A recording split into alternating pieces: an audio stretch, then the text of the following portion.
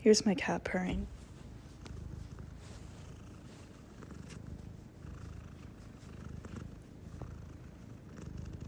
So that's supposed to be my apology for taking so long to upload. I'm sorry guys, I've been really busy, senior in high school check. Like, I had Easter, then I went to New York City for a long time, and I didn't have my iPad or my microphone, and then I had prom and a concert, and da. So yeah, anyways, this chapter will be worth it. You guys are gonna like it a lot, so let's get into it. A bead of water falls down the side of the glass. It falls and joins the little pool of ice liquid that formed a circle at the bottom, staining the table.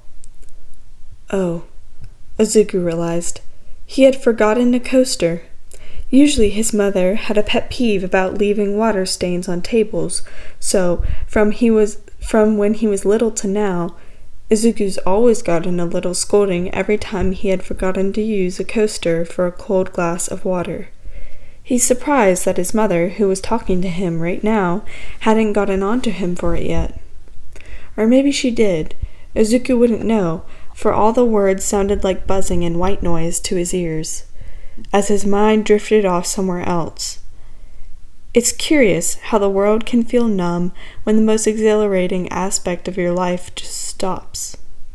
And suddenly, even the water droplets on the side of the glass feels more interesting than the Katsuki-less reality that he's forced himself into. The ticking of the grandfather clock set up against olive green walls was all but a faint noise mixed with the zoned-out murmuring of whatever it was his mother was saying. Being underwater was a similar sensation, everything muffled and muddled. On his lips, Izuku still feels the remnants of the kiss from yesterday evening. The ghosts of cherry Gatorade and Katsuki's natural scent still lingered in his mouth. Or maybe his stupidly wishful heart tricked him into believing so.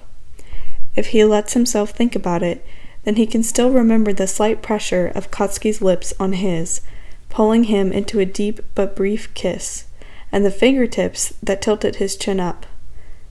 Was he really that touch-starved that even the faint touch was enough to set him back 3 steps? However, if he does, in fact, let himself think on that, then he will spiral into madness. What had that meant, if anything at all? Why did he do that? Why did Katsuki have to go and do that? Did he not care about Izuku's wishes to get over the blonde? Had he forgotten? Or did Katsuki kiss him, knowing full well the situation? If so, does that mean? And that's as far as Izuku would let himself hopelessly dream, before reeling himself back in. He doesn't want to think about Katsuki anymore, but it's easier said than done. He wants to be thinking of other things right then. Badminton, for example. Block matches will be starting soon, or college, filling out more paperwork, and buying things for Wasada, or quite literally anything else. Because if he begins to think about Katsuki, then he will also think about where Katsuki is right now, and where Izuku isn't. And the moment Izuku allows him to think about national qualifiers, he knows that he will lose his willpower. He had excuses, he told himself, even if he had been dreaming of this for literally forever. Seeing Katsuki at nationals, even before they became partners. Izuku's always wanted to see him there. In the past, the Greenette hadn't been able to attend the youth nationals either, because it had been so far away. It was only in his freshman year that his mother was willing and available to drive all that way for him to watch. And so it would have been like any other year if Izuku didn't come. But he knew, deep down, that it wasn't. It wasn't the same. Because every other year, Katsuki wasn't so adamant that Izuku come make his appearance as he was now. Because every other year, Katsuki didn't pole vault onto his roof just because the tree branch leading to his window had been cut off, just to kiss him right before a tournament. Because every other year, they weren't best friends. But what could he do? What could Izuku fucking do? He's always been mesmerized by Katsuki's vaulting, and so he knows that if he stood there today on that stadium in Nagoya and sees Katsuki fly again, then he would fall in love all over again. He knows it'll be over for him because from the very beginning, watching the blonde jump was the very thing that stole his breath away in the first place. And then to see it now at Nationals where Katsuki, in all his glory, was at his peak performance, there's no chance he'll be able to make it through alive. Besides, it wasn't as if he could drive. His mother had to renew her business license on the other side of town later today, and she needed the car. It wasn't as if he could take it just if he wanted to.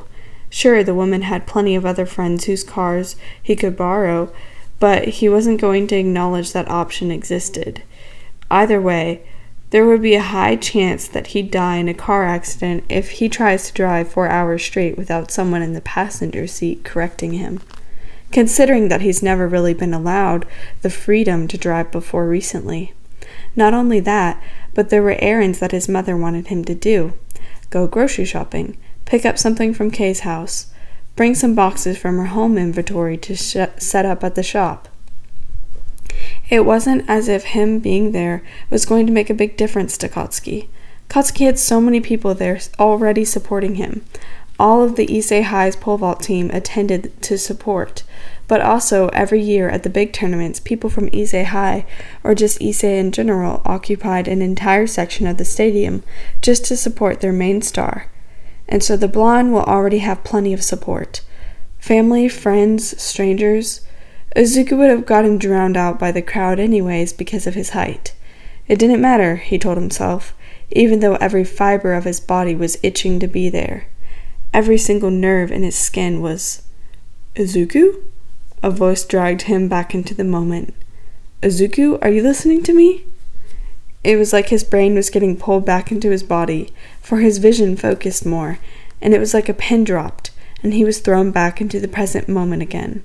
The water bead on the glass was now part of the bigger picture, and Izuku realized that he had been blinking out into this space this entire time while his mother was talking. They were sitting on the couch in the living room, and the movie Pretty in Pink was replaying on the TV in the background. The weather was fine in Issei today, not cloudy, not particularly bright and beautiful either. Or maybe it was because he didn't find many things beautiful these days. The first thing he had done in the morning upon seeing the slightly out-of-the-ordinary sky was check the weather in Nagoya. Was it better than here? Thank God, he remembered thinking.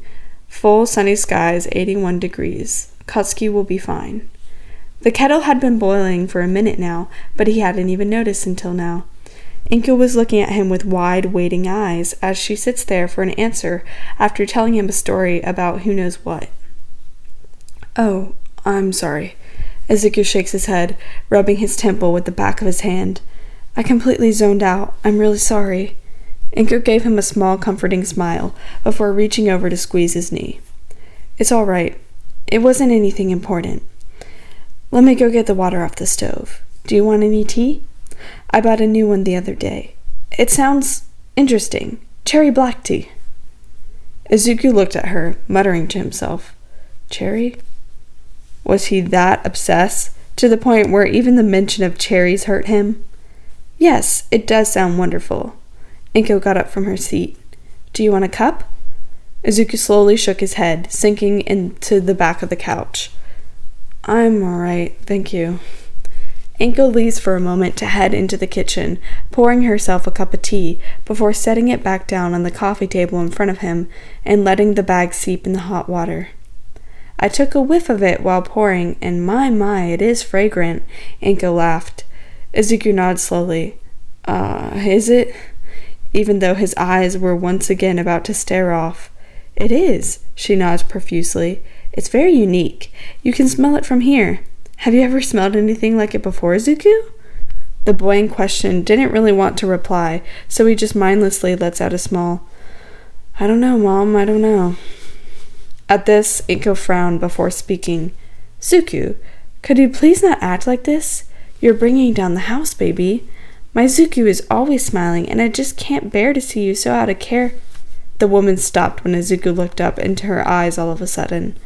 Izuku knows that there are a lot of times like this where his mother slips into an old habit or says something that triggers a part of him that still is affected by the past.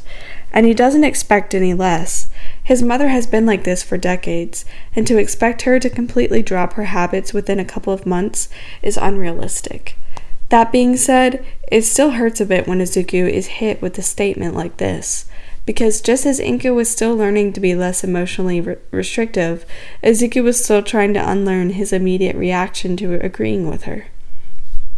Even now, as Inko told him with her usual sweet tone that he was not being himself and that he should be smiling, Izuku's gut instinct was to nod along and put on a fake smile. But he refrained himself from doing so, and instead just looked up at her. Upon pausing, it was as if Inko Midoriya realized what she had said, and Izuku could see her physically shrink into herself. And then after a moment, the woman gave him an apologetic smile. "I'm sorry. That was insensitive of me, wasn't it?" Izuku just pursed his lips and told her genuinely, "It's okay," and doesn't confirm or deny her insensitivity. She knows it was. He doesn't need to tell her. Sighing, Inko waits for the tea to cool down a bit, which takes a couple of minutes before the woman brings the cup up to her lips and takes a small sip. They both sit in silence for a bit. "When is it his turn on the track?" Inko asks him, no need to specify who he is. It was obvious who was on Izuku's mind. Taking a small breath, Izuku tells her, 4 o'clock. "Everyone will be here watching it on TV," Inko laughs, knowing how heavy the atmosphere is. "He'll be the talk of the town for months." Izuku smiled down at his lap. "He always is, isn't he?" "That's our Katsuki, isn't it?"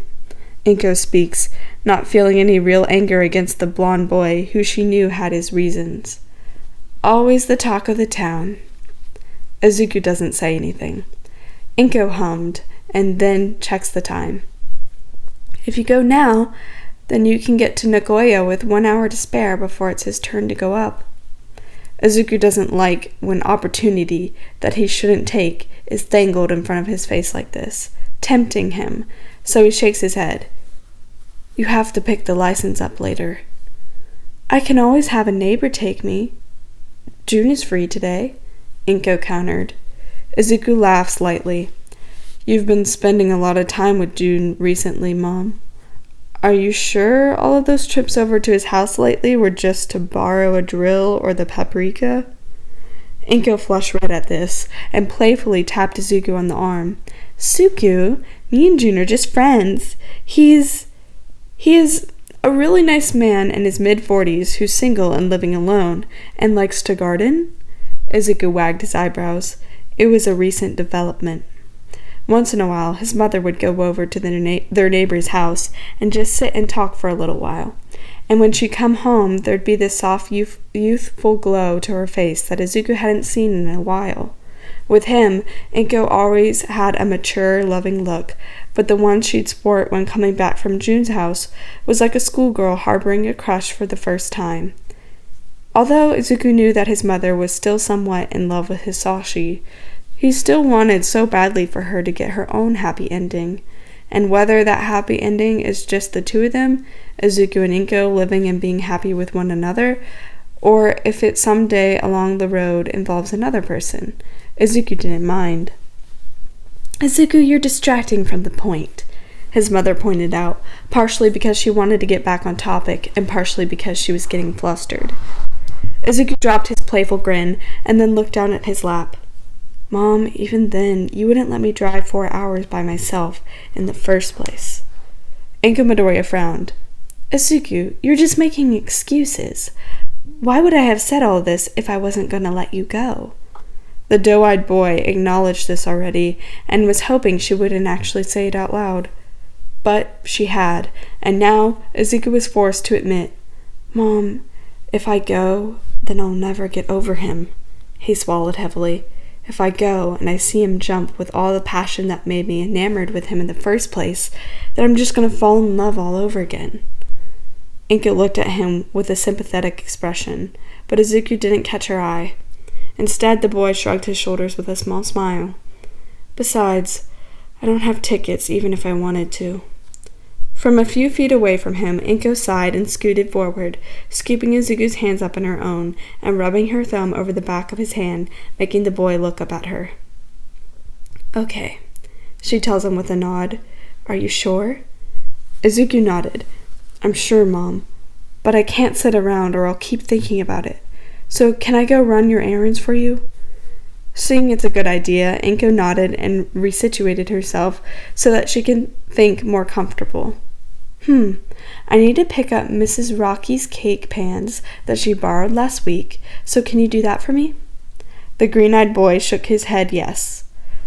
"After that, I have some small boxes that need to be dropped off at the post office, and they're already addressed and labeled, so you don't need to worry about that. And then one more. Could you go to the corner grocery and get me some eggs, potatoes, cream, and garlic? I'll write it down so you don't forget." His mother listed off, and Izuku took mental note. "Yeah, I'm on it." Izuku made himself get off the couch and stretch his arm for a moment.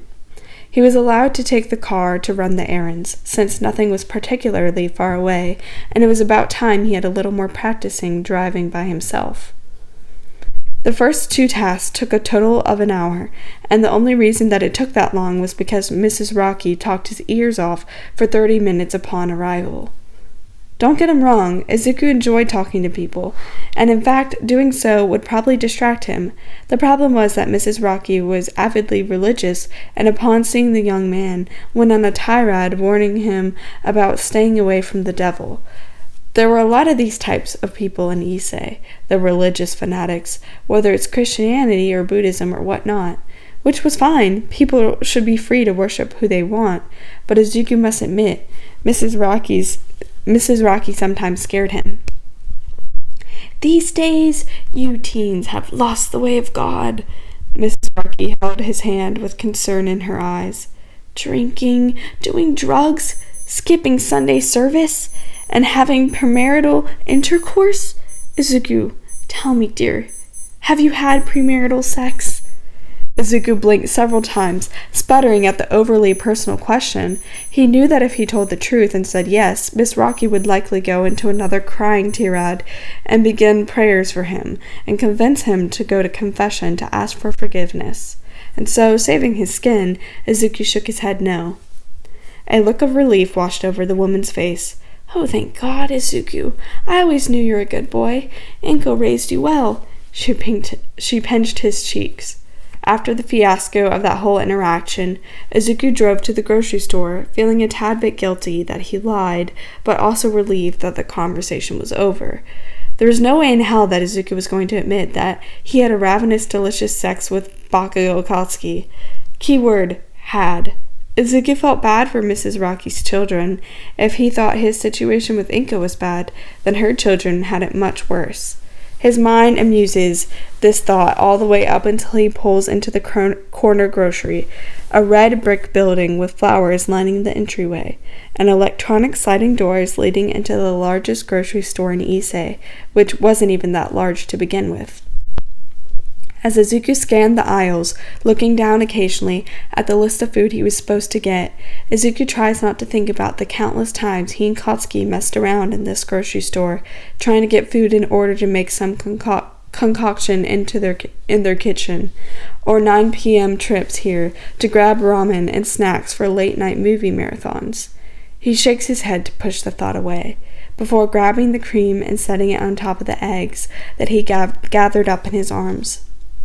Garlic, garlic, garlic. Izuku's eyes scanned the produce section, muttering to himself the ingredient that he needed. He was so deep into his search that when Izuku hears his name being called out, the boy jumped a little in his place and nearly dropped all of his ingredients. "Young Midoriya?" The familiar voice of Mr. Toshinori shocked him, and Izuku turned to see the teacher pushing a cart full of groceries approaching him. It was strange to see the teacher out of class and dressed in a t-shirt and jeans, rather than the white button-up and slacks combo that all male teachers at Issei High had to sport. Izuku hadn't really seen anyone since summer break started, so Mr. Toshinori would mark the first. Mr. Toshinori," Izuku laughed. You scared me." "Oh, my apologies." He waved his arms. "I didn't mean to scare you." He laughed. It's no worries, Izuku smiled. How's your summer been? It hasn't really been much of a summer yet, Mr. Toshinori replied. I'm already planning the syllabus for my next course. That's pretty early, Izuku notices. It is, the teacher nods, but when duty calls. You work too hard, Izuku has to admit with a grateful smile. They used to call me All Might back in the day, you know, after that one superhero, Mr. Toshinori laughs, because I always took on the jobs in the faculty board that nobody wanted, and then everyone in the office started to say, it's fine now. Why? Because he's here, every time I walked into work. Izuku smiles but doubts him. Are you sure it isn't because you used to have an uncanny resemblance to All Might? That might have been the case as well, Mr. Toshinori shyly admits. Oh, it definitely was, Izuku laughs. He's reminded all over again of how much he truly enjoys having him as a teacher, and was sure going to miss him when he goes off to Wasada. And how about you? How has your summer been? Mr. Toshinori follows up with him.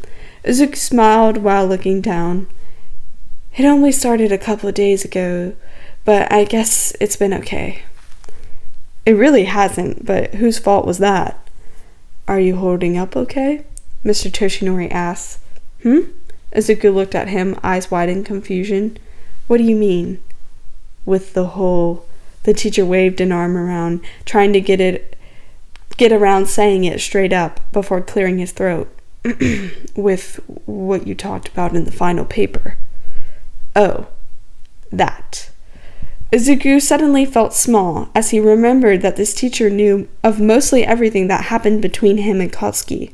Not all of it, for Izuku respected the athlete's privacy enough to leave out the personal details concerning Katsuki, but still he had forgotten entirely that the secret of his affection wasn't his own anymore.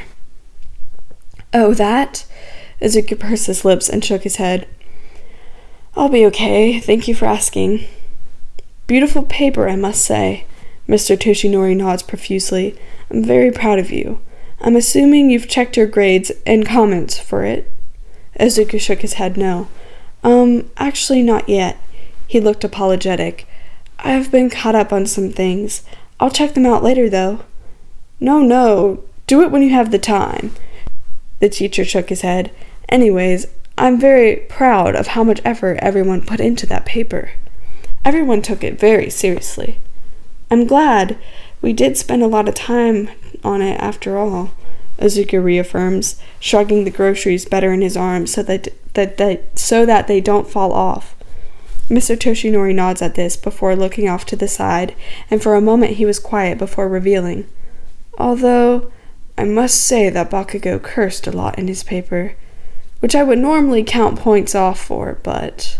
Izuku bit the inside of his cheek. Katsuki cursed in his final paper. That was a good hefty chunk of their grade. Was he crazy? Izuku was curious, for sure. But? Izuku asked. Mr. Toshinori laughed. But I didn't, because despite the language, it was such a well-written paper that I chose to overlook it. Izuku's brows raised. Was it? The teacher nodded.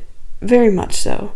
The formatting and subject material was very interesting, and if you ever get the opportunity, I'd say you should ask young Bakugo if you can take a read. I'm not sure about that. Izuku shook his head, finding that a bit too personal. Mr. Toshinori ignored him unintentionally. If I were to make a critique, though, his paper was wonderful, but I couldn't quite decipher the first line. Izuku opened his mouth to speak, but the teacher continued. I didn't really see what it had to do with anything, but it was curious nevertheless. Mr. Toshinori looked up and thought, I suppose it wouldn't hurt if I just told you the first line. See if it interests you any. Izuku cocked his head to the side. The first line of his paper? Yes, the blonde teacher affirmed. What did it say? He thinks and thinks. Izuku stands there holding his eggs and cream, waiting. But ultimately, his former psychology teacher pulls out his phone and rummages around a bit. Here, let me... The man pulls up the PDF file while squinting at the screen. Pull it up real quickly. The doe-eyed boy spots the garlic an aisle over in the produce section and keeps a mental note of it in his mind so that he can go grab it after this conversation. After a moment, Mr. Toshinori seems to have finally got it pulled up. Here, just the first sentence. Mr. Toshinori turns his phone screen to Izuku, who turns his head back and looks at the screen. He holds his groceries tighter and takes a step forward to read. People say beauty is inside. Beauty is grace. Beauty is kindness. I say all of that is bullshit. Beauty ain't nothing but a pair of green eyes and a stupid grin sitting on the sunroof going down a dirt road. Oh my god! What? Izuku took a moment to read it over again, before blanking as he asked himself, what? Beauty ain't nothing but a pair of green eyes. Whose? His? But Katsuki always called them... What?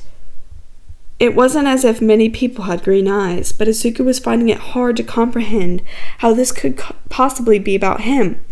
Beauty ain't nothing but a pair of green eyes, he repeats internally, hoping that it would make some sense.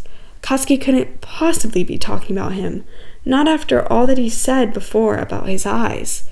But this paper, the paper was supposed to be about them. And the next part, a stupid grin sitting out on the sunroof going down a dirt road. Izuku didn't even need to think too hard to remember. He still remembers every part of that memory as if it was yesterday. Them on their way to Dolly in order to catch the drive-in movie, Katsuki stopping in the middle of the road to give him a dramatic speech, and Izuku finding the nerve to climb up onto the sunroof while the blonde drives down a dirt road, arms spread wide and laughing like a maniac. How could he ever forget? One of the first moments that he lost himself to the pleasure of freedom. Katsuki was talking about him. Katsuki was talking about him. But why? Izuku was so confused. All of these thoughts swarmed his head like gnats. To have heard all of this time that his eyes were creepy and undesirable, just to now read that Katsuki thought he was beautiful, was confusing. He couldn't wrap his head around it, even though all the signs pointed to the fact that it was true. He repeated the line over and over again in his head, until its essence was embedded into his brain. Beauty ain't nothing but a pair of green eyes. Green eyes. His green eyes. Izuku felt his chest constrict, and his hands begin to shake. He was so confused, because why would Katsuki say that? What is the point? Why did Katsuki mention that in his final analysis paper? That his eyes were beautiful? That he thought Izuku was beautiful? Why now? Just as Izuku was intending to get over him. It was one of the very few things that Izuku so desperately wanted to hear from the blonde, and there it was, written on paper, yet it didn't feel real. It couldn't be real. Not after all this time. Mr. Toshinori then put away his phone and went back to conversing normally, not noticing the way Izuku stood frozen with groceries bundled up in his arms and a look of shocked confusion etched on his face. Everything felt a little muddled in his head, as he attempts to straighten up every thought that was slipping through his head. Katsuki. Why did he say that? Why must he say that and get Izuku's hopes up over and over again? But Mr. Toshinori spoke, and Izuku was only half paying attention. It was as if all sound was muffled against his own loud thinking. Anyways, Mr. Toshinori derailed from the conversation. Speaking of young Bakugo, I was truly looking forward to attending his tournament today. But alas, my old mentor from out of town is coming by to visit. Back in the old days, we used to call him Gran Torino. Say, you might have heard of him, and you might have heard of him in the 60s. He was a pretty well-known track star, super fast to this day, I'd say. Izuku's eyes were glazed over as his thoughts wandered off elsewhere, still not able to fully take in the fact that Katsuki finds his eyes beautiful. Or was it even a fact? Could it have been real? What he had read? All this time? His chest restricts, and it feels like his lungs are about to explode, and the only air that could satisfy him was the one Katsuki breathed. Back to the point, Mr. Toshinori reined himself in. Bakugo didn't seem too bothered when I told him I couldn't make it, so I asked him if he was nervous about the whole tournament when he came to turn in the paper, Mr. Toshinori recalled. The boy then told me he'll be fine as long as his good luck charm is there. I sure hope he didn't forget it at home today. The man laughs. But Izuku didn't find it funny at all, not in the slightest. As long as his good luck charm was there. Izuku remembers the conversation well. It was brief, barely lasted a minute, but he remembered it nevertheless. Just be there to cheer me on, Katsuki had told him. And drag all your goons too. I want a huge crowd, a giant banner saying I'm the fucking best, and a whole band. Izuku remembered shaking his head and laughing. Okay, now you're just being greedy. Katsuki's left side of his lip quirked up. Just the first thing is fine too. Izuku had then rested his cheek on his hand as he looked over to Katsuki. Why does it sound like I'm your good luck charm? And Izuku felt the urge to laugh now as he remembered Katsuki's response. It's your shitty aura. It scares all the competition away. Fuck. He was the good luck charm. Even if he didn't consider himself very lucky, Katsuki at least considered him it. Before the sweatband, before anything else, it was him. Even if it was just his presence as a friend, an enemy, or however, it had always been him watching Katsuki as he won his tournaments throughout the years. Panicking, Izuku knew that it was too late to stop himself, for his body was already thinking 10 steps ahead of his brain. Mr. Toshinori might have said something, but Izuku didn't hear it. He could only hear the blood rushing through his brain and the tingling nervousness in his hands. As long as his good luck charm is there, he'll be okay.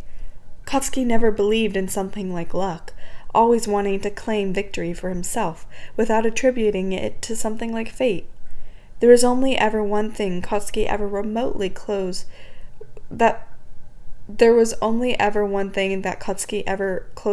remoted admitted to being his good luck charm, and that was him.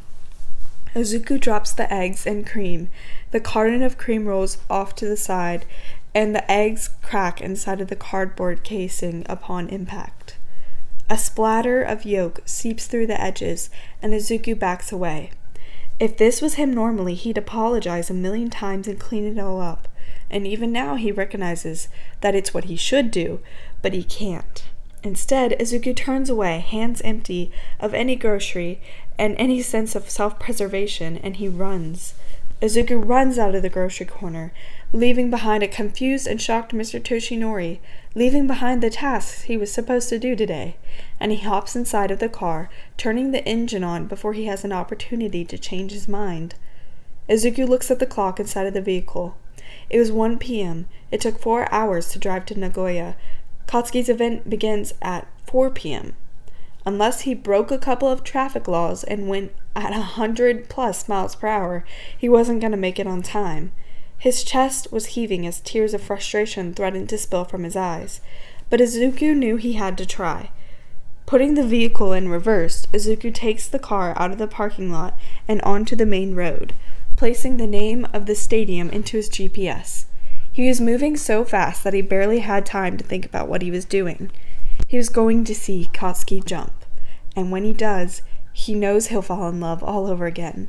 He knows that it'll be so much harder to get over the blonde, but he owes Katsuki this. He had promised, just like Katsuki said. He had promised, so he must keep it. Stupid.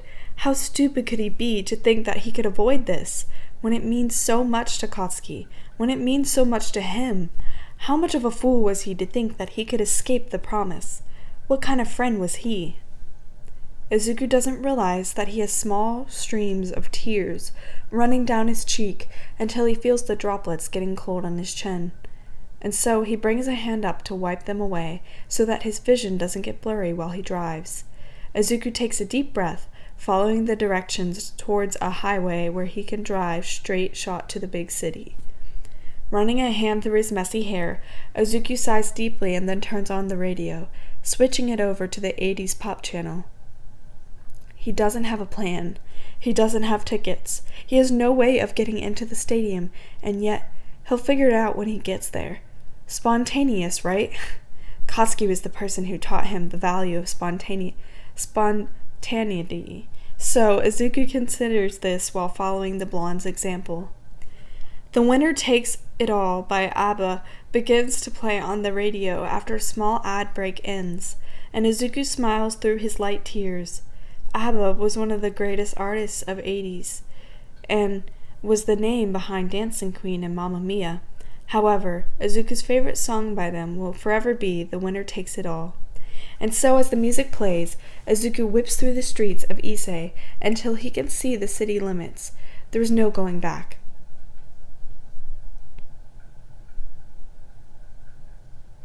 Izuku understood before he left Ise. The entire ride, he was sitting rigidly, straight into his seat, feeling like the time was passing too slow. The bright afternoon sun was threatening to make his head hurt, and the monotonous road ahead of him looked like it goes on forever. And he's afraid that he'll never make it, and that it'll be too late by the time he comes. Izuku does not necessarily have a sense of self-importance. That being said, if there is any chance at all, that his absence could be the reason why Katsuki doesn't do his best, then Izuku would never forgive himself. And so Midoriya Izuku steps on the gas, not seeing any cops around, and drives even faster than he was before. He was going to make it there, even if it's by the skin of his teeth. Izuku looked at the clock, and about every 4 minutes on the drive there, as if it would go faster if he convinced himself it did. 4 o'clock approaches faster and faster, and Izuku feels more anxious the further along time passes. Stupid, stupid, stupid. Only idiots speed down the highway at 100 miles per hour when the speed limit was 70 miles per hour. Regardless of whether there were other cars on the road or not, if a deer crossed the road, he'd be done for. Every time he'd see a car, he'd slam on the brakes and slow down just enough to look normal, before speeding up again right after it passes. Izuku knew what Katsuki would have said right now if he were in the passenger seat. The blonde would be berating him and pretending to have a heart attack over Izuku's driving, and the thought of that makes Izuku laugh sadly. Of course, he forgets that if Katsuki were here, it doesn't solve the issue they have of Izuku being madly in love with the other unrequitedly. Or was it even that? From an outsider's perspective, Izuku wonders what the situation looks like. He truly does, because he cannot personally disconnect himself from his biased perception of their relationship, and what it looks like to him. To Izuku, here was a boy who had time and time again treated him like the greatest friend and greatest lover, just to tell him that he will never do so. And who was Izuku to tell him that he was wrong? Here was a boy who had time again insulted the appearance of his eyes, directing Izuku not to look at him numerous times, just to come out in a paper that Izuku's eyes were the very definition of beauty to him. How could anyone blame him for being confused, for wanting answers, but being afraid of those very answers entailed? But regardless of Izuku's confusion on their friendship and relationship, one thing was clear on Katsuki's end, and it was that Izuku made a promise to show up at national qualifiers. Izuku promised this, and despite that, when he woke up this morning, he still made excuses not to go because of his own feelings. He hadn't considered that Katsuki, who has told him before that he considers Izuku one of his closest friends, might need him there. Not that Izuku felt that much self-importance, but if what Mr. Toshinori said was true, then Izuku should be there, up in those stands, cheering him on just one more time. After that, he can do whatever. But for now, there was somewhere he needed to be, and Izuku currently had 30 minutes until Katsuki's event starts. The problem was, it was an hour until he would get to Nagoya. It feels like a scene from a movie. It truly does. It felt as if someone copied the script from a cheesy Hallmark movie and pasted it into Izuku's fate. Because for what other reason would the greenette find himself slamming on the gas to get to Katsuki's tournament? He doesn't even know what he'll do when he gets there. Katsuki was likely going to win, as he usually does, and then the blonde would get crowded by masses of people there to congratulate him, and Izuku was then just going to drive back home. Even then, he should at least be there, if for nothing else but to keep one final promise. Izuku goes through a whole playlist of songs that jolted memories into his heart. He's tempted to turn the radio off or at least switch to a different channel, but his hands were instead glued to the steering wheel, clutching it so tight that it felt like it could break off with just a little more force. If a cop were to pull him over, it wouldn't be Mr. Hadashi, the local sheriff in Ise, who probably would just let him get away with a small berating and a high five. It would be someone who would easily ticket him heavily and get him into massive trouble. But with the spirit of Bakugo Katsuki in his mind, Izuku pushes away the need to care for the way up. What? Need to care all the way up until he gets within the city limits of Nagoya. He can see the skyline in the distance. At this point, if he does speed, then he wouldn't risk harming himself, but other people, considering that he was approaching a more densely populated area. The last time he was here, he at least had his mother. Inko, to be fair, didn't go out very much, and only occasionally went to bigger cities for special clients or whatnot. But even then, she knew more than him about the city. But now approaching the city, Izuku felt a slight bit of panic. He wasn't used to this. He rarely traveled with anyone, much less by himself. Midori Izuku was a small-town boy from Ise, a coastal city, stuck in the olden days. He had a small-town way and a small-town charm. Suddenly being in a city as big as Nagoya, trying to navigate the hecticness was overwhelming, and for a moment there Izuku felt himself redact into a seat, and begin to revert back to the old Izuku. The Izuku from months ago, before Katsuki came in and shoved independence down his throat. Before Izuku learned what it meant to explore and be free and to live truly for himself. Izuku felt himself shriveling up into the boy who was scared of doing anything without someone to hold his hand, to give him permission, to take the safe route that he knew well rather than take a chance with a riskier, more spontaneous decision. As he looks within the city and sees buildings as tall as mountains and more people than the entire country that Ise was in times 4, Izuku looks around and feels looks around and feels a small sense of anxiety seep into his chest, and his breathing becomes a little bit more labored. His hands are gripping the wheel even tighter, and Izuku jumps in his seat when the car behind him honks at him to move forward. "Sorry!" Izuku panics and squeaks out before pressing the gas a little too hard and lurching the car forward, almost hitting the back of a vehicle in front of him. Seeing the disaster of how this is going, Izuku bites the inside of his cheek tightly and takes a deep breath. He takes a deep, deep breath and thinks to himself, yes, growth is not instant. Growth is not a straightforward path.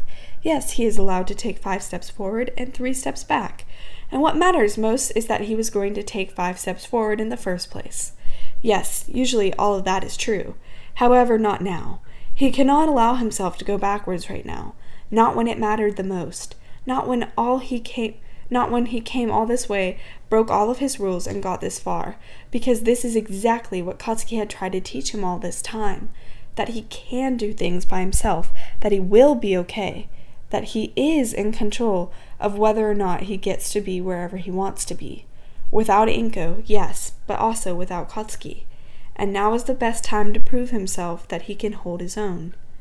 Relaxing himself a little, Izuku scooted forward in the line. There was traffic all over the city center of Nagoya. Looking down at his phone, the red lines marking heavy traffic was coming from all directions that surrounded the stadium. Izuku's guess was that people were leaving once their event is over, and the others were coming right before their team started. Considering that national qualifiers was a long event, it made sense that some teams didn't want to stay the entire time leading up to their event or following the end of their event. Not to mention, people who lived in the area and were coming out of work at rush hour were trying to get home as well, which made the streets a lot more busy. Midori Izuku looked down at the clock and felt his heart clench over the fact that it was 4 p.m. It was 4 p.m., which meant that Ise High's representatives will be up right about now. He looked forward. He can't even see the stadium from here, because it was about 10 more blocks forward and then 9 blocks to the left before taking a right.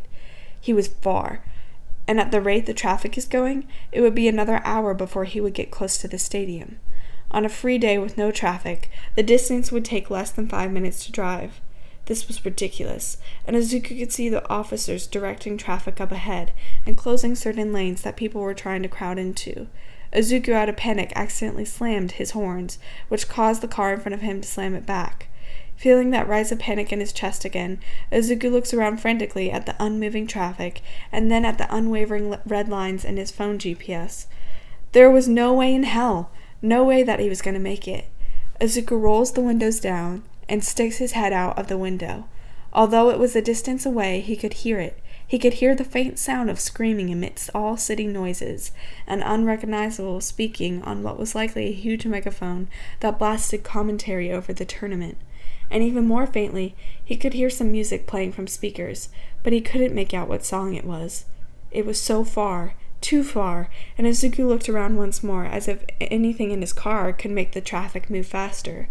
From outside of his car window, he hears the announcement go on again, saying words he couldn't pinpoint. It could have been Katsuki's name. It might not have been. All he knew was that he was too far, and he had not sped like a maniac from Issei to Nagoya just to miss this, and he did not promise Katsuki that he would come just to not show up. Fuck this shit. Izuku uncharacteristically lets out of determination and anxiety, before turning the car, cutting it completely out of the road, and into the adjacent parking lot of the building parallel to the street.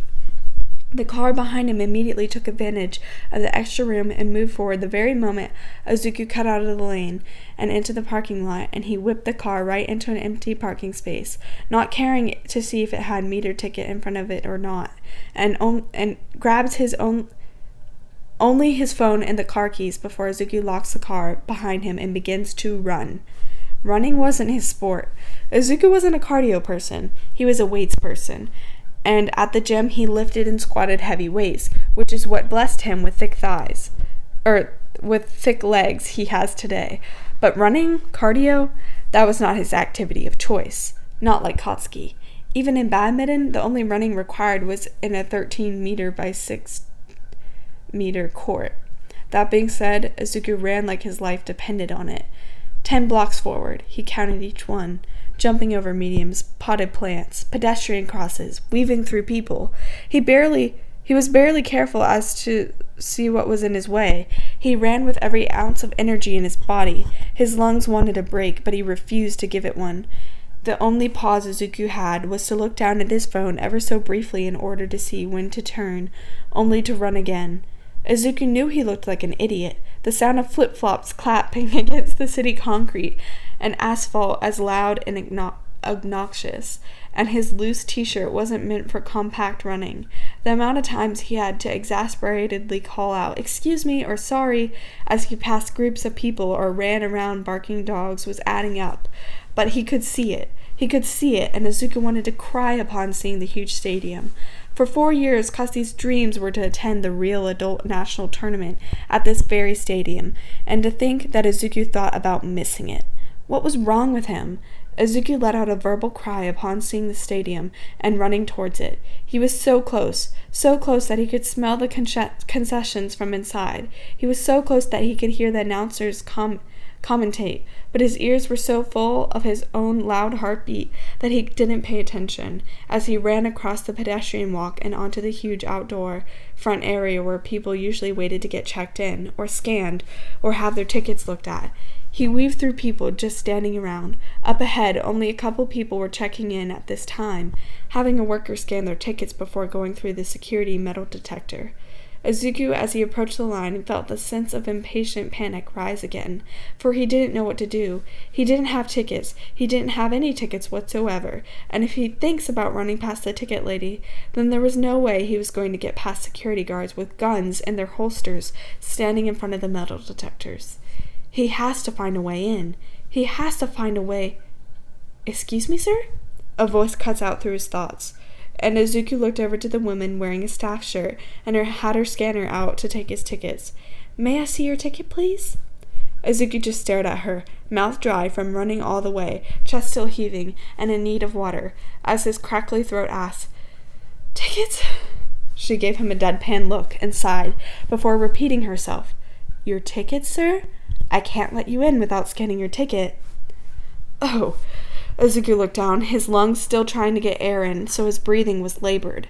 But he was saddened and at a loss of what to do now. He should get out of line. There was someone behind him, and Izuku felt like he was about to cry, when, like it was fate, a familiar voice called out his name. "Midoriya?" Kaido-sen calls from inside of the stadium gates. Izuku's head perked up, and he made eye contact with the brunette. He hadn't talked to the others since the whole fiasco between them, and it looks like Kaido-sen was surprised to see Izuku outside of the gate rather than within it. The brunette was wearing an Issei High varsity jacket and had his hair styled up really nice, and upon seeing Izuku, the athlete walked up towards the gate on the other side. Izuku's eyes were watery, and he opened his lips to speak, but he didn't know what to say. "Midoriya!" Kaido called out again once he got closer. The woman in charge of the ticketing looks back and forth between Izuku and Kaido before craning her neck and asking the brunette, "You know him, sir?"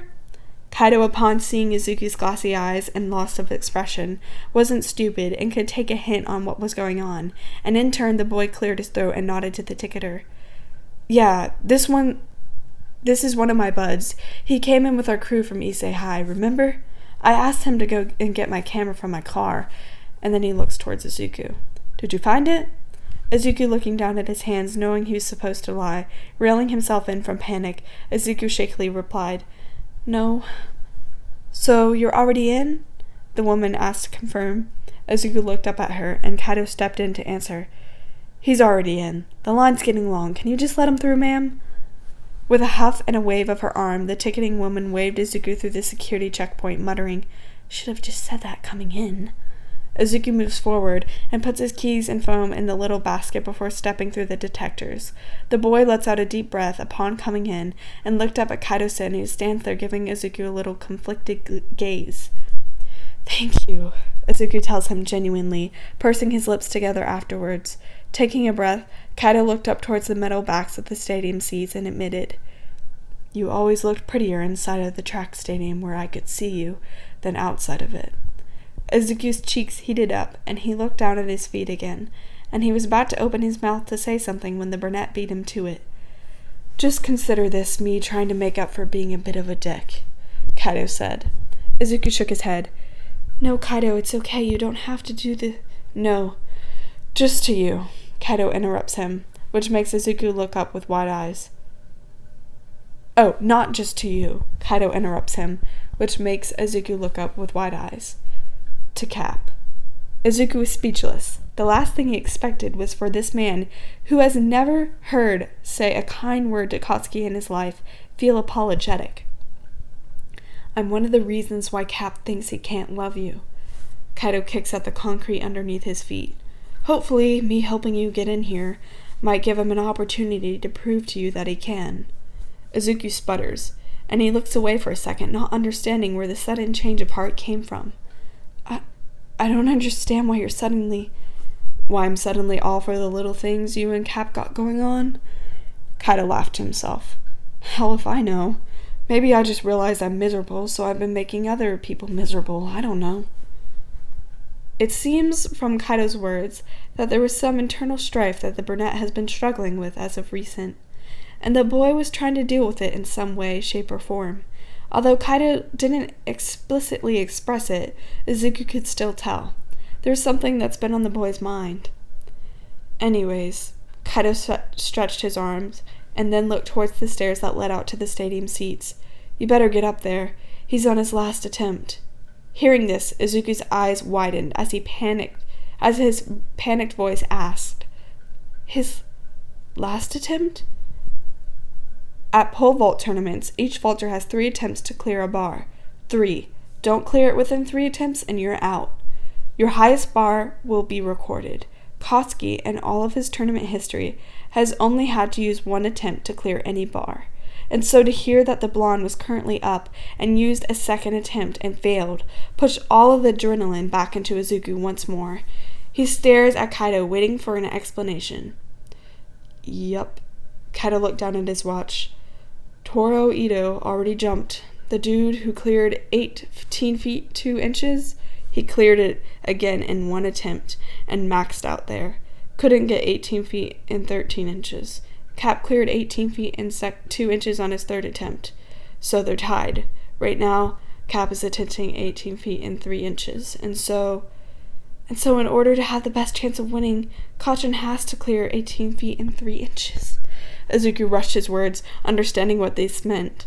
Exactly, because if he doesn't make 18 feet and 3 inches, then both Toro Ito and Baku's highest jump would be 18.2, and the person who took the least amount of attempts to get that height is the winner, and Toro Ito cleared it in 18.2 on his first attempt while Kaido was explaining, but Izuku was already gone, calling back, "I know the rules, Kaido! Where's our section?" Kaido shut himself up and yelled back, "Section 2C!" Of course, Izuku knew the rules.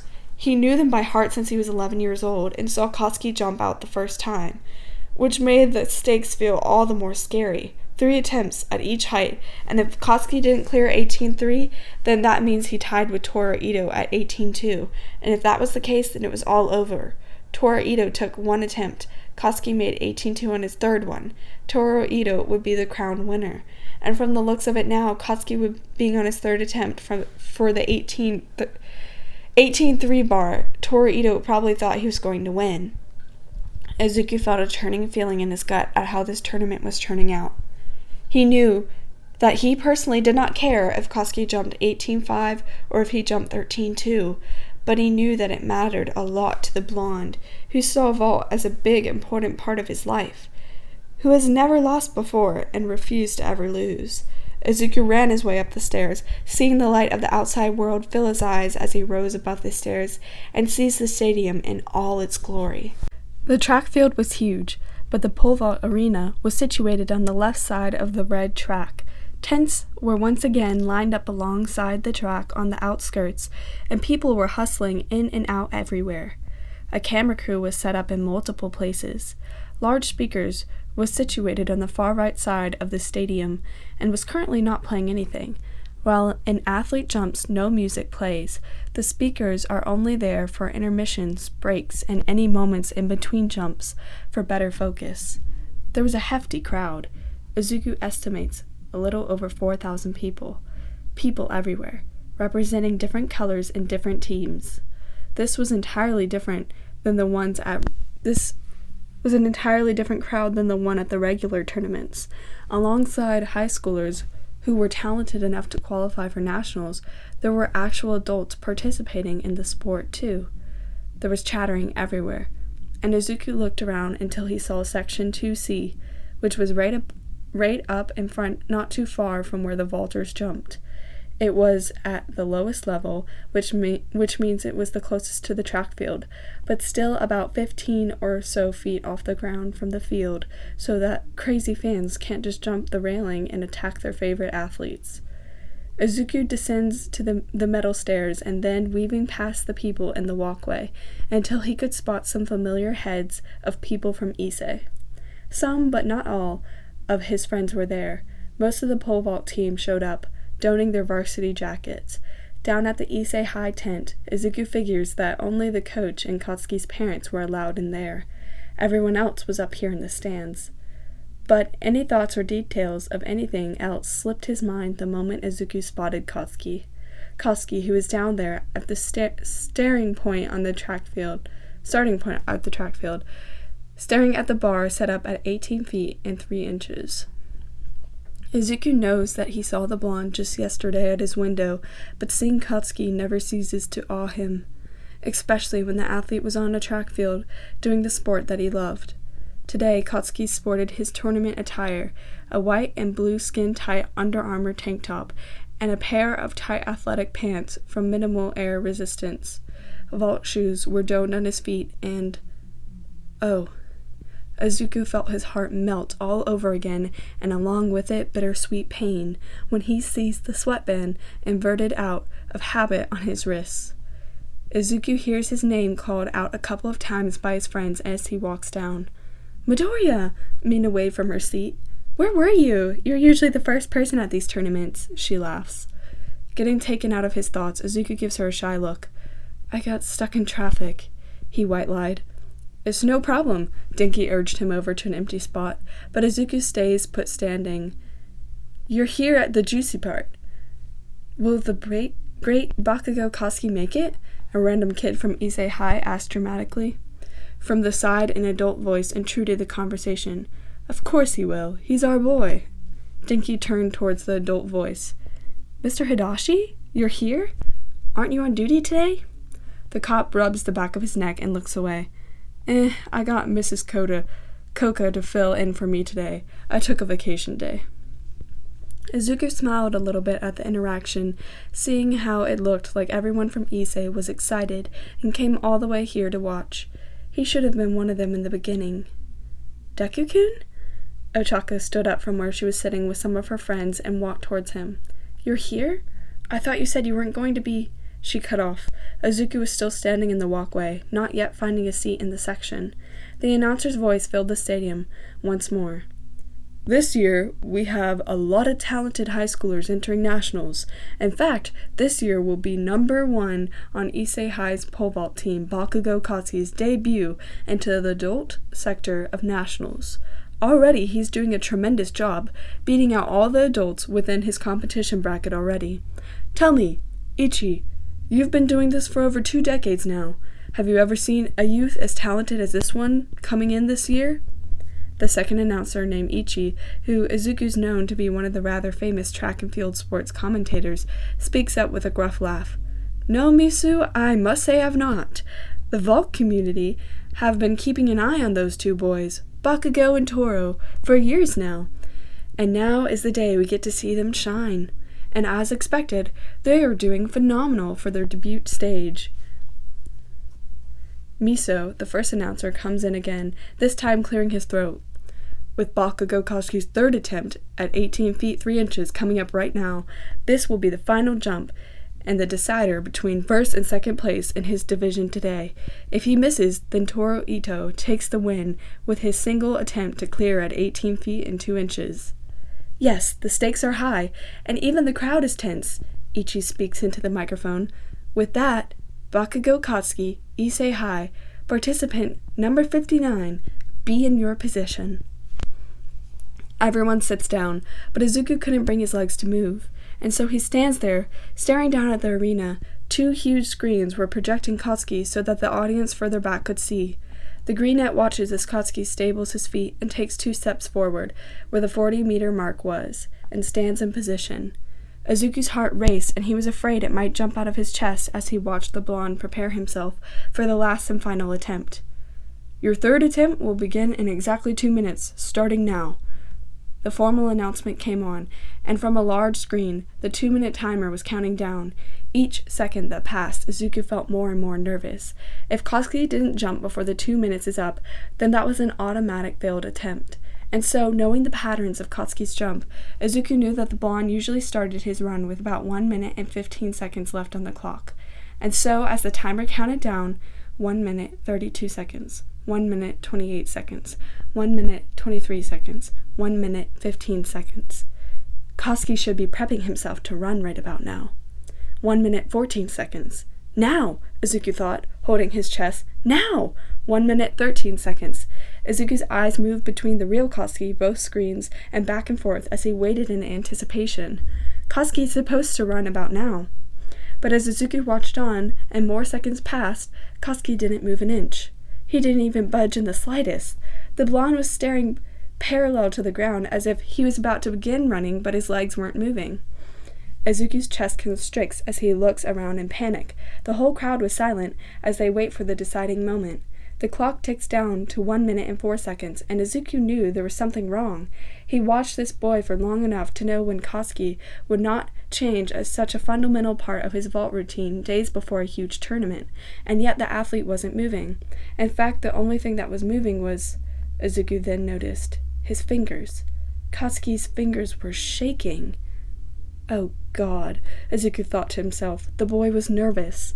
And now that he noticed Katsuki's fingers, Izuku looked around for the telltale signs, the slightly forlorn look in his eyes as if Katsuki's mind was running around a million thoughts. the slight shaking in his fingers, and the rigidness in his leg positioning. Izuku looks at the screen, and he could see a bead of sweat drop from Katsuki's neck down to his shoulders, and the blonde swallows heavily, looking up at the clock. And before Izuku could stop himself from acting out and looking like a fool, the green-eyed boy runs down to the railing of the stadium so that his body was pressed up against the railing, and he was practically leaning over the edge towards the track field, and on his right he grabs the megaphone out of the hands of one of the parents in Issei. Inko was friends with the mom who had the megaphone, but Izuku didn't know her personally. It didn't matter. Izuku, with a pleading look, takes the megaphone out of the shocked hands and directs the sound towards Katsuki. And like a complete fool in love that would do anything to see the man he loved succeed, Izuku begins to whistle, as loudly as he can, in the silence of the arena that was waiting for the prized athlete to jump. Izuku disrupts the silence of the stadium by whistling the tune of a certain song as loud as he can, Nothing's Gonna Change My Love for You by George Benson.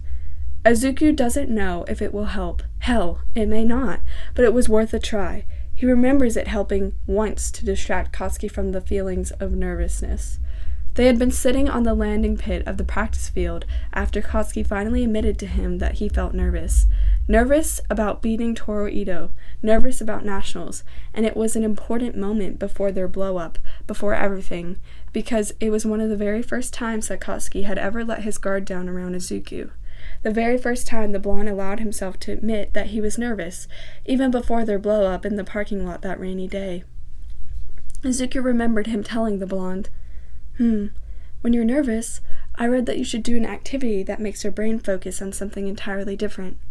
Although it's just rec badminton, I sometimes get nervous too, and I like to whistle a song.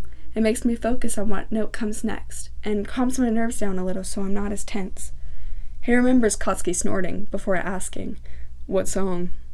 Izuku had told him the song, the very song that he was whistling his heart and lungs out right now in a stadium that was now looking at him as if he was crazy. The megaphone amplified the whistle that it carried throughout the air, and Katsuki would have been deaf not to hear him. "Nothing's Gonna Change My Love for You" by George Benson? Katsuki laughed at him that day. My god, you're so fucking cheesy. He teased him, and yet that day Katsuki still whistled along. And it made him laugh for a moment, whistling alongside Izuku, distracting him from the nervousness he felt about vaulting. It worked then, even if just for a moment. If there was any chance that it would work now, Izuku was going to take it. Even if he looks like an idiot. Even if everyone in the stadium was now turning their heads to the source of the whistling of the familiar tone. People from Issei who grew up on 80s music knew the song instantly. Others from different parts of the country, once they recognized it, felt like they were rediscovering the song for the first time all over again. But it didn't matter what any of them thought. If it got to one person, then that's all Izuku could ask for. From the track field, the tune carried through the stadium section 2C, and a certain blonde athlete that should have been beginning his run very soon catches wind of it, and his head turns immediately to the stands. Izuku sees red eyes searching around as Katsuki steps out of his position, and no, that's not what you're supposed to do.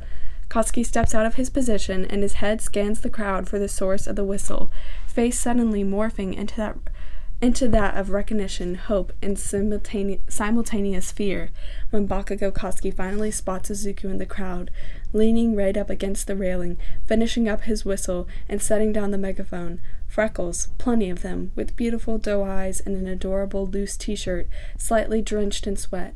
Katsuki's attention was completely stolen. Red eyes meet green, and Izuku stares back into the eyes of the love of his life, and he mouths to Katsuki, "Your turn." But instead of finishing the melody, instead of getting into position, instead of doing anything that he was supposed to do, the blonde raises his arms in a T formation, signaling a timeout. There was left less than 15 seconds on the clock. That wasn't enough time to jump anyways, but even then, Katsuki called a timeout. Murmurs erupted across the stadium, and suddenly everything was in shambles. Bakugo Katsuki has never called a timeout before in all of his years of doing the sport. According to the National Pole Vault Associations, these timeouts were technically and rarely allowed per person and lasted about 5 minutes each, but the rule was so deep in the book that no one ever used them. Questions of whether or not that was allowed floated through the air. Coaches began to talk amongst themselves, and Izuku sees Coach Shugo emerge from the tent, mouth full of words ready to fire off at Katsuki, but the blonde didn't seem to care. Everyone was absolutely confused, Izuku included. Katsuki has never called a timeout before, much less at a moment so pivotal. Participant 59 has requested a timeout.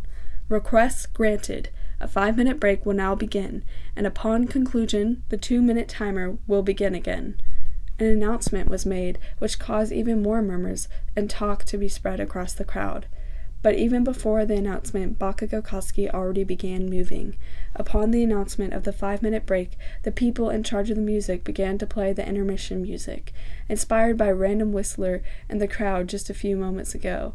From the large speakers, Nothing's Gonna Change My Love for You by George Benson began playing, and Izuku feels his heart melts even further, and then the beat faster as it looks like Katsuki was heading towards him.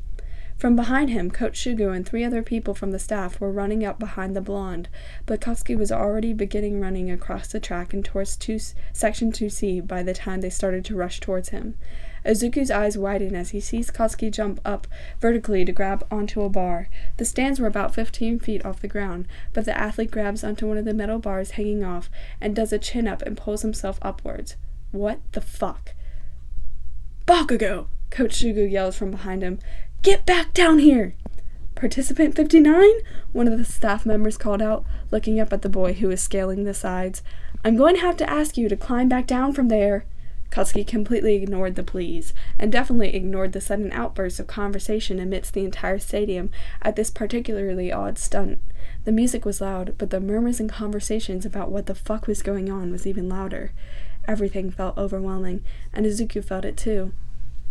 Jaw dropped, the greenette stepped forward and held onto the railing to stabilize himself, once Katsuki swings himself over the railing just 9 feet away from him, and began to brisk walk towards him. Everything was happening at once, and the doe-eyed boy didn't know what to fucking do, or decipher what the fuck was going on. To be honest, Katsuki didn't either. From below, another staff member began to speak into the walkie-talkie, probably calling people up to the stands to drag Bakugo Katsuki back down the stadium, or at least outside to explain what the hell he was doing.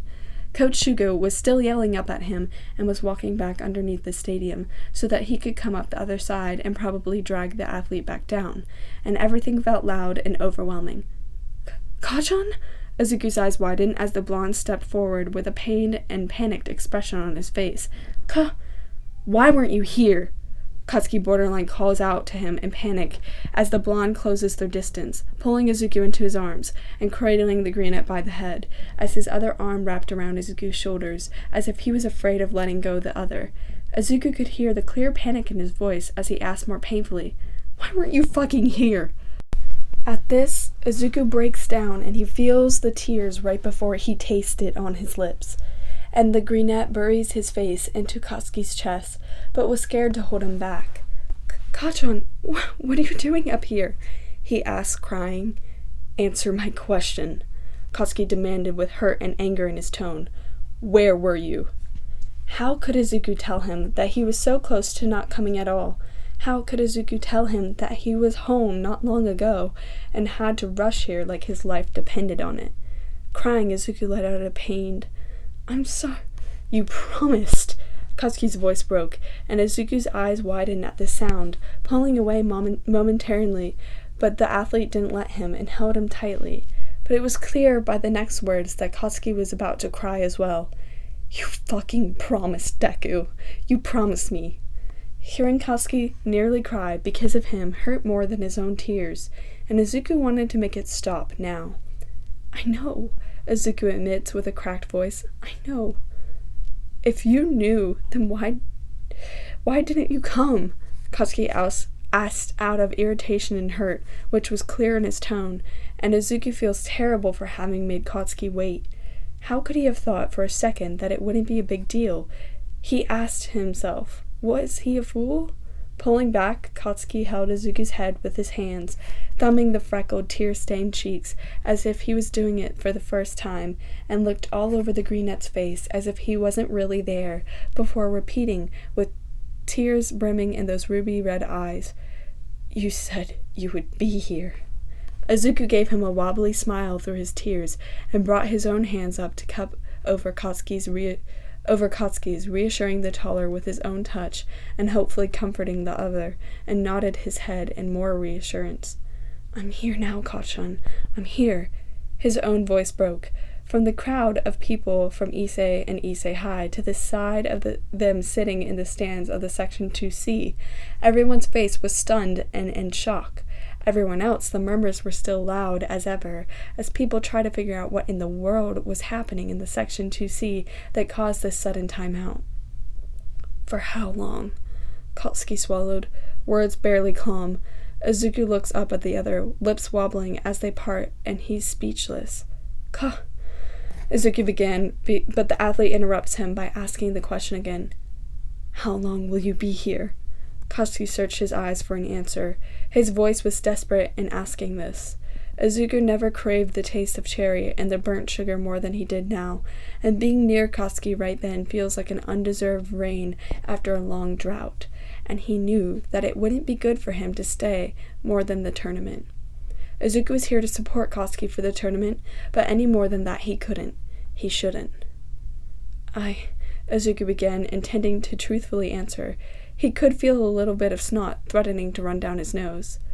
I don't know. You're going to leave afterwards, aren't you? Katsuki assumed in a fearful voice, eyes widening. You'll leave.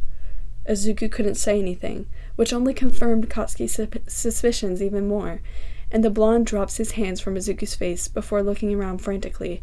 From the stands, all of his friends were staring at what was happening in shock.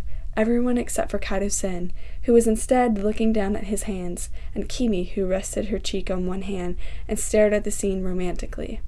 No one in the stands had expected for anything like this to happen, and to see what was unfolding before them left the crowd speechless. No. Katsuki shook his head. Don't go. You can't go. Katsuki looked back to the track field, and then to the stands, and then back at Izuku, stepping back just one step, as Izuku watches him with his own chest slightly shaking and tears brimming again in his eyes. Kachan? Izuku asked, voice cracking and rising its pitch little. From the other entrance to the stands at the top, Izuku could see Coach Shugo and some staff members coming down and heading towards Izuku. It looks like Katsuki sees them too, because the athlete then grabs Izuku's wrist and began to walk the opposite direction towards another exit from the stands. We're leaving, Katsuki says while looking over his shoulders at Coach Shugo and then down at Izuku, who followed him for a couple steps, but Izuku pulled back, staying in place and in absolute shock. Turned Katsuki back around to look at him. Leaving? Kachan, what do you mean? We're not leaving. Your tournament! Katsuki softened his gaze a bit before saying, but out of panic and confusion, Izuku shakes his head. No, you can't leave. You worked too hard for this, Kachan. You've worked so hard and so long for this moment. How can you just think about leaving? Listen, I don't... Katsuki tries to begin again, as his eyes constantly dart from Izuku to his coach and the staff that are surely going to drag him out of the stands. You can't. Not for me. Izuku shakes his head while wiping away some tears before Katsuki tells him once more. Do you not get it, Kachan? You'll lose the tournament. You'll lose. You never lose because you hate Then I'll lose it, goddammit, Katsuki then declared loudly, interrupting Izuku's ramblings and putting his word down. The green-eyed boy stares up with a wide, shocked expression, and Katsuki's chest was heaving from the sudden outburst. But there was nothing but stability within those fiery red eyes. Izuku is quiet, and not just Izuku, but everyone in Section 2C who could hear what was going on. To see Bakugo Katsuki, the notoriously apathetic Playful of Issei High, the god who is untouchable and invincible, to see this man weak for Midoriya Izuku, to see this man be willing to lose for Midoriya Izuku, was leaving every single one of them speechless. I'll lose the damn thing. Katsuki choked on his words before clearing his throat and speaking firmly. I've got 1,000,000 trophies. I've got all the damn recognition and awards I'd want. I've won millions of times, and you're damn right. I hate losing. But losing this ain't jack shit compared to losing you. Izuku's lungs feel collapsed, for it doesn't seem like he can breathe as Katsuki continues to speak. Say the word, and I'll leave right now and not look back once. Say the word, and I'll lose 1,000,000 times just to have you stay an extra minute. Katsuki reached out, but relaxed his hand just as he was about to. There was determination in his gaze, but also a pain that Izuku could see. Say the word, and I'll fucking do it. In barely a whisper that Katsuki could hear, Izuku asked with a slow shake of his head, Kachan, how could I ever ask that of you? I don't care, as Katsuki began, determination in his voice. Knowing how much you love pole vault, knowing how much this tournament matters to you, how could you ever think I'd be able to do that to you? Take you away from all this? Izuku gives him a smile through his tears, and shakes his head. He could never even dream of it. He didn't want Katsuki to purposely lose, not if he had no reason to. Says a lot about my feelings, don't it, Deku? Katsuki swallowed as he stares Izuku down, but the boy in question looks up at Katsuki with wide eyes, pausing for a second, barely comprehending what he was saying, before asking, Huh? Deku, listen, we gotta talk about... Katsuki stepped forward to cup both of his hands, asking desperately, We got a lot to talk about. Say the word, and we're out of here. I need to talk to you. If not now, then you'll leave. You'll fucking leave after the tournament. It has to be now. I don't know what to fucking say, but we owe each other a conversation. Izuku couldn't even bring it in himself to disagree. All of this time, and did they truly even have a conversation about their feelings? Or has it always been him ranting one-sidedly about his feelings, while Katsuki sits there quietly and never had any follow-up to say? Even now, Katsuki admits to him he doesn't know what to say, yet it looked like the blonde was more willing to talk than other times. But will he? Or will this just be another instance where Katsuki tells him to wait and not say a single word while Izuku suffers? A hand goes over Katsuki's shoulders, but the blonde shoves it away, telling Coach Shugo, Get your hands off me. Bakugo, the coach barks, half in panic, half in anger, eyes glancing to the timeout clock that read 1 minute left. You need to get back on that damn track. Now. Katsuki ignores him, but 2 staff members try to intervene. Bakugo Katsuki, participant number 59, we're going to have to remove you from the stadiums for this disturb. Katsuki ignored them, shoving them off once more, and tries further to convince Izuku. There's always next year. I'll lose this shitty thing today if that means there's any chance I can convince you to be there by my side next year when I come back to win it. No, Izuku shakes his head. You're not going... I'm serious. I'll fucking disqual... Kachan! Izuku wipes away a tear and steps forward, smiling gently with cloudy eyes as he brings a hand up to gently hold Katsuki's face. Fly, he says. Go down there and fly for me. Katsuki's eyes widen a bit before he shakes his head just as 2 arms of a staff member wrap around his. No, you'll leave after... I won't, Izuku tells him then. No, I'll fucking... And then, when it hits him, what Izuku said, the blonde's face morphed into one of surprise. What? Izuku stares at him, watching different emotions he can't play out in those red eyes he loves so much. I'll be right here, Izuku tells him, softly, but sure of his decision. I'm not going anywhere afterwards. As the people, including Coach Shugo, tries to pull him back as if he were some feral animal, Katsuki brushes forward to hear Izuku say it again. Don't lie to me, Izuku. Katsuki uses his name for emphasis, voice shaking. Izuku knew that it must have pained Katsuki to even think about losing the tournament, because as much as Katsuki valued their friendship or relationship, Izuku knew that pole vault has been there for the blonde a lot longer. Pole vault was the boy's passion, his art, and Katsuki has built up every day to this moment for years, and to think that he was willing to give it all up for Izuku was heartfelt, but Izuku knew that it must have also been hard to even consider. The very least Izuku could do was listen to what Katsuki had to say, if he was willing to give up his dream for Izuku. Izuku needed to learn from his mother and father who had made each other choose. Izuku would never forgive himself if he ever made Katsuki choose between one dream and the other.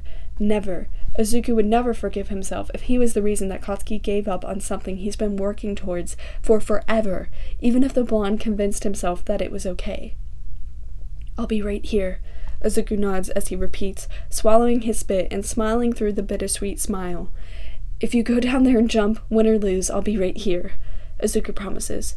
You don't have to forfeit just to get me to stay. Katsuki stares at him as if he could not believe it. Are you serious? Kachan, Izuku tells him, I'm never going to make you choose between two things you care about. The blonde gets pulled back, but he steps forward, swallowing, staring at Izuku with wide eyes, asking once more, You're for real? Izuku nods furiously, stepping forwards to squeeze Katsuki's hand once, right before they're taken up by a staff again. Bakugo, you have less than a minute to get down there, Coach Shugo yells at him. It's either you go down there, or I'm dragging your ass. Promise me. Katsuki breaks one arm out of the hold, his pinky finger out, like they were children again. Izuku hurries and reaches out and hooks his pinky finger around, as he softly says, I promise. Now go do your best, Kachan. Katsuki was getting pulled back and berated for some more, but the look in the blonde's face was shock, doubt, and sudden inspiration. You're fucking serious? You'll stay after? Katsuki asked one more time, as if to get rid of his doubt. I'm serious. Izuku laughs at him through his cracked voice, although he wanted to cry. Wait for me, then. Katsuki tells him as he steps back with the staff members. Right here. Wait for me. If I'm gonna jump, I'm going to win the goddamn trophy. Wait for me, okay? Izuku nods with an encouraging smile and lets him go, and Katsuki takes one last look at him before the blonde shrugs off the people trying to grab him at one last time, giving them a glare. Get the fuck off me. I'm coming, Katsuki tells them before walking alongside Coach Shugo, who was still yelling at him for the stunt he had just pulled. Izuku was left there, hand shaking slightly, staring at Katsuki's back as he makes sure to keep his word this time. And when it feels like he can rein himself in again, Izuku looks to his right, where all of Section 2C was sitting. If people weren't whispering, then they were staring either at him, Katsuki, or at nothing in contemplation, in consideration, because most people weren't exactly sure of what they just witnessed. To the students of Issei High, it was a moment of reflection about Bakugo Katsuki, about themselves, and about the words and beliefs that they had solidified about the athlete all of these years. To the adults that came from Issei, it was a rare moment where the delinquent rascal of Issei looked a little more like a human, when before, even they were guilty of only viewing Bakugo Katsuki as a trophy winner for Issei. Izuku has nothing to say to them, and so he does just that, says nothing. Instead, the greenette turns to the track field once more, as Katsuki's figure walks back to the starting position, as the 2-minute timer began his final attempt starts again, except, this time, there was a less anxious hesitance in the walk of his nature. Izuku takes a look at the blonde's hands to find at his fingers he had stopped shaking, and instead of a forlorn look in those red eyes, Katsuki sports a gaze of determination as he looked at the 18 feet 3-inch bar. Katsuki leans down and gets into the correct positioning as the clock starts to count down. The music had been turned off, and once more, the crowd waits in anticipation. 1 minute, 55 seconds. Bakugo Katsuki removed the sweatband off his wrist and flattened it out in his hand, taking a good look at it. The camera zooms in to read the text, with the ugly written, Izuku believes in me, scribbled in a kid's handwriting, and Izuku watches as Katsuki rolled his eyes and grins, and then Katsuki pulls back some of his hair and slips the sweatband over his head, and under his hair, like how it should have been worn, not inverted, and right there on his forehead, displaying for the entire stadium to see exactly what it says. Izuku melts even further and falls further in love than he could have ever imagined. 1 minute and 39 seconds. Bakugo takes a deep breath and begins to finish the tune. He finishes the tune of Nothing's Gonna Change My Love for You that Izuku left off for his turn, and right as he finishes the tune, the timer hits 1 minute and 15 seconds. Katsuki begins to sprint. He begins at the 40-meter mark, and Izuku could see his lips were mouthing numbers. Sprint for 10 seconds, run for 6. 1, 2, 3, 4, 5. Each second felt like an eternity has passed. The entire crowd seemed to hold its breath in silence as if they await his jump. After all, this was in fact the deciding jump. If Bakugo Katsuki clears this bar, he wins. If he fails to do so, then the tiebreaker will automatically go to Toru Ito, from the tent that Toru Ito was currently sitting in with his coach. The competitor watches closely, with his breath held as well. 6, 7, 8, 9, 10. Katsuki breaks into a run, his arms clutching the pole with perfect grip, one that has practiced for 1,000,000 times, that he's sweated for 1,000,000 liters, that he's poured his soul into. This run, this grip, this placement, this dream was something that he's worked so fucking hard for. And he has a moment as he's running where he thanks Izuku for staying, for letting him run this round, because as he approaches the final stretch, Katsuki's reminded all over again how much this sport means to him. Izuku didn't make him choose, and so after all this ends, Katsuki won't make Izuku choose either. Izuku won't have to choose between loving him or self-preservation, because Katsuki was going to show this boy the world, and give this boy all the love he had to give, so that Izuku could continue to love Katsuki without fearing what it might do to himself. 1, 2, 3, 4, 5, 6. Katsuki hits the pole into the vault box like he's done 1,000,000 times, and it bends. The pole does a deep bend, and Katsuki can feel the dexterity of the pole underneath his fingers. He hates how cheesy it sounds, but Katsuki feels the pole as if it was his own body. When the pole bends, there's a pivotal moment where the fiberglass hits its full potential energy, and he just feels it. There's a science to it, sure, but Katsuki just feels it.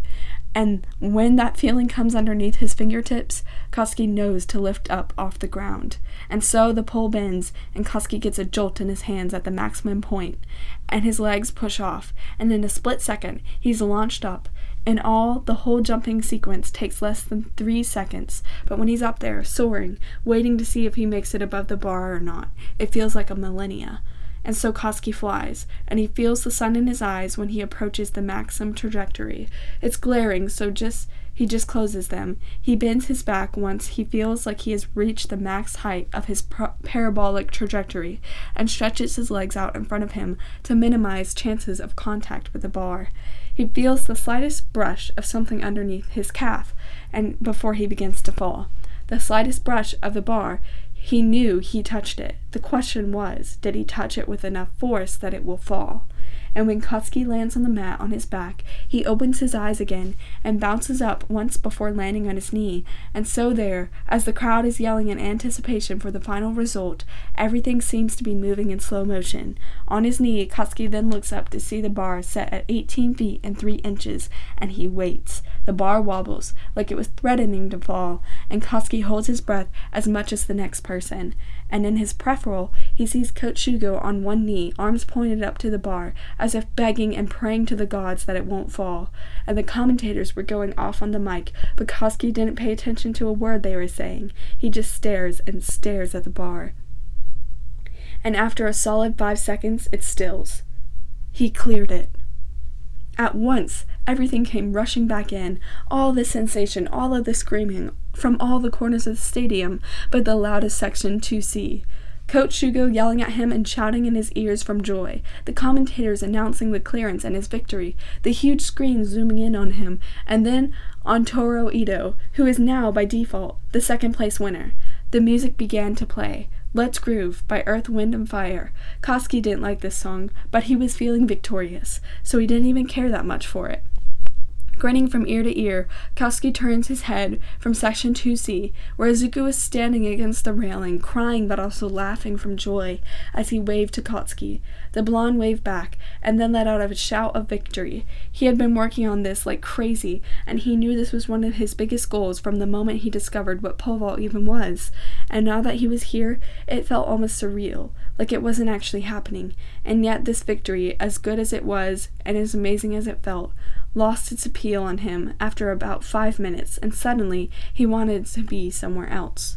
He had been shuffled around the track field to different coaches and cameras and people who were interested in talking to him for a good 5 minutes, but he was over it.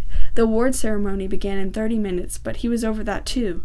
Coach Shugo will get it for him, and with that in mind, Katsuki breaks away from the man, who once again frustratingly calls out to him, and he begins to run the normal way up the stadium, rather than scaling the sides like a freak, even though it was only 15 feet, and over to Section 2C, where, as promised, Izuku was waiting for him. Immediately, he was bombarded by his friends and classmates, trying to congratulate him, and he gives them a nod and a thanks, but his goal was clear. Katsuki made his way over to where the green-haired boy was standing. "Kachan, you did it!" Izuku exclaims, still crying happy tears as the green-eyed boy stares up at the athlete with overwhelming happiness and pride. Katsuki stops right in front of the shoulder and lifts one side of his lips into a smile. "Hell yeah, I did." Izuku says this genuinely and truly from the bottom of his heart. "I'm so proud of you. You worked so hard for this."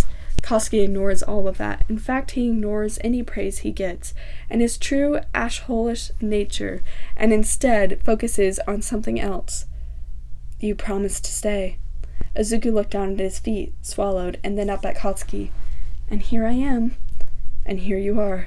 Katsuki felt residual confidence from the victory, and so he was going to carry this out for as long as he possibly could, before he strips himself emotionally bare for Izuku.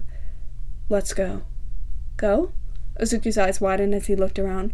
"But the award ceremony. You have to get your trophy." But Katsuki was already leading him out of the section and the stadium seats, nodding to those on either side of the walkway who were congratulating him. "Fuck the trophy. If tonight goes as well as I hope it does, then that'll be worth more than any damn trophy." "What do you say?" Izuku asks of the crowd bombarding both of them. Katsuki just turns around briefly, right as they exit the outdoor stadium space and back inside of the indoor stairs. "I said fuck the trophy. Let's go." Izuku fast walks behind Katsuki as the blonde rushes forward. They get to the bottom of the indoor stairs where a ton of people were walking around the lobby area. For those who weren't staying for the award ceremony were rushing to get out and onto the road before the traffic gets too heavy. Katsuki gets stopped several times, but he only nods before brushing them off, holding onto Izuku's wrist gently enough to pull them along the entire time. Moving through the crowd, Izuku watches as Katsuki soars above the crowd in height. He couldn't lose the other if he tried. Katsuki makes a quick stop in the locker room and disappears into there for a quick 3 minutes, and when he comes out, he's changed into a Leatherman jacket, thrown over a white t-shirt, and a pair of ripped jeans. And then they move through the crowd again, weaving in and out, and people trying to get the fuck out of there. Izuku feels his excitement from the whole tournament die a little as he realizes what they were going towards having a conversation he was terrified of. To be fair, he was so proud of Katsuki, but this fear was insistent. Suddenly, in the middle of the crowded lobby, Katsuki stops and steps closer to him, looking down at the boy. "How did you get here?" Katsuki then asks him, having to talk a little louder from the loud echo present in the building. Izuku chewed on the inside of his cheek and looked towards the gate. "I drove." Embarrassed to admit that he was driving like a maniac all the way from Issei to Nagoya. At this, Katsuki's brows raised. "You drove? Auntie let you?" Well, Izuku wasn't exactly sure what to say, because on one hand she technically gave him permission, and on the other hand he didn't exactly tell her he changed his mind until last minute. "Technically. Mind if we take your car? My parents need to drive mine home since I took them here," Katsuki requested. Izuku nodded and walked ahead, leading the way as he exits the building. Katsuki walks closely behind him, keeping a hand gently at the small of his back in order to not fall too far behind, and Izuku's cheeks heat up. Katsuki has touched him in far more intimate ways before, but even a small touch like this never seems to get old. Izuku coughs and tells the other, "I parked a bit far." "You got stuck in Lot C, huh?" Katsuki tried to make conversation. It felt weird trying to talk to each other again, when there was a lot of heavy subtext in between them that was still unresolved. How were they supposed to have any semblance of a normal conversation when so much needed to be addressed before they could so much as breathe normally in each other's direction again? There was a slight tenseness in the air between them, filled with residual sadness, longing, and unsaid words. Katsuki should be celebrating his win right now. He should be celebrating for hours to come, but instead there was nothing that the blonde seemed to want to do more than this. And so the excitement of winning quickly died down, and they were reminded that things weren't normal between the two of them. "Not exactly." Izuku bit his lip, walking forward onto the pedestrian walk and across the busy street. "Well, where the fuck did you park then?" Katsuki now asks out of curiosity, matching pace with the shorter male as they weave through the sidewalks. Izuku gives him a shy look, admitting, embarrassed, "Take a left, 9 blocks to the right, and then 10 blocks forward." "Jesus Christ! What the fuck, Deku?" Katsuki raised a brow as they walked fast, and then looked forward with a down expression. "Don't tell me that's why you were late. Trying to find a parking spot?" Izuku took a breath and sighed to himself, not finding it in himself to make a light-hearted conversation like this. I was late because I left at 1. The blonde continues to walk for a little bit before suddenly realizing what that entailed, and which he stopped to look at Izuku. 1? Izuku nodded, feeling guilty internally. How the hell did you cut out an hour of drive time? Katsuki asked, brow raised. Izuku scratched the back of his neck and admitted, speeding? At this, Katsuki puts his hands in his pockets and lets out a breathy laugh. You're kidding me. And Izuku doesn't say anything in response to that. Katsuki doesn't push any further details, finding it a bit exhausting to continue trying to talk normally when nothing about them right now is normal. And so the two of them walked the distance from the stadium to the car, and the traffic was still undesirable, but not as bad as it was when Izuku initially was coming into the city. Especially now that they were more than 15 blocks away, things seemed to get a little less jam-packed. That being said, it will likely start up again within an hour once the bulk of the people attending the tournament begins to shuffle out and head back home. It wasn't a bad idea to get a head start. Walking next to Katsuki, Izuku felt nervous. He didn't know exactly what they were to do now, or what this conversation they were supposed to have entailed, and so he was currently preparing himself for another fit of crying. He knew that crying was not a weakness, but that doesn't negate the fact that it's draining to the soul. He doesn't know how much more his eyes could take. Car keys? Katsuki asked once they approached the familiar vehicle that the blonde often sees in Izuku's driveway. Izuku looked over to the taller man and asked in confusion, Car keys? Katsuki held out his hand and looked over at Izuku, expression more serious now, as it seems the athlete has given up on faking normalcy. I'm driving. You take a break. Izuku looked down. Shouldn't you be the one taking a break? You just won a whole tournament, Kachan. The blonde in question shrugs and keeps his hand open for the car keys. I'm fine. I want to drive. Pausing, not understanding why Katsuki insisted so much, Izuku just decided to go with it, and fishes out the car keys, placing them in Katsuki's hands. Then the boy walks forward and unlocks the car before slipping into the driver's seat. Izuku follows suit to the passenger side and settled in.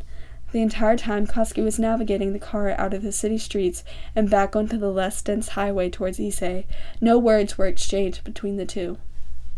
The radio was turned off, and the only sounds were rocks kicking underneath the tire, the mechanical whirring of exhaust, and the occasional shuffling of some boxes in the back of the car.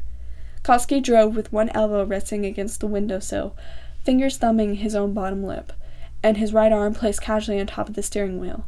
Meanwhile, Izuku sat in the passenger side, head leaning up against the window, and eyes staring straight forward, watching as the sun gets more and more golden. By the time they get back to Ise, it should be night. Maybe then, under the cloak of darkness, he'll feel brave enough to say something.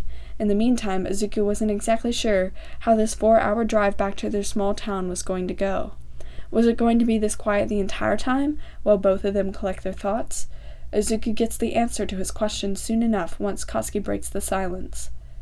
If we have this conversation now, I'm afraid I won't be able to drive at the same time, Katsuki tells him in all seriousness.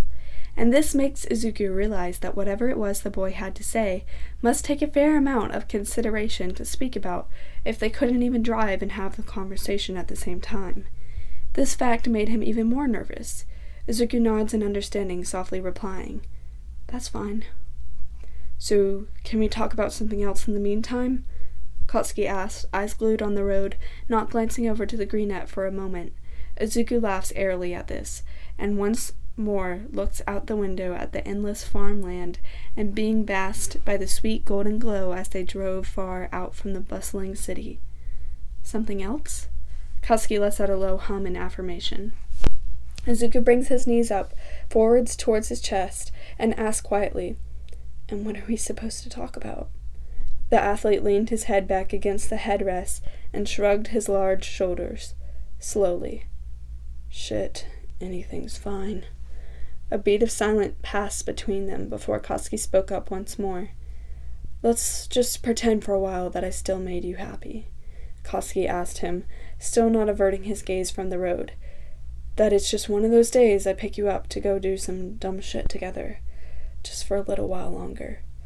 Izuku looked over to the blonde, who had since taken off the sweatband and thrown on his Ise High Letterman jacket that framed his broad shoulders well.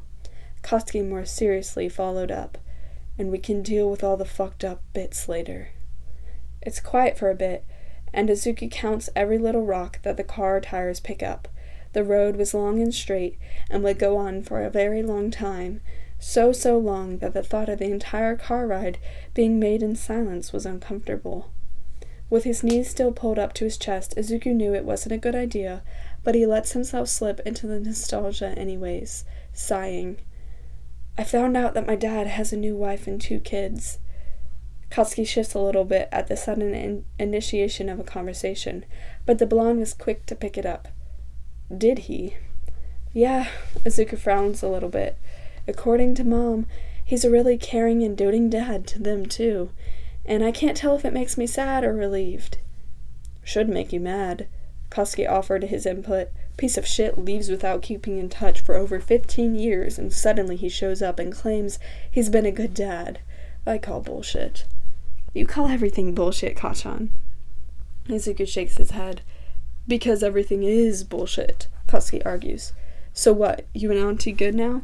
At this, Izuku smiles genuinely. We're going to be. Great. Is she ever going to apologize to me for whacking me with my own damn shovel? Katsuki demands. At this, Izuku even finds himself laughing a bit. Are you ever going to apologize for digging up her lawn? In response to this, Katsuki was quick on his feet, shrugging. Got nothing to apologize for. Izuku flushed a slight red from this. It was stupid how easily a simple statement from Katsuki was able to make him heat up or shy. And so, to reply, Izuku just derailed from the conversation. I don't know what you'd think would happen, he mutters quietly. My mom's obsessed with her yard work. She'll get over it, Katsuki sneered. I knocked over Auntie's dad's cremation urn when I was 4, remember? And she got over that, I think. That was you? Izuku sat up in his seat instantly, staring at Katsuki with bug eyes, jaw dropped at the casual statement. Someone had knocked over his grandfather's cremation urn a long time ago, and the culprit had never been found all of these years. Thank goodness only a little bit spilled out, but it was a moment of terror for both him and his mother nevertheless. He thought that they'll never solve the mystery, only for now, many years later, to figure out who had done it. Katsuki then looked a little embarrassed. Oh, fuck. Have I never confessed to that? I swear to God I have. You're going to hell then, because you never said anything about it, Izuku waved an arm around. I was going to hell anyways, shit nerd, Katsuki bantered. I thought I told her, okay? For a second there, it feels like everything's okay again, even if it was temporary. You sure didn't? Izuku keeps him in check, shaking his head. Those were my grandpa's ashes, Kachan. I was 4, Katsuki defends himself. I didn't know the words I'm sorry until 5 fucking months ago. Ha ha ha. That's funny, Kachan, Izuku says, even though it was, albeit just a little bit funny. No wonder she's been doting on you like her own son all of these years. Poor lady doesn't even know what you've done all those years ago. Good, and I'd like to keep it that way. So if you say shit to her, you're dead. Katsuki turns to him and points a finger in Izuku's face. If Auntie stops inviting me over for her spicy curry nights, I'm going to fucking know you snitched. And for some reason, a deep sadness instilled in Izuku as he realized that there might not be any more nights where Katsuki's invited over for dinner, unless his mother does so in her own time. And the thought hurts him deeply, as he's reminded of those sometimes awkward, sometimes heartfelt nights before all of the fights between his mother or between the two of them occurred, when they'd all come together for a nice hot meal. I'm so scared, Izuku waves his fingers around sarcastically. What are you gonna do, huh? Izuku tries to act tough. Don't forget, you bastard, Katsuki sneers at him, and it looks unfairly attractive. I still have that picture of you drooling in your sleep like a damn dog. Izuku gasped. You wouldn't. I would, Katsuki negated. Consider this blackmail. You're the worst, Izuku groaned with a hint of smile on his lips. Yeah, Katsuki snickered, and yet you still love me. Silence. In the natural rambunctiousness of their conversation flow, Katsuki had completely forgotten that no matter how much he wanted to pretend, the fact of the matter was that they were still in a fucked up situation that has yet to be resolved, and that he had just made light of a very serious issue. and yet you still love me. That had been what Izuku's been considering was a problem all this time, and he, like a complete idiot, made the absolute worst joke possible. Seeing Izuku's shocked expression and silence, Katsuki immediately takes back all of his words and curses to himself. Fuck, Deku. Katsuki looked over to the greenette while he drives. I didn't mean it like that. I know you didn't. Izuku just shook his head with a forgiving smile. He knew that Katsuki wouldn't say something like that, but he had to admit the line definitely shocked him at first. Don't worry about it. Shit, Katsuki cursed under his breath. This is going fantastic, ain't it? Silence. Looking down at his lap, Izuku just shuts up for a moment before saying, I'm a little tired. Katsuki looks back over the steering wheel and takes a deep breath, knowing he fucked up, before asking, Yeah? Izuku slowly nods his head. I get a little motion sickness riding for long hours. Katsuki knew what Izuku expected him to say next, but he'd be lying if he said he didn't want Izuku to stay awake a little longer and be with him. But instead the blonde sighs. Take a nap then. I'll wake you up when we're close to home. Settling in deeper into his seat and closing his eyes, Izuku mutters out a soft, okay, before trying to get a little rest. Even before he closes his eyes, he knew it was futile to try. How could he fall asleep when the love of his life was sitting in the driver's seat with an intent of having a serious conversation with him later when they get closer to home? How could he fall asleep when all he sees when he closes his eyes are the painful flashback memories of the two of them that gets triggered every single time he sees the handsome blonde? How could he fall asleep when Katsuki's victory still had his heart in jitters even now, at least an hour after they've hit the road?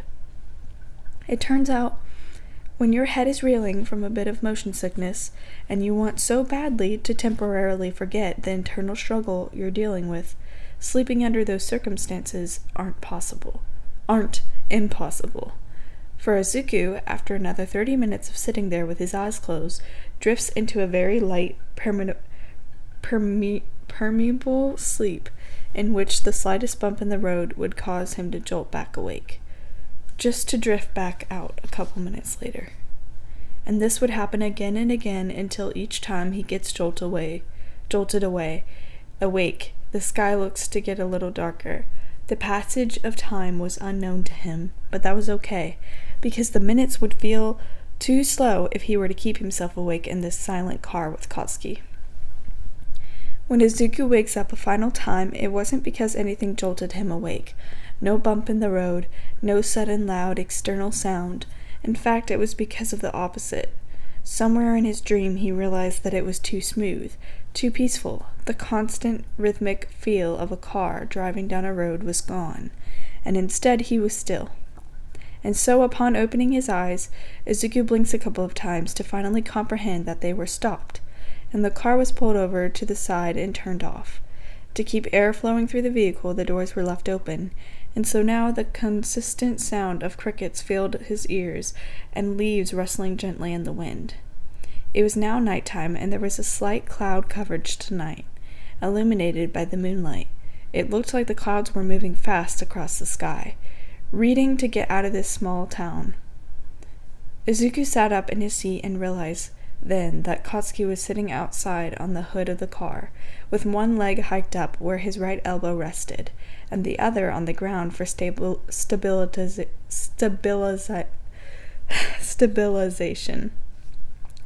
As of the current moment, the blonde was looking out towards the view, fidgeting with the decorative titanium ring around his index finger as he seems to wait for Izuku to wake up. After a couple of moments, Katsuki stands up and began to walk closer to the edge of the cliff before stopping a couple of meters before, just to get a better look at the landscape. The boy in question takes a look around at where they were and finds the location familiar. They've been here before. Not for too long, but they've definitely been here before. It was the Cliff of Wishes. He remembers the first time they came here. Izuku had made a wish, throwing a rock down the cliff, while Katsuki made none at all. Tonight, it looked even more brilliant. A lot of people came here for the view, and it was understandable. From this vantage point, they were able to see practically all of Issei and some change. The curved mountain road that led off to a wide open area where cars could park their cars and hang out around the edges of a cliff was a popular spot. There weren't many twinkling lights in Issei, considering that there were not any skyscrapers or plentiful light sources, other than the street lamps, but he could see a few. Neighborhood houses with their window lights still turned on, street lamps casting that familiar orange glow, and the occasional headlights of cars passing through the streets. He could see the plentiful trees that surrounded Issei, and further inland he squints, and he could see where the farmland began on either side of the highway leading out of Issei. What was stunning was the shoreline of the ocean. Even from this distance away, he could make out the small white foam that would come in every time a good wave crashes onto the shore. And it was never ending. The ocean stretched on and on forever, a magnificent beast of nature. Stepping quietly out of the car, Izuku steps forward slowly towards Katsuki and stands about a foot away to the right of the blonde, overlooking this sight as well. And for a little while longer, they share a moment of silence. Izuku didn't know if this conversation was going to run smoothly or through choppy waters, or if it was going to be productive at all. But if he can enjoy this bittersweet peace for a little while longer, then he will. Being high up like this, the breeze was just a bit heavier than it was on the ground. But amidst the humid summer heat, it felt quite wonderful. If he could keep this peace just a little bit longer. Tell me again. Katsuki's deep voice cut through the silence. The timbre of it sent a slight shiver down Izuku's spine. Oh, fuck.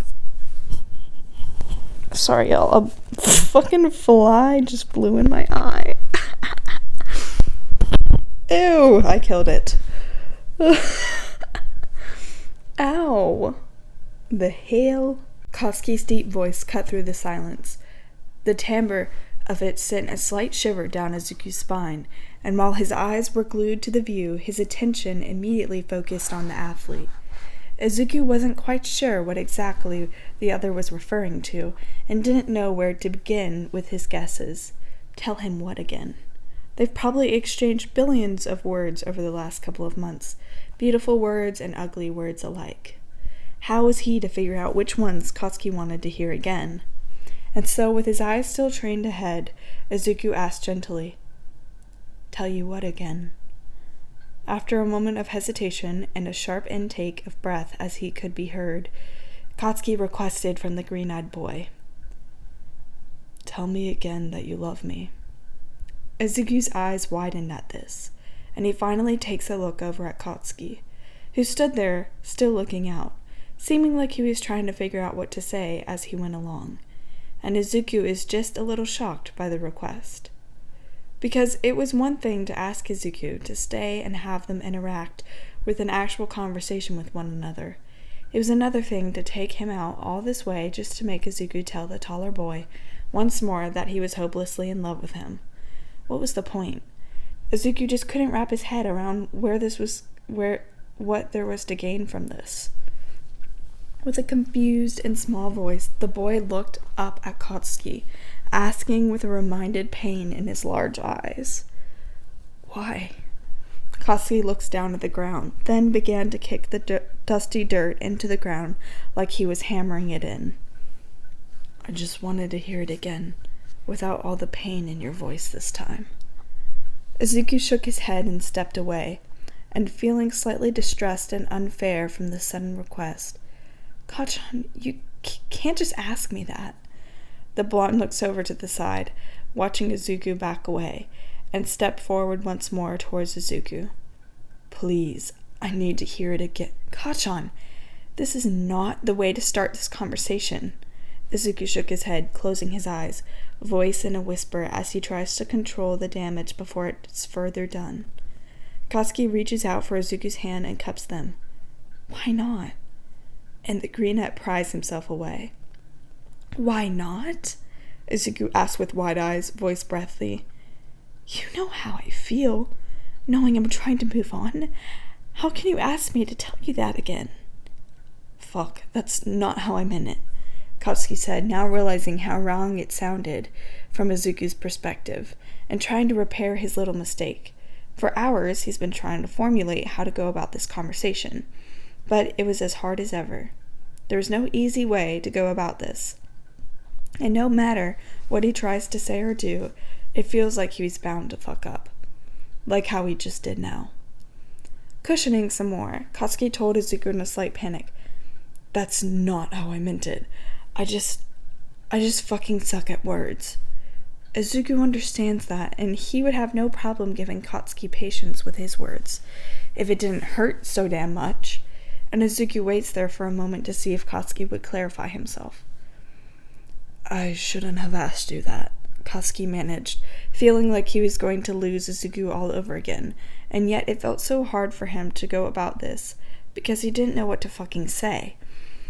It was like he's gotten this far only to blank and get stuck upon looking into those green eyes, and suddenly he was fucking up left and right.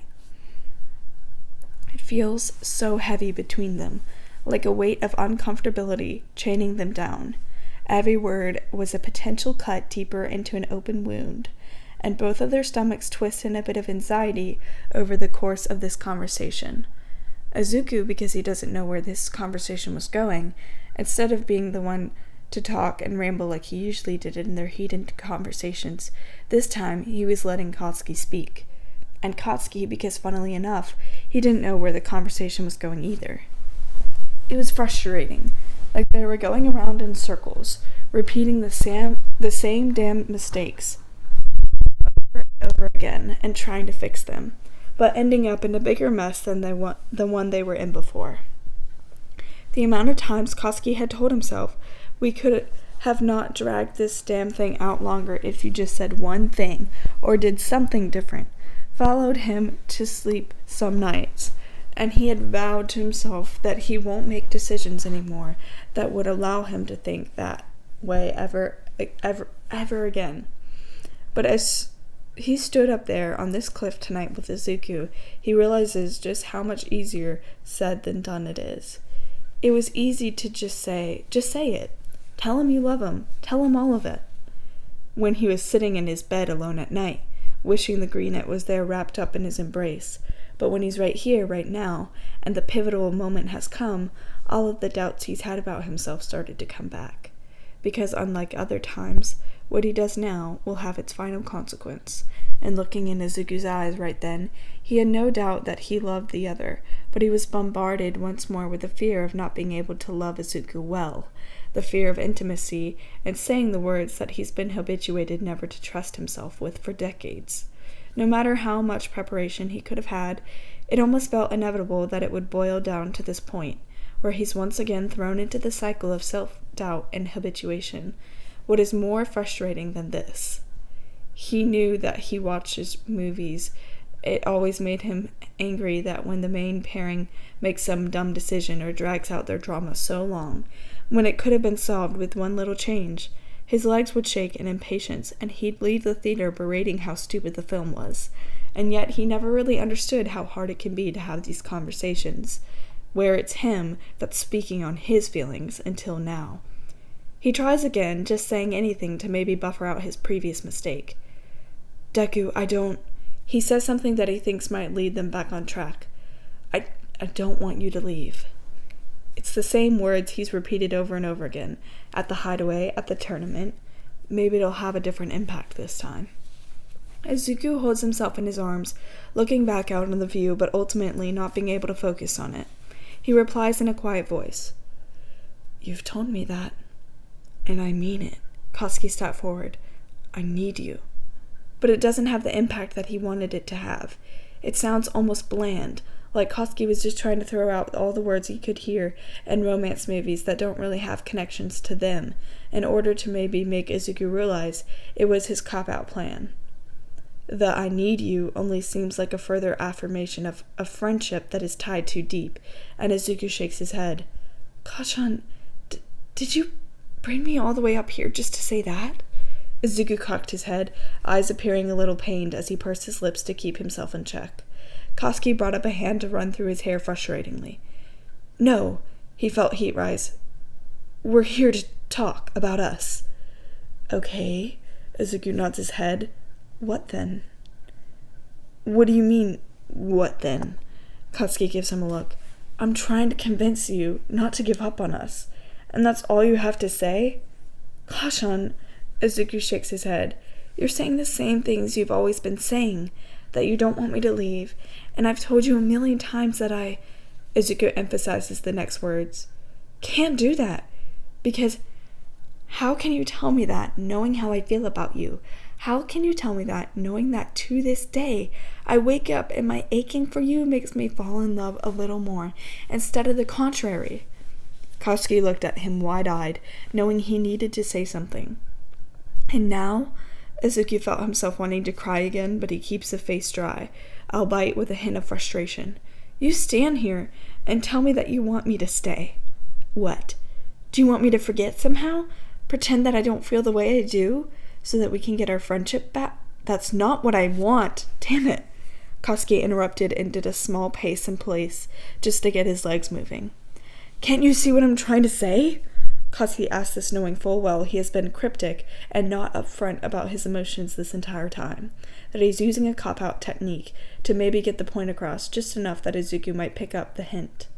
If he says those things enough times, maybe Izuku would understand that he wanted the Greenette to stay because he wanted a relationship, except this was all to avoid saying certain 3 words that would change everything. And yet it didn't feel right then. If he were to say it now, first of all, he didn't know if he could. Second of all, Izuku would be more confused than anything, because he had never made anything clear. Even now, he was evading any form of letting his raw emotions seep through, and instead of throwing out lines that seemed simple and true enough to say that it might do something, and suddenly throw out those heavy words now, would throw Izuku off. Might even make him think that Katsuki was just saying it to appease him. Izuku gave him a frustrated laugh. No, Kachan, I don't, because we're going around in circles again. I know. Katsuki picked up quickly, put his hands on his face, and he rocked backwards, feeling a slight sheen of sweat collect on his skin. I'm not asking you to stay because I don't care about your feelings, Izuku. The boy in question nods at this. He knew that Katsuki cared about his feelings, for the blonde proved time and time again that he was wonderful, attentive friend. But that didn't make him less confused. He's made it clear before, and yet the blonde seems to keep asking for the same thing, not exactly saying anything new. And at this point, they've had this conversation like 2 or 3 times now, and he just feels drained. He doesn't want to do this anymore, and the moment it looked like he made an ultimatum or resolution within himself to get over Katsuki, the athlete refuses to accept it. Whether it was with the whole pole vault up to his window stunt, or taking him up here right now, it feels like he's trying to escape this cycle of sadness, but Katsuki kept pulling his leg back. And Izuku knew. He knew that the blonde had more trouble collecting his words than others did, and that he should be patient for. But after the 3rd or 4th time of caving in when Katsuki tells him to wait, only for the blonde to not say anything that changes a damn thing, it's so wrong of him to feel exhausted. I'm aware, Izuku swallows and says very plainly. He kept his words to a minimum so that he can control his face. Katsuki takes notice of this and takes a deep breath, ignoring it before trying again. I care a lot about your feelings, and I just want us to work this out and be normal again. I want you to stay with me. Don't you get what I'm trying to get at? Fuck.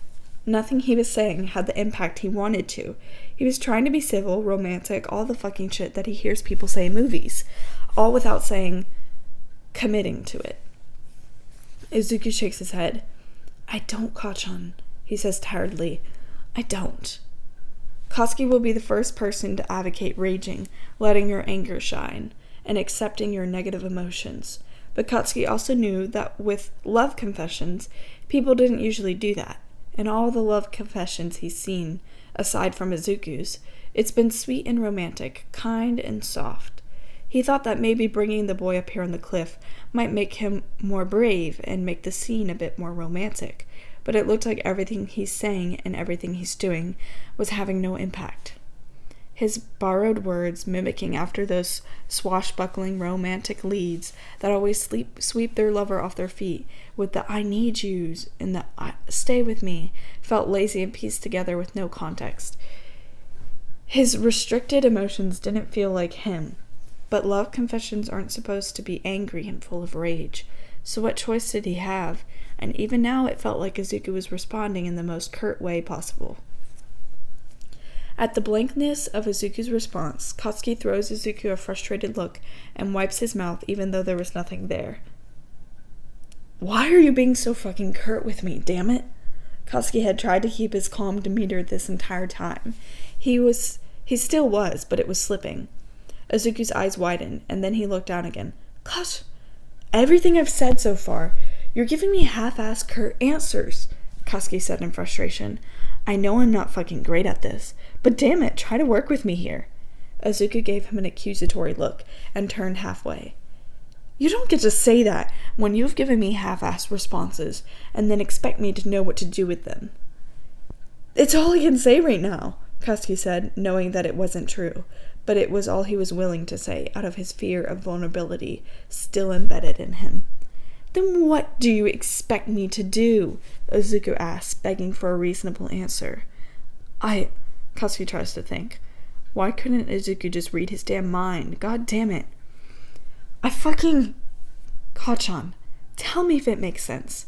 You take me here, and you tell me that you need me, and that you want me to stay, and that you don't want to hurt my feelings, and with just those 3 pieces of information, I'm supposed to deduct something from that. How can I? Izuku asks. God, I know. I fucking know it's stupid. Katsuki was frustrated too, at himself and at Izuku. Why can't the fucking boy get it without him having to say the real words? Katsuki wasn't prepared for how hard this actually was, and now that he was here, he wanted to avoid it. But can't you fucking see him trying? And can't you see that I'm exhausted? Izuku replied passionately, as the emotions on his face began to spill out of his eyes through the first droplet of the night. And goddammit, Izuku had been trying so hard not to do it tonight during this conversation, and his voice lowers in volume as he brokenly asks, Do you know how exhausted I am? Katsuki doesn't say anything, and just lets the 3 seconds of silence wash over them, as the wind blows and some dust up onto their ankles. People expect me to do all kinds of things. All the things that nice boys do. Izuku looks down, with watery eyes as he speaks. But at what point am I allowed to be a little selfish? Am I, his voice cracks, supposed to be patient forever? Even if I understand completely that this is difficult for you, how does that mean I'm now obligated to sit here and let myself get cut a little deeper every time you fumble on what you want to say? How is that fair? Katsuki swallowed heavily, understanding where Izuku was coming from, but still desperate not to let him go regardless, but apparently not desperate enough to lay it all out on the line. I've gone through this pain 1,000,000 times already, Kachan. If not in these repeated conversations with you, then in every waking moment I have, and then later again in my dreams. I've relived this pain 1,000,000 times. Izuku looks up with watery eyes. Katsuki, desperate for Izuku to not go away, asks him one more time. Then relive it 1,000,001 times. Just give me one more time, Izuku. Kachan. Izuku closed his eyes to stop the tears from falling. Katsuki comes in, desperate. God damn it! When couples fight, they're patient with each other. Katsuki began to compare frustratingly. They wait for one another, and they're willing to go through a little bit more pain so they'll be okay. Damn it, why can't you? Izuku couldn't believe what Katsuki was asking of him at the moment. Because we're not a couple. Izuku looked at him with incredulous eyes, now crying. We're not a couple, Kachan. You know why couples do that? Why they can wait forever? Why they're willing to take that kind of pain? Because they know how each other feel. They can wait for an eternity and take all the pain in the world because both people know that at the end of the day their goal is fueled by mutual love for one another.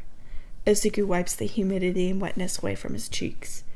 It's easy to sit in pain when you know that the other person loves you. It's easy to wait millions of years when you know that the person you're waiting for is going to come back to you. Kachan, don't you understand? I don't have that. His voice tapered out at the end. I don't have that assurance. Izuku shakes his head, ripping away at his heart. I don't know how you feel, Kachan, and you do anything else but tell me. You can tell me that you don't want me to leave and all these sweet words that make me want to cave in, but you never once told me how you feel for a fact. And that's why I can't stand here and take it all and know that it will be okay in the end because I don't. I don't know if it will be okay in the end, and that scares me, Kachan. His voice goes soft and he refuses to look at the other. Katsuki knows that it's now or never. God, it's now or never. And yet it still doesn't feel right. Izuku's going to leave. He's going to leave again. And this time the blonde had a feeling he wasn't going to come back. This was his very last chance, and he needed to say something that's worth more than some worthless lines that he modeled after a movie and everyone else's relationship but their own. He's so frustrated with himself. God, he's never hated himself more than he did right then. Why can't he say anything? Fuck, it just didn't feel right. None of this conversation felt right. Katsuki, why are we here? Izuku whispered, opening his eyes up to Katsuki one more, and swimming inside those beautiful green eyes as a sense of finality, conclusion. And that threw Katsuki into panic mode once again. The softness of Izuku's tone, the airiness with how he carried himself, it felt so final, more than other times, and Katsuki feels the panic rising again. No, don't say that. Katsuki shook his head and scooped Izuku's smaller hands up in his own, rubbing his palms and trying to make Izuku stay for the 15th time.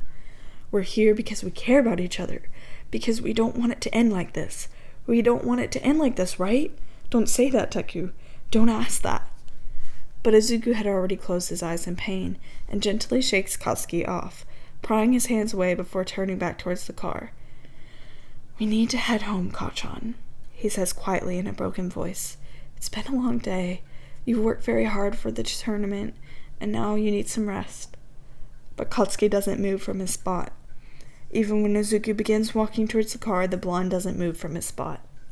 Instead, Katsuki stands there, simmering in the disaster of it all.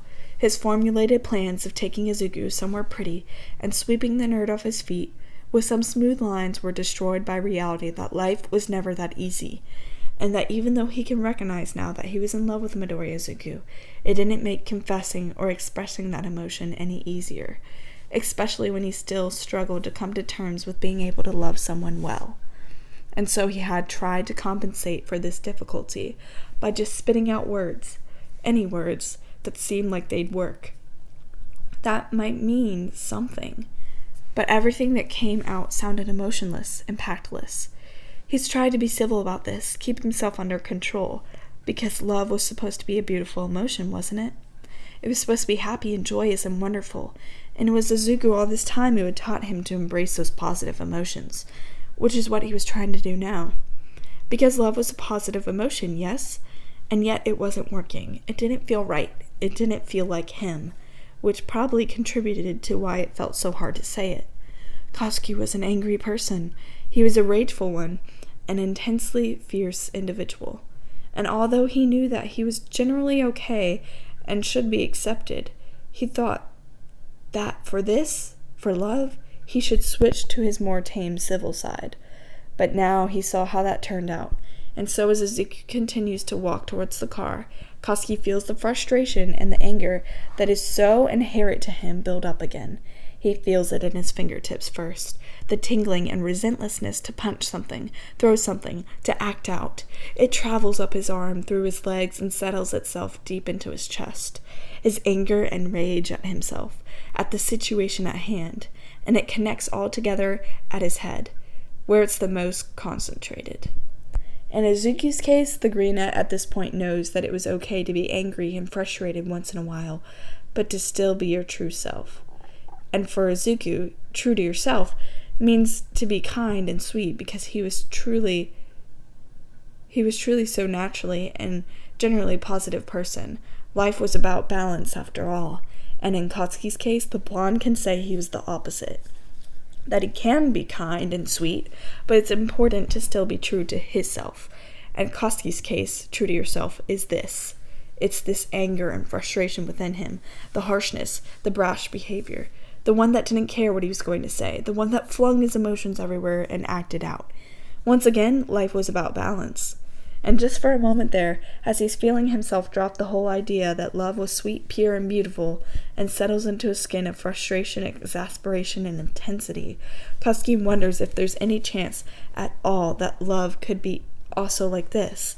If it could be angry as much as it was sweet, if it could be aggressive as much as it can be gentle, if it can be ugly and messy as it can be beautiful, and he wonders if love has a place amongst aggression and ferocity, not just with tenderness and purity that he sees in movies. Because right now, Katsuki doesn't know any of the other damn way he could have expressed it. Izuku can barely feel his legs as he walks back to the car. It was like jelly, as it usually did every time he has an intense conversation with Katsuki. The blonde will forever have the ability to make him feel all the emotions in the world, no matter how much he tries to safeguard against it. Izuku remembers the sweet days of driving around in the athlete's car, finding some new adventure to behold, drinking a Capri Sun they bought for barely any money at the all at the corner grocery, or maybe even eating a gas station sandwich covered in saran wrap while sitting in the truck overlooking some pretty sight. And all of those memories make walking away hurt more. At this point, he's walked away many times, and you'd think it'd get easier after each time, but in fact, it's the contrary. Because after each time, Izuku begins to wonder if this will ever end, if he'll ever get to escape this cycle, or if he'll just find another way to end up in one of these heartbreaking conversations with Katsuki. Izuku gets closer to the car, and he could see that Katsuki left the keys on the hood from where he was sitting earlier. Reaching over to grab them, Izuku tries to force himself to calm down and do anything but go running back into those arms.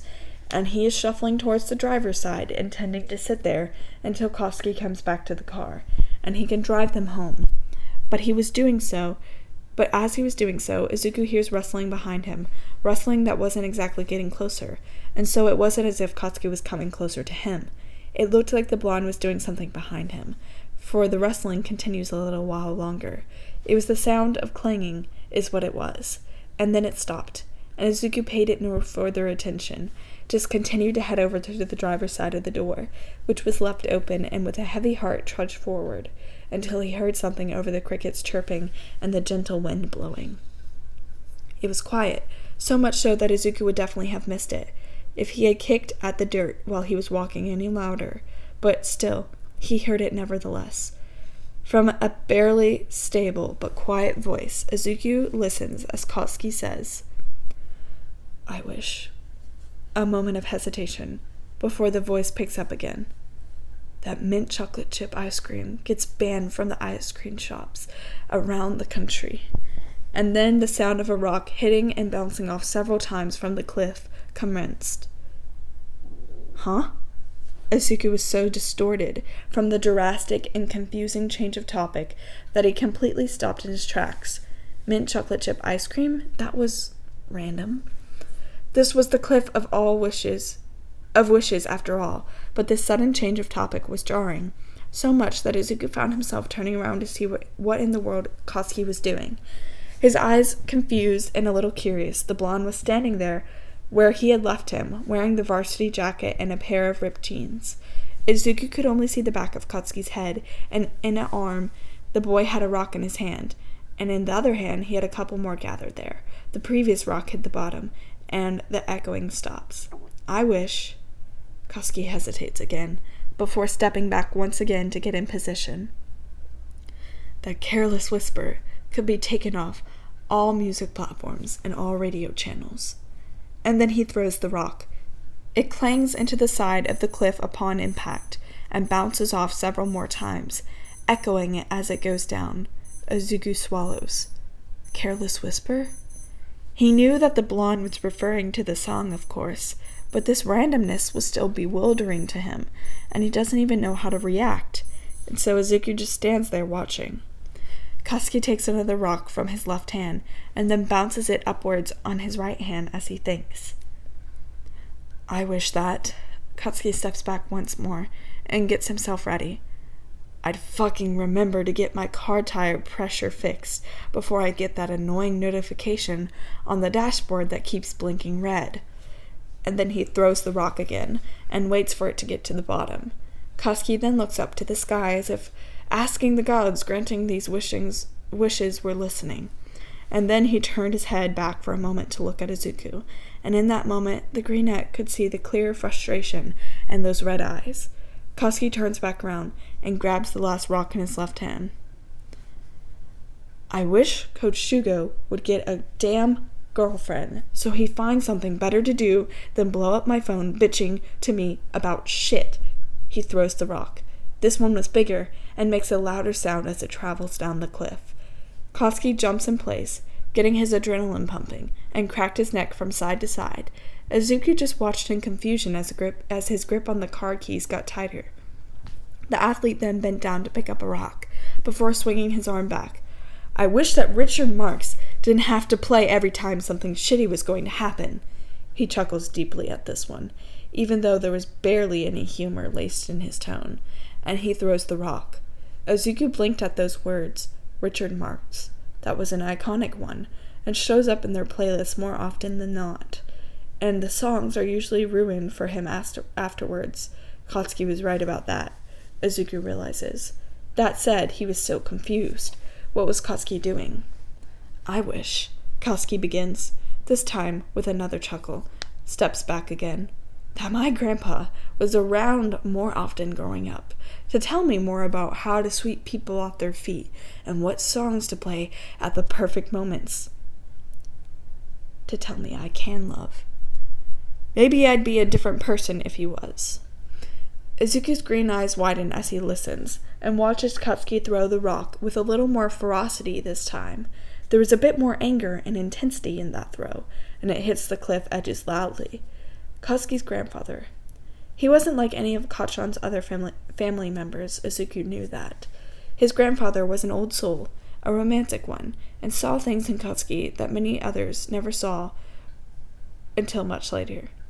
Izuku knew that much, but to hear Katsuki now express it with a sense of frustration in his voice about how he might have been a different person if it were true, Izuku feels like this one of the rather first times he got to delve deep into Katsuki's head and see what his wishes were and his internal desires. I wish I was driving on some lonely road with you right now, karaokeing to cheesy Madonna songs. Not knowing where we'll end up in the hour and not giving a fuck either. Katsuki laughs, but the way he bends down, picks up the next rock, and throws it showed anything but humor. It was aggressive. Katsuki threw it with such force that his body slightly swung to the left after he let go. Izuku's lips parted as he listened along, and God, he wished that too. Fuck, he wished that they could, without all of this pain between them, preventing him from doing so, and I wish I was a better person. Katsuki laughed again, and picks up another rock, chucking it even harder than he did before, and when he let go, Izuku could see that the blonde's hands were shaking, and there was a hint of anger in his voice, raw, unfiltered anger. Izuku was speechless. Better person? Katsuki ran both of his hands through his hair, and he keeps his arm on the back of his head there for a moment, taking a deep breath, but not one that seemed aimed to calm himself down. Instead, the breath looked like it was aimed to fuel himself further. The blonde bends down to pick up a couple more rocks in his left hand, and just one in his right throwing arm. I wish that green trees didn't always remind me of your eyes, and that the pink of the sunsets here didn't always remind me of your lips, and the blue of the damn ocean didn't always remind me of that stupid shirt you always like to wear. Because I know that I'll never be able to look at that shirt the same if you walk away from me tonight, which you very well could. Katsuki spoke with such vigor that it glued Izuku to his spot. Gosh, Izuku began, voice soft, but Katsuki stopped him before he could, tone laced with frustration and fervor. No, you've poured yourself out to me 1,000,000 times, and I've never been able to say shit in return. Katsuki takes another rock in his hand and stared forward at the view. It's my damn turn. All I ask is that you listen. And then he preps his arms for another throw, as his teeth almost seethe the words. I wish, he says, I didn't push everyone away for fucking decades to the point where I convince myself that I'll never be able to pull someone close. There was so much hatred, frustration, and anger in those words that it caused a shiver down Izuku's spine as he listens to Katsuki let out his internal strife. And for this odd little twilight zone they had going on, Izuku feels as if their thoughts and feelings, their perspectives, were being more transparent with each other.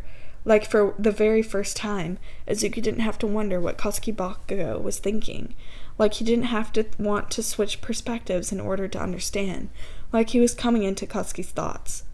I wish, he begins again, that I was selfless enough to bring an extra drink to practice, so that you don't have to keep spending $1 every Thursday to get me one. But I don't, because of the very reason that I know you're going to get me one. Katsuki once more laughs at this, but the way he fiercely chucks the wishing rock down the cliff showed just how much everything affected him. And Izuku found himself staggering 2 steps forward towards Katsuki, his fingertips dying to reach out to the blonde. I wish that I wasn't like this. Katsuki's voice raised, and he got even rougher with the throws, settling into his anger. The blonde knew his fingertips were shaking, but he didn't care. He was coming into a strange understanding. Love was not just all fluff, the sweeping off the feet, the pretty moments. Love can be angry, fierce, full of frustration, and it can get real ugly. And seeing as he was about to lose Izuku, Katsuki was willing to let it get as ugly as it can get. Izuku swallowed heavily, hearing the conflict that brewed inside of Katsuki's head. I wish that I wasn't like this. Izuku didn't know why he would even say that, or what he would even say to that. Like what? He could hear such clear pain and desperation, more so than he had before, in Katsuki's voice, and Izuku knew that Katsuki from 5 minutes ago was not the Katsuki he was talking to now. This one was unhinged, ready to give it all up, and lay it all on the line. And although Izuku knew just how difficult it must be for the other to do, he couldn't help but think that they both needed this. Katsuki's voice broke out of anger and frustration at his next words. I wish I didn't make you cry. He throws the rock. It breaks open in 2 on the impact, because then Izuku heard 2 different bounces as the pieces go down. The blonde gets even more intense and overwhelming. I wish it was fucking easier for me to tell you shit, so that you don't go home after we hang out wondering if I'm thinking about you still.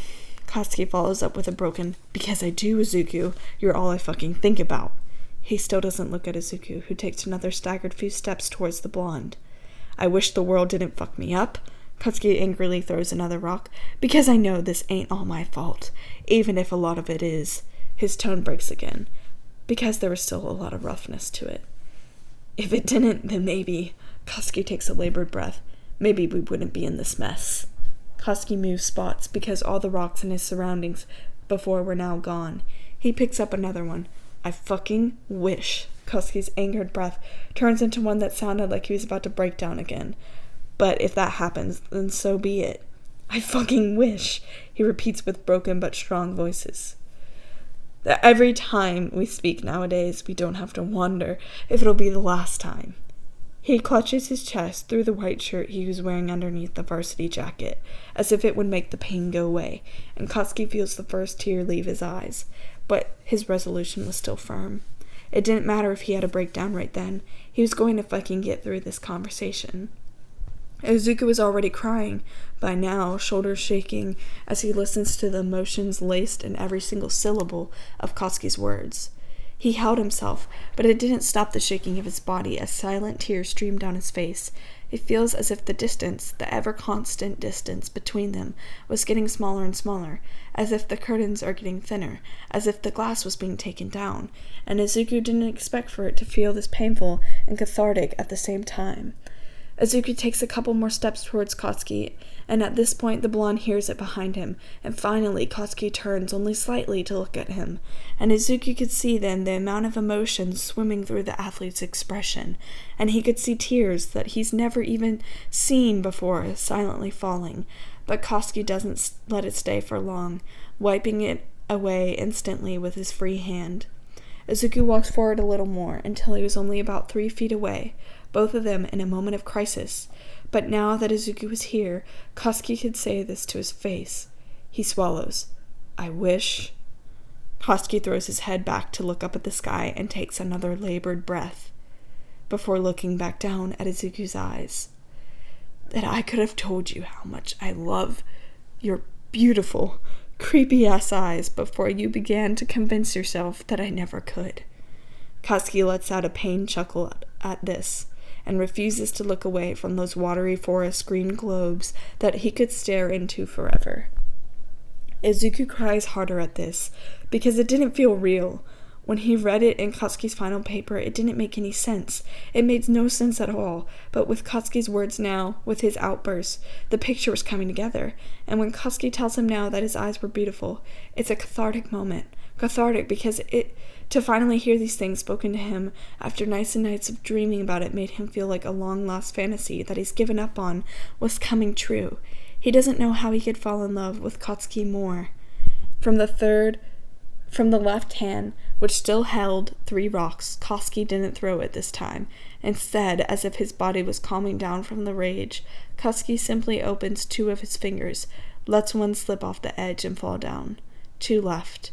Katsuki steps forward and brings a hand to wipe away at a tear resting on Izuku's freckled cheeks, and tells Izuku with a soft voice, I wished that in that lighthouse I could have told you that making love to you was easier than breathing to me.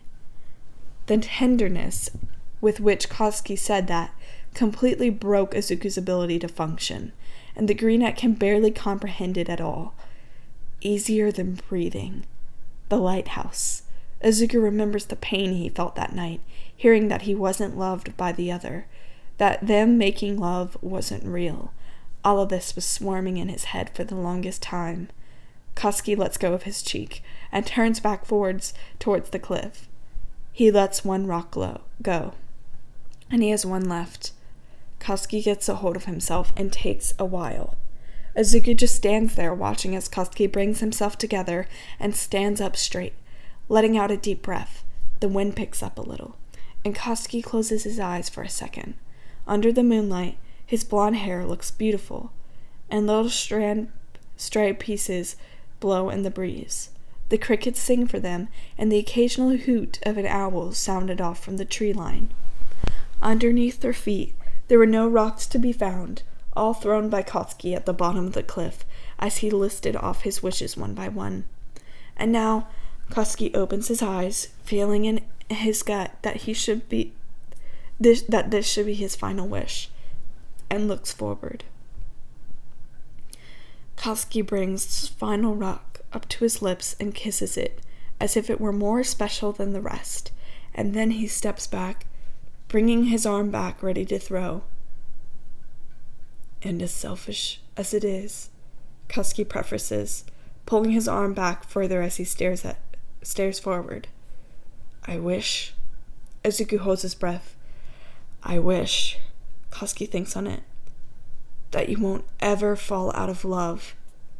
And then oddly enough, Bakugo Katsuki chucks just twice before speaking with determination. Because I know I won't. He finishes.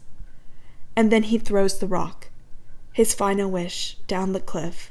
It falls, bounces 3 or 4 times, and then silent.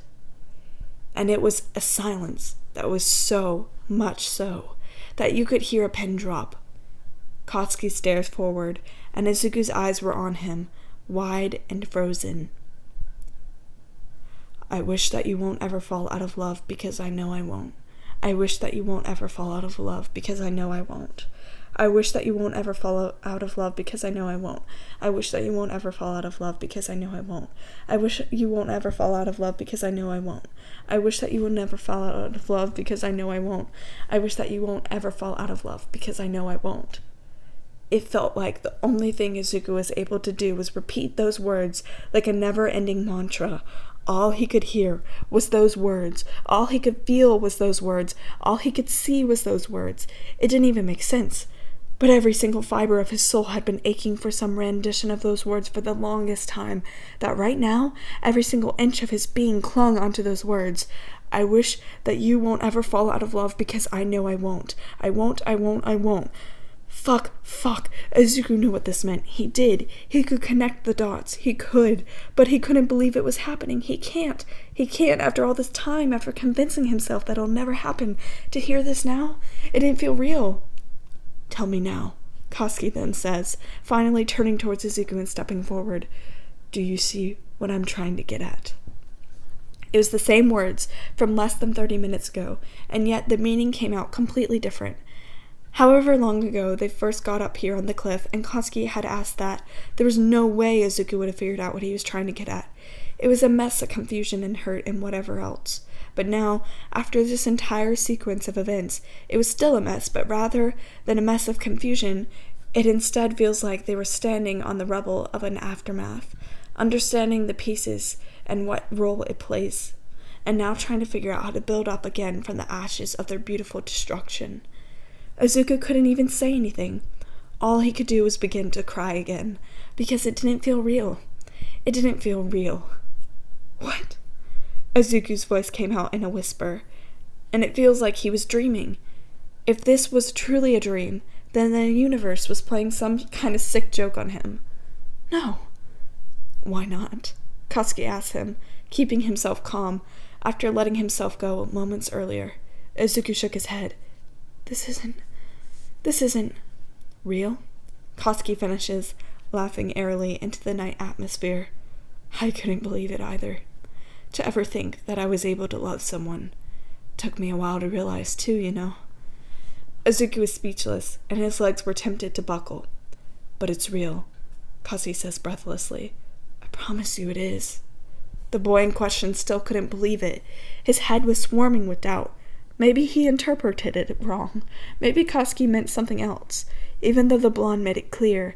At this point, Izuku was so habituated into thinking he'll never be mutually loved by the blonde that this felt like a break in the simulation, like it wasn't actually happening to him. And he's internally a mess. Gosh-on, Izuku says, eyes still wide in shock, and all he could say once more was, What? I said, Katsuki speaks carefully and raises one hand up to once more rest on Izuku's cheek, that I wish you won't ever fall out of love with me, because I know I won't. Izuku shakes his head. I don't Yes, you do, Katsuki reassures him, understanding how this could feel unreal right now, because it barely felt real to him. It had been so difficult before to say it, but after letting everything else out, it was only then that it felt right to tell Izuku, and the feeling was indescribable. No, Izuku refutes. No, I don't. Yes, you do, Katsuki says again gently. Don't think about the other ways that I could have meant it. Just take it in as it is, Izuku. I've been cryptic for the longest time, but believe me now when I say I couldn't have been more clear. Izuku's eyes search around Katsuki's entire face, but the blonde kept his eyes straight into Izuku's green ones, swiping a thumb gently across those soft cheeks, and repeats with firmness as a feeling of relief settles in his chest. So let me repeat myself one more time, nerd. I wish that you won't ever fall out of love with me, because I won't. He takes a pause, as in, I won't fall out of love with you, because Midoriya Izuku, to hell with it. I'm in love with everything that you are and everything that you'll ever be.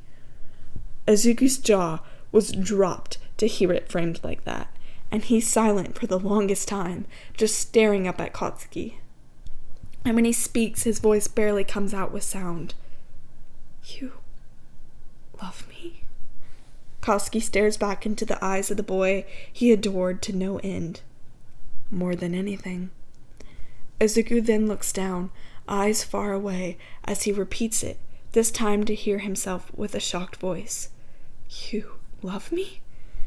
Katsuki takes a step forward and leans his head to make Izuku look at him, but the boy looked anywhere else, so Katsuki tells him again, I do, Izuku. Suddenly, as it all sinks in somewhat, everything is overwhelming, and he couldn't help but cry even more. Kachan loved him. Kachan loves him. And the fact hasn't settled in completely. And how can it? Like a rain shower coming in to relieve a drought, like food given to an empty stomach, like the stars showing again after years of clouds, Izuku gets bombarded with emotions he couldn't handle so well right now. The shock, mixed with the happiness and disbelief, was too much that his chest and mind threatened to explode. It didn't matter if he didn't know what to do now. It didn't matter that they have no clue how to navigate from this point forward or pick up the pieces. Katsuki loved him, and Lord knows by now that he loved the blonde. To finally, after so long of convincing himself it would never happen, know that the feeling was mutual was indescribable. And all Izuku could say in response was, Don't look at me, Kachan. Through his tears, Katsuki laughs lightly and plays with a lock of Izuku's hair, looking softly at the shorter boy. Why not, nerd? I look ugly when I cry. Izuku shakes his head, closing his eyes. No. Nope. Katsuki puts both hands on Izuku's cheeks and leans their foreheads together. Don't look away from me. I don't want those eyes to ever look away from me again. Izuku shakes his head, but doesn't move away from Katsuki. This isn't real. This isn't real, he whispers to himself. It's real, Katsuki whispers back, wanting to be closer to Izuku. And I'm so fucking sorry.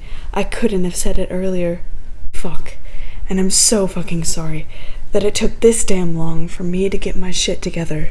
But I promise you, nerd, this is real. Izuku peeks his eyes open and stares up at the taller male, a little bit of snot running down his nose and tears making his eyes bloodshot. When? How? I don't... He could barely speak. Why? Katsuki continues to wipe away at Izuku's tears. When? Once I fucking got over the illusion that I couldn't love anyone. Once you began to leave and I hated every second without you. He chuckles with a reminiscent pain in his voice. How? Why? Katsuki smiles and closes his eyes as well, both their foreheads still resting together. Izuku, no matter how high I fly, I'll never be as close to heaven as I am when I'm with you. That's fucking why. Katsuki loved him for all of the reasons that exist in the universe, and to come to an understanding of this is a special moment for the both of them. Because Izuku made music more beautiful, for every lyrics remind him of the Greenette. Because Izuku took the person he was, and unlike other people who had given up on him, Izuku cultivated his kindness, his gentleness, while not minding the natural brashness of Katsuki's personality. Because Izuku loved him when he thought he was unlovable. Because Izuku's eyes were as beautiful as any gem and any diamond, and his lips were sweeter than any dessert and any sugar. Because when he goes to sleep, Katsuki still smells the salt water and lily off of Izuku's hair, and still hears the pretty sound of that laugh he craves so much. Because Izuku is sweet, kind, and strong, in ways that Katsuki wasn't, yet is so full of energy, life, and fierceness when it comes down to it. Izuku looked up at the blonde now, love swimming in his eyes, and it's like he can't breathe. I hear a lot from people that, Izuku says through hiccups, falling in love was the best decision they've ever made, but... The Greenette looked down. But it never felt like I had a decision to make. You came in with your smile and your adventures, your ridiculous life lessons, and I had no choice but to fall in love with you. Izuku reaches a hand up to hold on Katsuki's wrist, and the blonde stroked his cheek. You know what the funny thing is, though? Katsuki doesn't say anything. Even if I had a choice, Izuku cries. I think I still would have chosen to love you, even when I accepted that I needed to get over you. Even when all this went down in the drain and it hurt like hell, I never regretted loving you one bit. Because even if you never loved me back, loving you has made me a better person, and loving you has made living more beautiful, knowing that there are people like you in the world. Katsuki feels his heart beat faster at the words, and all he wants to do is kiss the boy.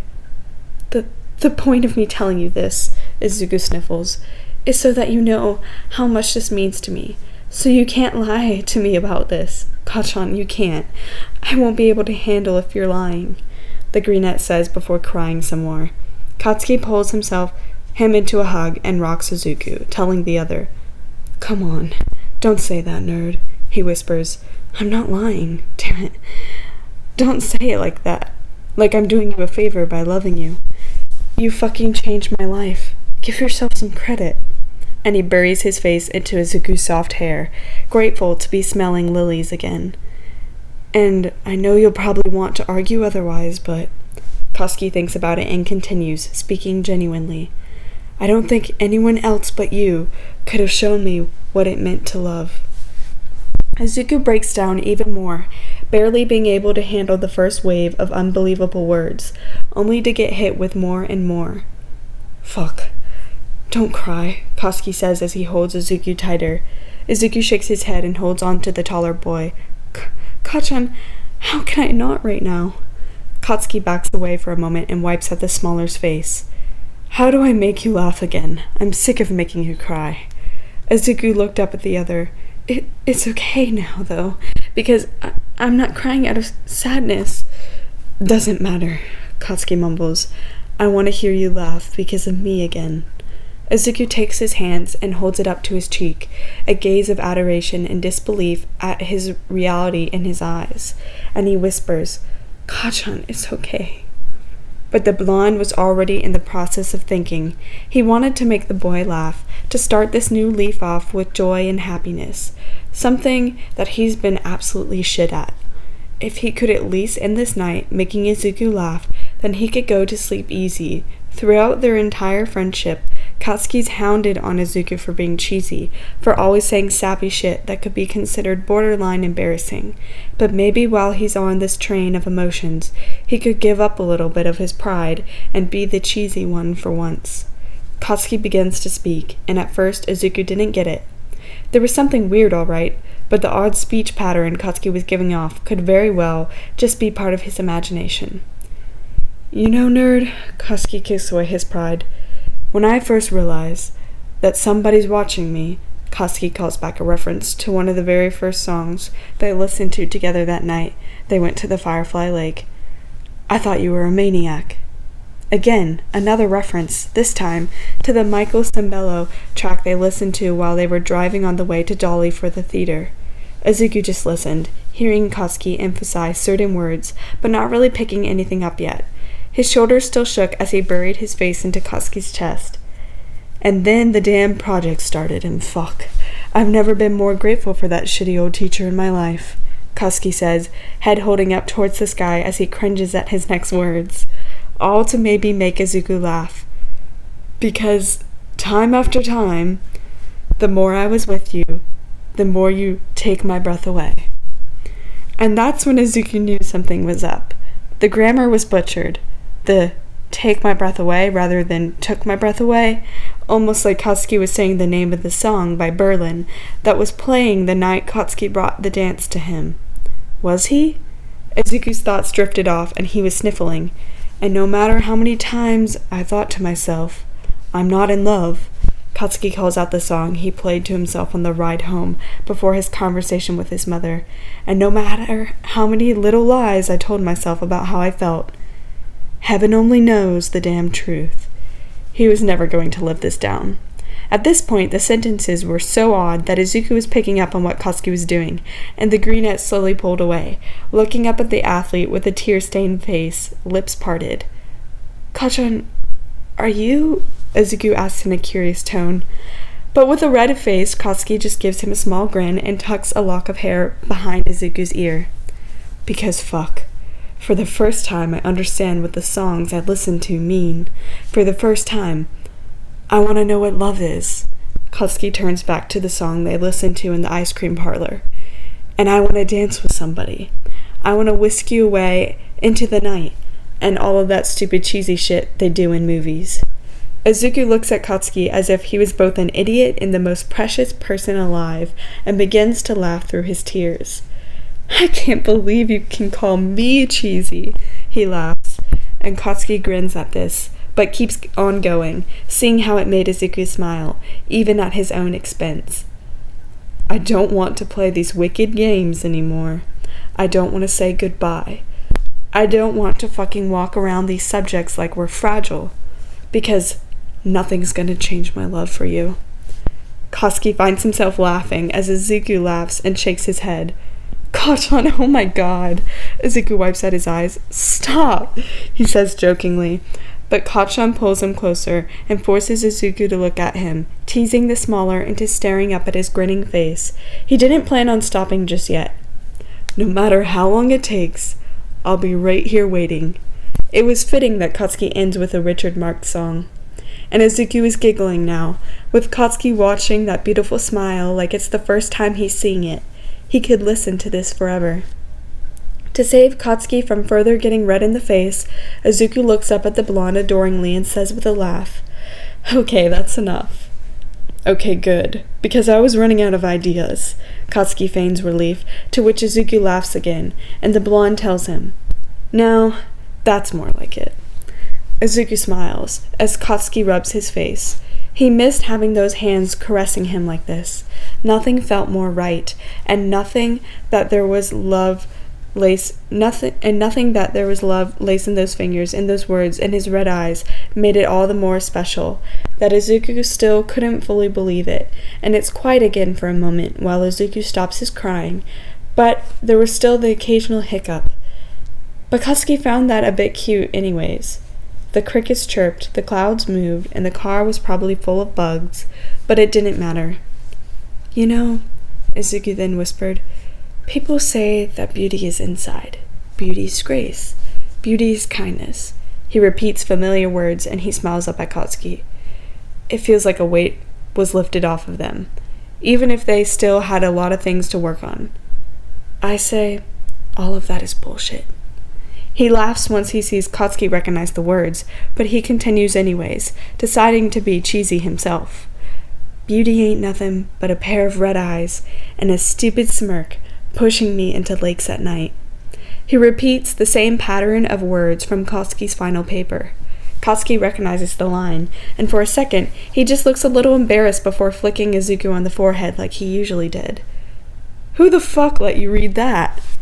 Izuku hiccups a little. Mr. Toshinori. He only let me read the first line, though.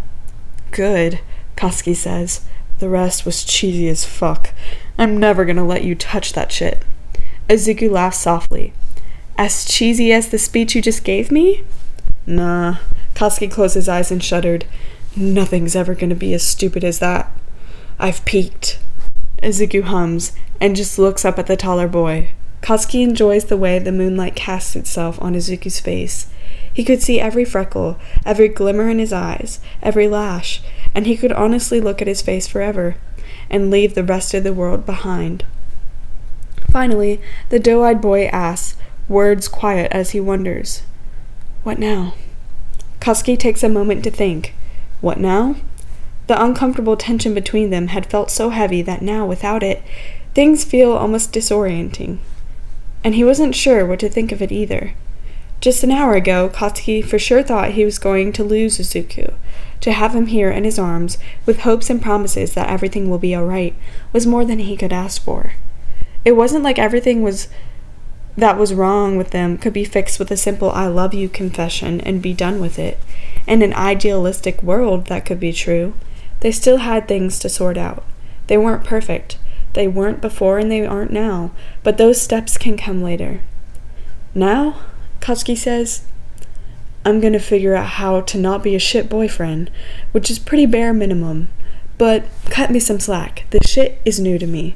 And we're gonna pick up the pieces and work with what we got, yeah? Izuku finds this a good deal, even though he begs to differ on one thing. That sounds good to me, Izuku whispers and adds, but Kachan, you were being a perfect man to me before already. The only thing that I hated was the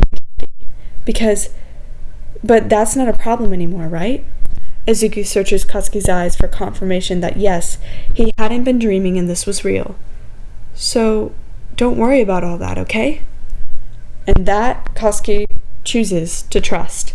The thought of being not just someone's but Izuku's boyfriend made him internally giddy, and damn, did he feel like a little kid, because Izuku was his lover, and vice versa.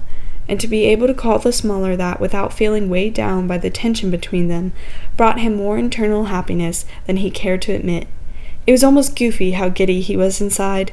They had a long history for sure, a messy one, but the beautiful thing about history is that it continues to write, and as long as he had Izuku by his side, he's going to do his damn best to make sure their story ends well.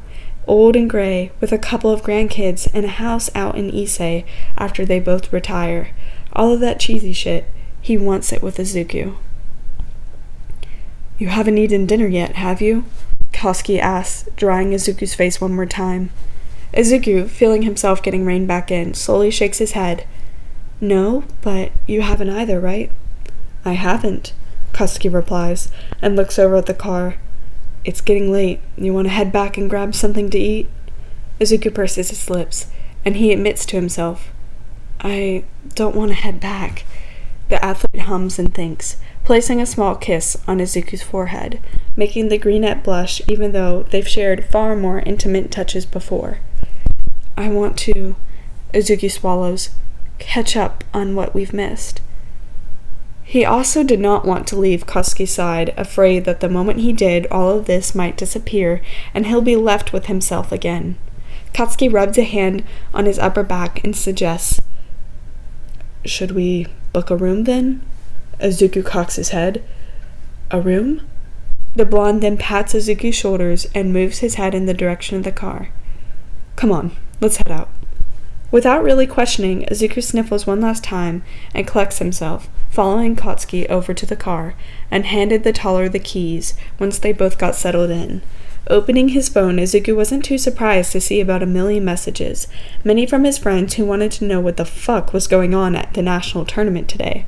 Others sending videos of the clips of Katsuki climbing up the arena caught on television, and his mom texting him 1 million times asking if he was okay. This time it was warranted considering the car was gone, and he was blowing up on the social medias of Issei parents. Inko must have seen it by now, where he was at, which was likely the reason why the cops weren't called to track him down. Putting the car in drive, Katsuki takes them out of the mountains and further out of Issei. The drive there was quiet, but not in a tense way. In contrast, the quiet was necessary for the both of the boys to let everything that happened sink in and take it piece by piece. After a long and winding conversation such as the one they just had, it was important to just sit in silence for a little while afterwards and bask in the aftermath. The only sound was the radio playing quietly, currently the nice melody of If You Don't Know Me by Now, by Simply Red, playing as they sit there quietly. Where are we going? Izuku asked after they'd been driving for a while. They were just about the only car on the road. The stark contrast between the headlights and the dark surroundings was almost creepy. To this question, the athlete only shrugs. Not sure. I'm just going to stop at the next place to rest I see. Didn't want to stay too close to Issei. A lot of people like to gossip. Understanding, Izuku just sits back and lets him drive. The car just stays on the lonely road for a while until it was clear that they were out of Issei. Instead, it looked like they were headed to a much more rural area, with forests and farmland on either side of them. At least in Issei, there were tiny shops and whatnot here and there, but out here, it was all trees, wheat, grass, and whatever else they were farming. Once in a while, there'd be a gas station, but for the most part, familiar emptiness surrounded them as the car drives along. They picked up some food from a slightly sketchy drive-thru as they kept going down the road, and it was enough to satisfy them until tomorrow. Ultimately, sitting on the right side of the road, tucked down a small dirt path and surrounded by a couple acres of forestry, a sign hung overhead from a wooden post with an arrow leading in, reading Finn's Bed and Breakfast. Katsuki pulled into the little road and followed the dirt path a couple 100 meters up and up ahead. They could see a quaint 2-story bed and breakfast. The house still kept an old retro style, even though they were outside of Issei by now.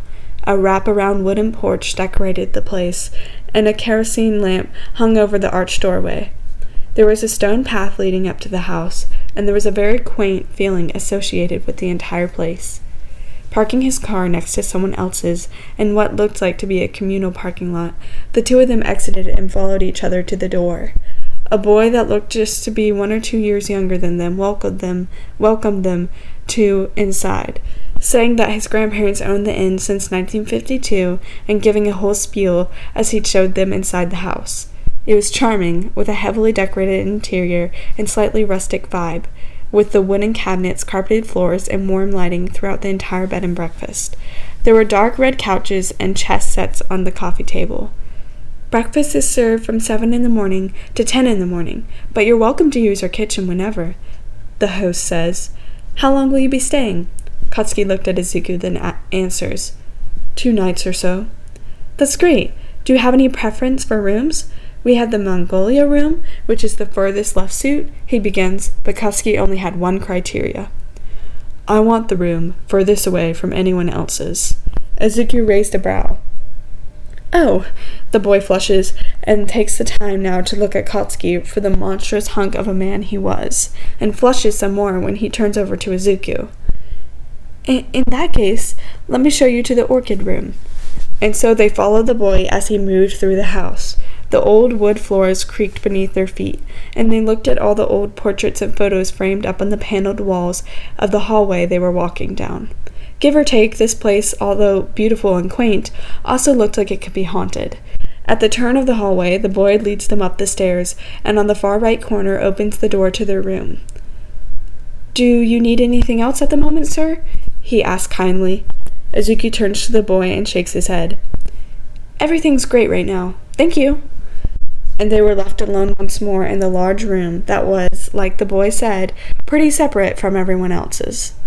It was a nice and large room with an arched glass window that had blackout curtains on either side.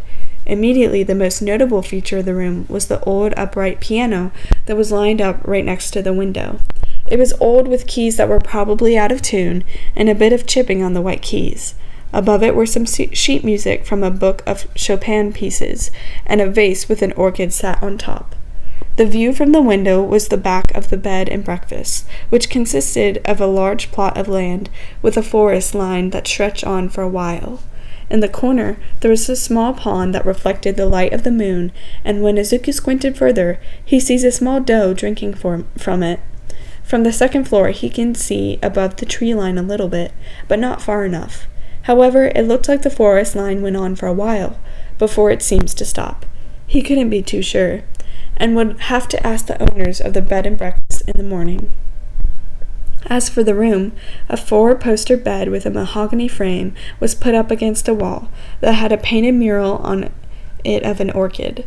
In fact, there was a theme of orchids all over the room, with a fake orchid planted on top of the dresser and orchid-scented hand soap in the bathroom. The whole flower theme and wallpaper was very, retro. Other than the bed, piano, and dresser, the room had a lot of open space aside from a fireplace built into the wall. In this weather, there was no need to put it on, but it was a nice addition to the room. 2 nights? Izuku looked back towards Katsuki, who was setting down his gym bag on the floor and closing the door behind them. Katsuki hummed, raising his head, then to look at Izuku dead in the eye with a small gleam and that ruby red. 1 for just resting with you and catching up, and the other for making love to you in the way you deserve. Izuku's cheeks turned beet red instantly as his mouth gaped open at Katsuki's response. At this reaction, the blonde was quick to preface. If you're up to it, of course. I'm not gonna do shit if you don't want to. No, I was just a little, Izuku flushed, surprised, that's all. I assume that's why you want the far room, then? Katsuki laughs. Maybe. Katsuki swears his head isn't in the gutter already. And then the vulture crosses the room and takes off his letterman, putting it on the edge of the bed before heading towards Izuku, taking the boy's face into his hands. But tonight's been a whole fucking lot. Katsuki gets closer and whispers to him. And I don't want to move too quickly, so I just want to hold you tonight, yeah? And talk until my throat gets sore, or until you fall asleep, and kiss you till my lips get chapped. Izuku leans up and flutters his eyes a couple of times, whispering back as Katsuki steps a bit closer, flushing their bodies together. I'm okay with that. Katsuki takes a good look at those pretty eyes, muttering a deep, good, before he leans down to kiss Izuku, and they've probably done this a million times before, but none of it's ever felt like this, because this was a kiss full of love, and Izuku knew it. The slow pace at which Katsuki went at it, the soft, caressing touches on his face, and the tenderness of it all. And Izuku knows that he will remember this feeling for an eternity. Lost in the sensation, Izuku takes in the sweet cherry flavor of Katsuki's lips and the smell of the blonde skin. Oh, how he missed this. To think that he almost never had this again. Katsuki eventually pulls away, and Izuku keeps his eyes closed for an extra few seconds to savor the feeling before he opens them. I'm gonna take a shower and get all this gross-ass grime off me. And then you got me all night, yeah? Katsuki says, stepping backwards, peeling off his shirt from the bottom, revealing his chiseled body that cut down to a sharp V line, and Izuku wonders if he'll really get over that. And the boy nods. I'll join you in a moment. And so later into the night, after their bodies were freshly showered and the smell of orchid soap kissed their skin, the two lay in bed and savor every second, like it was the last time they'll get to do this, even though they knew it was only the beginning. Whether this beginning had an end, who knew? Izuku understood full and well that reality wasn't like in the movies, where the couple finally gets together and they live happily ever after. Katsuki knew this too. Inside, both of them understood this. What they have could easily become volatile. That someday along the road, it might be rocky. Even now, there were still ways to go for them, with themselves and with each other. But even if one day they're destined for different paths, Katsuki knows that he'll never love like this again, and so he's going to take every second as it comes and waste nothing. Even tonight, neither wanted to go to sleep, afraid that it might not be real when they woke up in the morning. It may be dramatic to say, yet Izuku feels as if they've gone through war together, and he thinks back to their conversation about which god they'd be, him being Aphrodite, the goddess of love, and Katsuki being Ares, the god of war. It was funny how that played out, because what better way to describe all of the shit they've put themselves through other than a war for love? And it really did feel like it.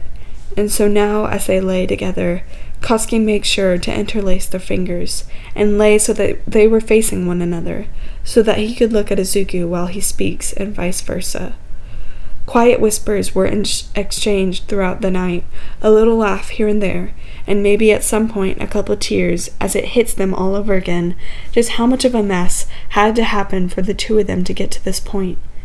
Promises of forever were exchanged, knowing that fate could write anything for their future. Sorries and thank yous that were never said loudly enough. At some point, Izuku and Katsuki, in a whisper underneath the covers, where they just lay cuddling and talking. Are we gonna be okay? To this, Katsuki had no doubt, as he placed a kiss on Izuku's lips, telling the other, we're gonna be okay. It doesn't feel real. To have spent weeks building this immense tension, and then have it fall into a horrid breaking point, just for tonight to end up how it did, and for them to lay here by each other now. It didn't feel real, but hell, if they didn't fucking work for this moment. And so, even as the hours passed by and the clock above their heads ticked into the morning, it was only when the black sky began to turn slightly blue that Katsuki, exhausted from everything catching up to him, drifts asleep. Right before, Izuku joins him in their dreams. He closes the blackout curtains before slipping back in. Katsuki wakes up with a pain jolting up the left side of his body. "Fuck!" the blonde yells out, and his eyes shot open as he turns his back over and sits up. Izuku had dragged the sheets out so that Katsuki would fall on the floor and wake up, and it definitely worked because the boy in question was fuming at the sudden wake-up. The curtains were now spread wide open, and Katsuki could see the back that the sun was a golden orange, looking out to be about 6 o'clock or so, give or take an hour, and it probably will begin to set. He must have been fucking exhausted from the tournament yesterday and the whole fiasco of last night, that he had slept like a baby all the way up until this point. "What the fuck?" Katsuki groaned, throwing a pillow that had fallen off the bed at Izuku. The boy in question laughed and caught it, and Katsuki was about to rage when he looks up and sees the boy with the brightest smile on his face, so wide that it reaches his eyes and crinkles at the edges. At the sight of that, and the freckled cheeks bunching up, Katsuki loses his breath and forgets any annoyance he might have had prior. "Sorry, Kachan," Izuku explained. "I tried to wake you up 3 times already, but you were dead asleep." Katsuki ran a hand through his wild hair and laid back on the floor, grabbing another pillow that fell and pressed his face into the pillow, about to fall back asleep on the floor. "No, no!" Izuku whined and bent down, grabbing Katsuki's head, and began to drag the blonde up off the ground. "You can't go back to sleep. You have to get up." Katsuki groans into the pillow, not budging, and instead, in one move, drags Izuku down to the floor with him and gathers the boy up in his arms. "Why?" he grumbled. "Because we have to get our day started," Izuku frowned, and he used his strength to pry Katsuki's arms off of him, before pulling the blonde up again. Get up! Get up!" After a couple more minutes of Izuku hounding the other, Katsuki then sits up and yells out a, "Fine, fine!" Izuku laughs, not having felt this light-hearted in a bit, and gets up on his feet. "Great, go get ready. Shoo shoo." Katsuki gets up off the ground and stretches. "What do you got planned, nerd?" Izuku looks out the window towards the golden sun and turned back to Katsuki. "You'll see. Hurry up!" And then he points at the sun. "You? I'm gonna need you to slow down," Izuku demands. "Don't set yet." Katsuki's brows raise at the familiarity of those words. He said them before, he was sure, at the hideaway. Aside from a couple of curse words, Izuku was almost mimicking him. And then the greenette disappears out into the hallway, and Katsuki could hear footsteps stomping down the stairs. Katsuki goes into the bathroom and does all that he needed to do, and it takes a total of 15 minutes before he is dressed and downstairs, where Izuku was talking to the boy from earlier. "Shaped boulder on the left, and you'll see it immediately," the boy was telling Izuku, who looked excited about something, nodding profusely. Izuku grinned. "Thank you." The greenette was wearing flip-flops, and on his back, Izuku was carrying a large black rectangle-like box, and honestly it looked a bit heavy, but Izuku looked like he was handling it, and Katsuki knew the boy lifted heavy weights, so he'll offer to help if the nerd got tired. Katsuki walked forward, which caught Izuku's attention, and the green-eyed boy smiles gently, walking over to Katsuki. "What's with the box?" Katsuki asked him, gesturing towards the bulky thing. "Oh, this?" Izuku looked behind him. "Nothing. You'll see." "Oi, you scheming again?" Katsuki flicked him on the forehead gently. Izuku shook his head. "No, but let's head out." And that was all the boy really had to say before dragging Katsuki out through the backsliding door of the bed and breakfast and heading out into the woods that was situated in the back. The woods here were different than the ones back in Issei. The ground seemed to consist of a lot of less dirt and more rocks, here and there. They'd see boulders of limestone, too, peeking out, and random rock formations as Izuku moves through. Using his phone as a compass, Izuku heads northeast, and Katsuki would definitely say he was curious. A bit of sand was dusted on the forest floor, too, even though they were far from the ocean. He thought something about the geography of this place was a little different, but he didn't think much about it. It was more flat out here, less mountainous for sure, but it was still a lot of trees with branches high up rather than low down on the trunk. They kept on walking for a while, and up ahead, birds shook the trees' leaves, and the sun was turning into a deep orange. Although they were making lighthearted conversation as they walked, Katsuki could tell that Izuku was excited about something, or getting to the location, for the nerd kept on craning his neck as if hoping to see something. It began to happen so often that ultimately Katsuki had to straight up ask, "Alright, Deku, tell me now, where are you taking us?" Katsuki is eager to know.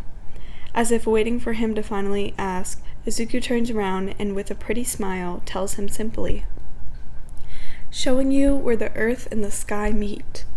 Katsuki raised a brow and had to ask, "And what the fuck does that mean?" Izuku laughed, fueled by lots of energy, and drags Katsuki along, smelling it in the air already. "Come on, we're close." And so Izuku begins to run towards the smell, and Katsuki picks it up too, and he sniffs the air. Is that salt? They were nowhere near the ocean. The fuck? And the further they ran, the more different the landscape became. There were still trees, but less and less of them. Instead of the amount of rocks and boulders they needed to cross through or walk around became more frequent, up until it looked like a very short canyon crevice that they were running through, made of white limestone. A tree popped up here and there, but for the most part, ahead of them, a walled-off boulder blocked their view, surrounded by both sides by a canyon-like path, with the only path forward around the right of the boulder. Now that he was looking at it, Katsuki finds that large limestone rock with some trees growing out of it. Kind of looked like the elephant-shaped boulder. Izuku looked up at it and whispers, walking forwards again before pausing and turning to Katsuki. "Do you have your pill speaker on you?" Izuku asked, looking up at the taller, a little out of breath from speed walking here. Katsuki fishes it out of his pockets. "Of course." Izuku then grinned. "Can you play music?" Rolling his eyes, the blonde turns it on and opens up his phone, shuffling the songs.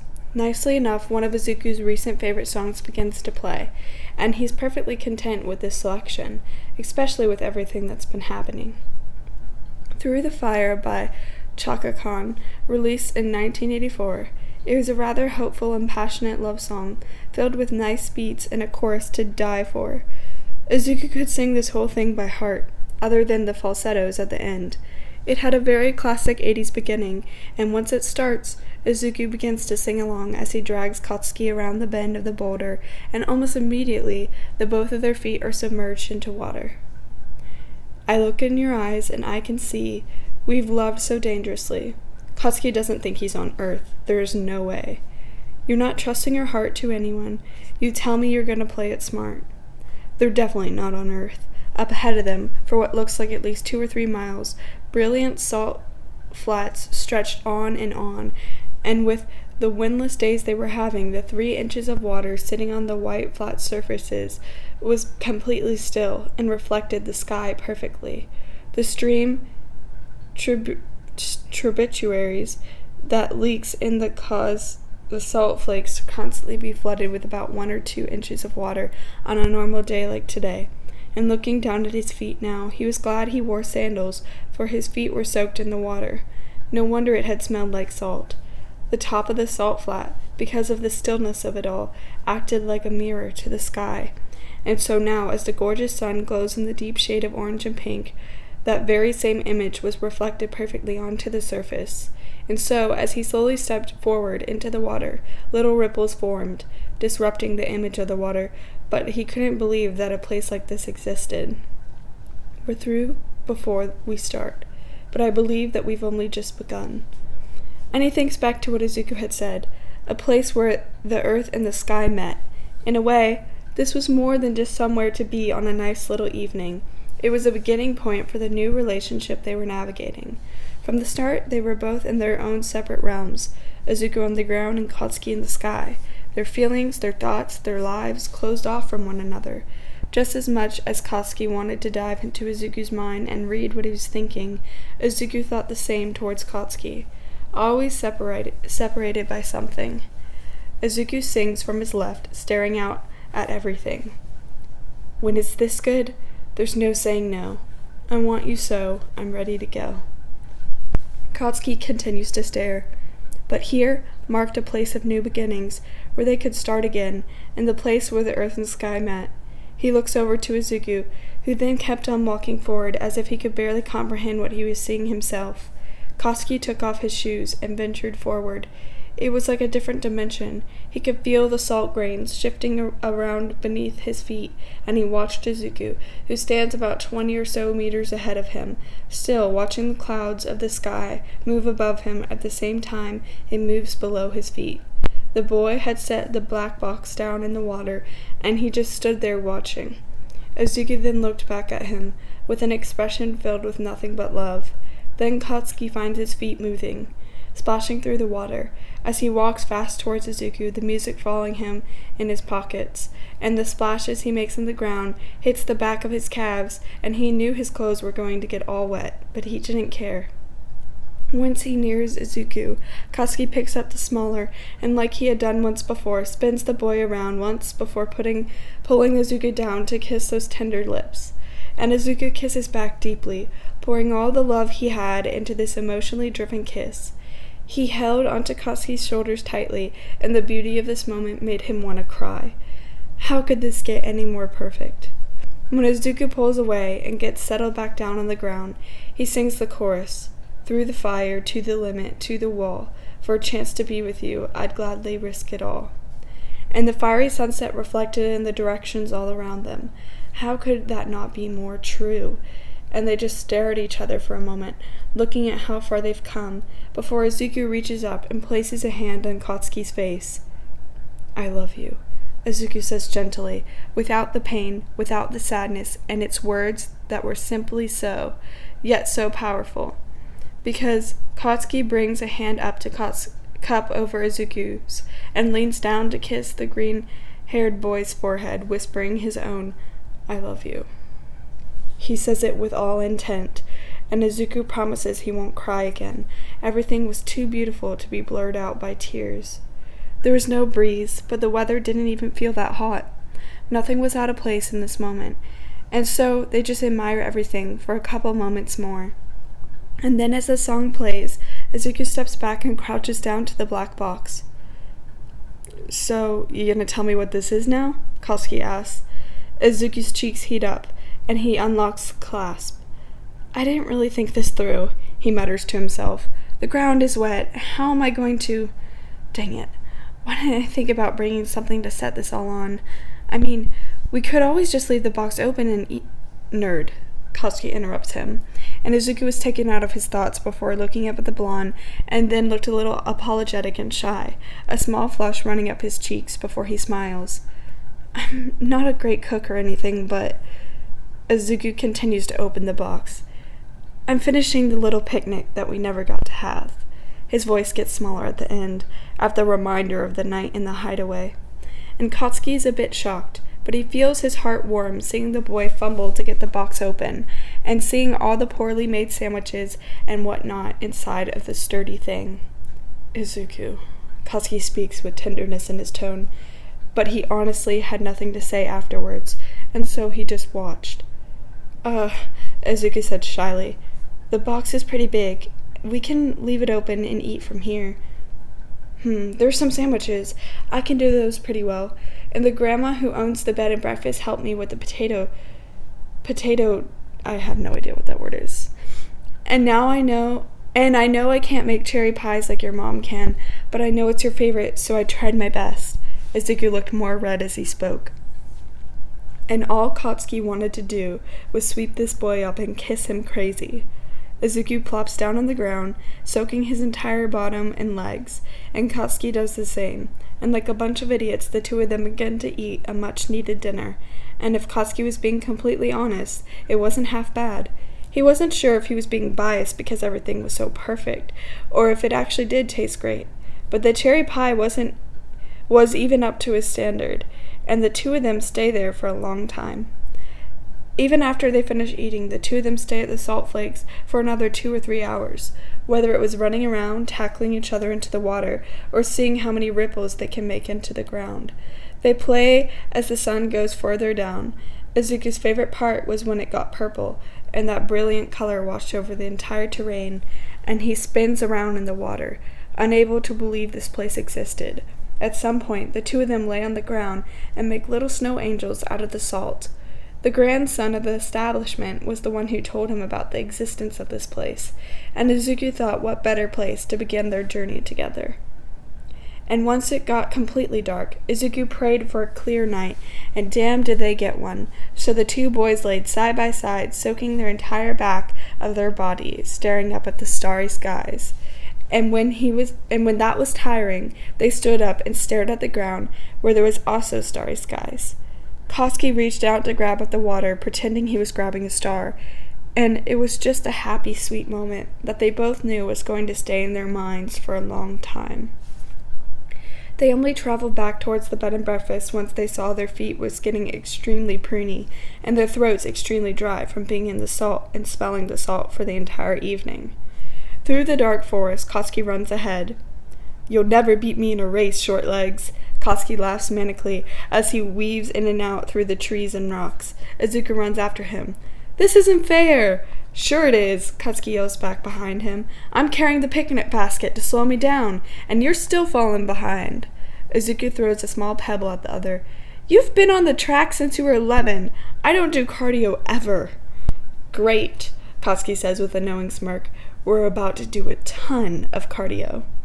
Izuku almost chokes at the suggestive comment and trips, falling forward before he got himself up again. "Kachan!" Katsuki barked out a laugh. "I'm fucking joking." Izuku muttered, thinking he was being rather quiet. "You better not be." "What'd you say?" Katsuki slows down, turning to ask, and Izuku catches up, leaning down to put both of his hands on his knees, breathing heavy. "Huh? I didn't say anything." "Really?" Katsuki lifts a corner of his mouth with a knowing look. "You aren't quiet, you know." Izuku flushed deeply. "Why'd you ask then if you heard?" "'Cause I wanted to." Katsuki nonchalantly shrugged and grinned mischievously, pulling Izuku's chin up to look at him, and Katsuki let the picnic basket slip, hitting the forest floor, and backed Izuku up against the bark of a tree. "We could do it here, you know." "Here?" Izuku looked around. They were in the woods. "We're in the woods." "Nerd," Katsuki said with full honesty, bringing his face closer until their lips were hovering above each other's. "I'd fuck you in front of your mother. You think I won't do it here?" The boy in question was at a loss of words, sputtering. My mom? Nah, come on. The house is right there." Katsuki laughs and pulls Izuku along, picking up the basket as he jogs. From behind him, Izuku let out a whine. "Kachan!" The moment they reached the stairs, Izuku climbed Katsuki like a damn tree. 6 feet 4 of muscle and the most perfect body Izuku has ever seen, ready to eat him up. Katsuki's lips were on him in an instant, taking the taste that he's missed so badly. If Izuku wanted to, Katsuki would wait a year before touching him again. Katsuki would wait as long as the other needed. But hell, if the boy was down to get intimate again, then Katsuki wasn't going to say no. Izuku tangled his fingers in Katsuki's hair as the latter keeps his large hands on those thick thighs, holding the smaller up on his waist as they stumble into the room. It's only been moments, but Izuku's lips were already bruised with the intensity that Katsuki was going at it. It feels different knowing that Katsuki loved him. This all feels different. He feels more secure in everything, where he doesn't need to wonder if the blonde has anyone else after he leaves, or if he'll leave at all. He holds onto the blonde's shoulder tightly as their bodies get flushed together, and right before they made it to the bed, Izuku couldn't help but ask, "Make love to me, Katsuki." And this time, the other man doesn't resist, not in the slightest. If Izuku is asking him to make love, then he'll gladly do so, with all intent to make the other feel as good as possible. "Gladly," Katsuki says, before he deeply kisses Izuku one last time and sets the other down on the mattress. Izuku, with a flushed face and flushed lips, looked absolutely beautiful, and Katsuki stands back, taking his shirt off from the bottom, and tossed it to the side, and just stares for a moment. Izuku still had all his clothes on, and was looking at the taller man shyly. But damn, if the nerd wasn't the prettiest thing he's ever seen, and this time, he makes it known. "Fuck, you're so beautiful," Katsuki tells him. his hands playing with Izuku's knees, slothing his palms in between those gorgeous legs, and teasing the insides of Izuku's thighs. Blushing deeper from the words, Izuku stammered a bit as he replies awkwardly, You too. Katsuki chuckles in his deep timbre at this, finding that Izuku's little stammer turns him on even more, and leans forward, hands on Izuku's waistband, and tugs his pants off in one solid motion. You're so fucking cute. Keep talking. Huh? Izuku asks, moving his hands to cover his hardening dick, feeling a bit shy even though they've done this many times. But Katsuki isn't having it. Removing his hands, the blonde kisses him slowly and relaxes his body as those rough fingers caress his thighs and travel down his legs. Deku, Katsuki says as he gets down on his knees off the edge of the bed and brings his lips to Izuku's ankle. Tell me what you want. He kisses the boy's ankles and slides up a couple inches, sharp eyes looking up at Izuku's hooded ones the entire time, trailing gentle kisses up his sexy legs. What I want? Izuku feels himself losing his breath. He watches Katsuki's shoulder blades move and the muscle move along with it, as the man travels further up his legs, getting closer to his inner thigh, where Izuku was particularly sensitive. The blonde hums into his skin, sending vibration through his inner thigh, and Izuku whimpers a bit. Katsuki only answers with a whisper in between kisses. Tell me what you want. Izuku didn't know what to say, too focused on Katsuki's movements, and tells the other, I want you inside me. Katsuki chuckles at this and nips at his inner thigh, and now so close to Izuku's cock, and the blonde couldn't help but kiss the sides of it, making Izuku let out a little cry of pleasure at the teasing stimulation. I'll get there, baby. You sure there's nothing you want before that? And Katsuki moves his hand left so that his fingers tease a little bit of Izuku's entrance, and he quirked his head up with a bit of an evil grin. Nothing at all? Izuku's breathing was labored at the touches, and he swallowed, nodding his head as he pleads then. Taste me, Kachan. He can barely use his words right, and Katsuki's lips moved to where the tip of Izuku's hardening and pretty cock was, but just as he did, Izuku corrects the other. Not there. And Katsuki raised a brow. Oh? Before smirking and leaning back, pulling Izuku by the thighs closer to him before flipping the boy over onto his back and pulling his hips up so that Izuku was laying shoulders down, plump, beautiful ass facing up, and kissing his way down Izuku's back. Katsuki makes sure the other knows just how sexy he was, and Izuku feels it too as the blonde worships his body. You know how hard you make me, Deku? Katsuki says as he kisses his way down the freckled, smooth expanse of the smaller's back, gliding his hands over Izuku's waist. Nothing makes me feel anything anymore after I got a taste of you. And he got down to that pretty perfect-shaped ass, and Katsuki gives it a little bite, leaving a mark of the supple and soft flesh. Izuku lets out of a cry underneath him. So fucking pretty. Katsuki leaves another bite as he growls. All mine. Izuku nods with his head in the pillow. All yours. Katsuki spreads Izuku's soft and pillowy cheeks apart so he could see the delicious pink hole so perfect for him, and to tease the other a bit, Katsuki gives it a little kiss, and the sound coming from Izuku makes him grin. What a shame. Katsuki splits right onto the puckered hole.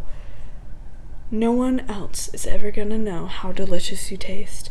It's too bad, ain't it? He chuckles before rimming the fuck out of Izuku. His tongue begins to fuck into Izuku's ass slowly and excruciatingly, already making the boy a moaning mess above him, and that sound spurs him on further. God, Izuku tasted so delicious, and he was hooked on how sexy the greenette was. Izuku shakes his head with a cry from above. No one. If someone so much as touches you, I'll kill them.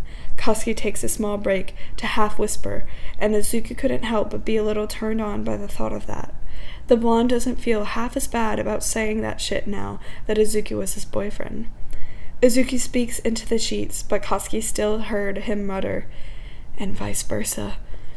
Pulling his tongue out, Katsuki chuckles and stands back up. Oh yeah?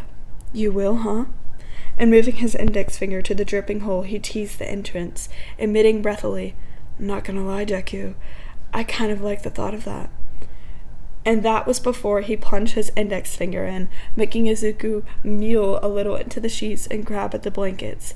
He hadn't put anything in himself in a hot minute, so Katsuki stretching him out now felt ultra-sensitive. Despite the atmosphere of it all, Katsuki's movements were careful, making sure that Izuku was okay, that he was gentle enough that the boy wouldn't hurt any, and prioritizing Izuku's pleasure. Spit was not nearly enough lube to make the experience not hurt, especially knowing how well endowed he was. So Katsuki reached over and rummaged around in the drawers if there were any condom or lube set out, and thankfully in the second drawer he finds both. Leaving the condom, Katsuki grabs the lube and tears it open with his teeth, pouring a generous amount on his fingers before going back to work, stretching Izuku out nice and well. Wait, Izuku called out. Katsuki stops and looks up. What is it, baby? And Izuku almost coos at how Katsuki calls him baby, because he knew that he meant it. Don't you want me to do anything for you? Izuku asked, eyes watery from pleasure. Katsuki leans forward to kiss the other deeply and strokes his face once, speaking near his mouth. No, tonight's gonna be about you. But, Izuku begins, no buts. Katsuki denies him, and he pushes in a third finger. Izuku bites his lip, feeling so much pleasure that he doesn't feel the need to touch his dick. With Katsuki, he's never had to. The blonde has always been able to make him come untouched. He pushes his hips back so that he was fucking back on Katsuki's fingers, and he hears the blonde praise him. So good. Katsuki tells him, pleased, and loves seeing Izuku's ass shake on his fingers. He twists them in the tight hole to add a little more friction, and Izuku's knees wobbled at this, but Katsuki with one arm keeps him up and stable. The sound of the lube squelching as Katsuki hammers away in Izuku's hole filled the whole room alongside Izuku's moans, and Katsuki considered grabbing his phone and making a movie that he can watch to fuck into his fist with whenever Izuku wasn't there.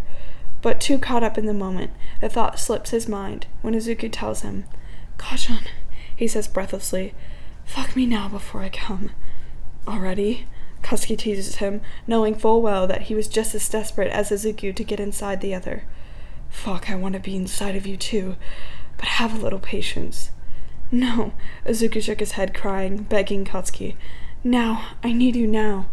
Katsuki tugs his pants down, already too tight against his body, and frees his leaking cock from his boxers. The thick member was pulsing, desperately wanting to fuck into the beautiful ass displayed in front of him. His veins were more prominent than ever, cock searching for something to suck it in, the leaking pre-cum at the top, and he smeared it on some freckles that dotted Izuku's ass. The moonlight from the outside made the little sheen there, and he thinks that he likes that very much so. Positioning his swollen mushroom tip at Izuku's pulsing wet entrance, Katsuki wonders how he was going to keep himself from coming quick. Pushing in slowly, Katsuki bends over to whisper reassuring and comforting words in Izuku's ears, all while his fingers play around with Izuku's perky nipples, enjoying how it feels in his rough fingers. Izuku breathes heavily and keeps his eyes closed the entire time Katsuki pushes in, listening to the whispers of good boy and other praises in his ears. You're taking me in so well. Katsuki kisses his neck and moves his body up. You should see yourself right now. So fucking sexy. Kachan, Izuku breathes out heavily. Please.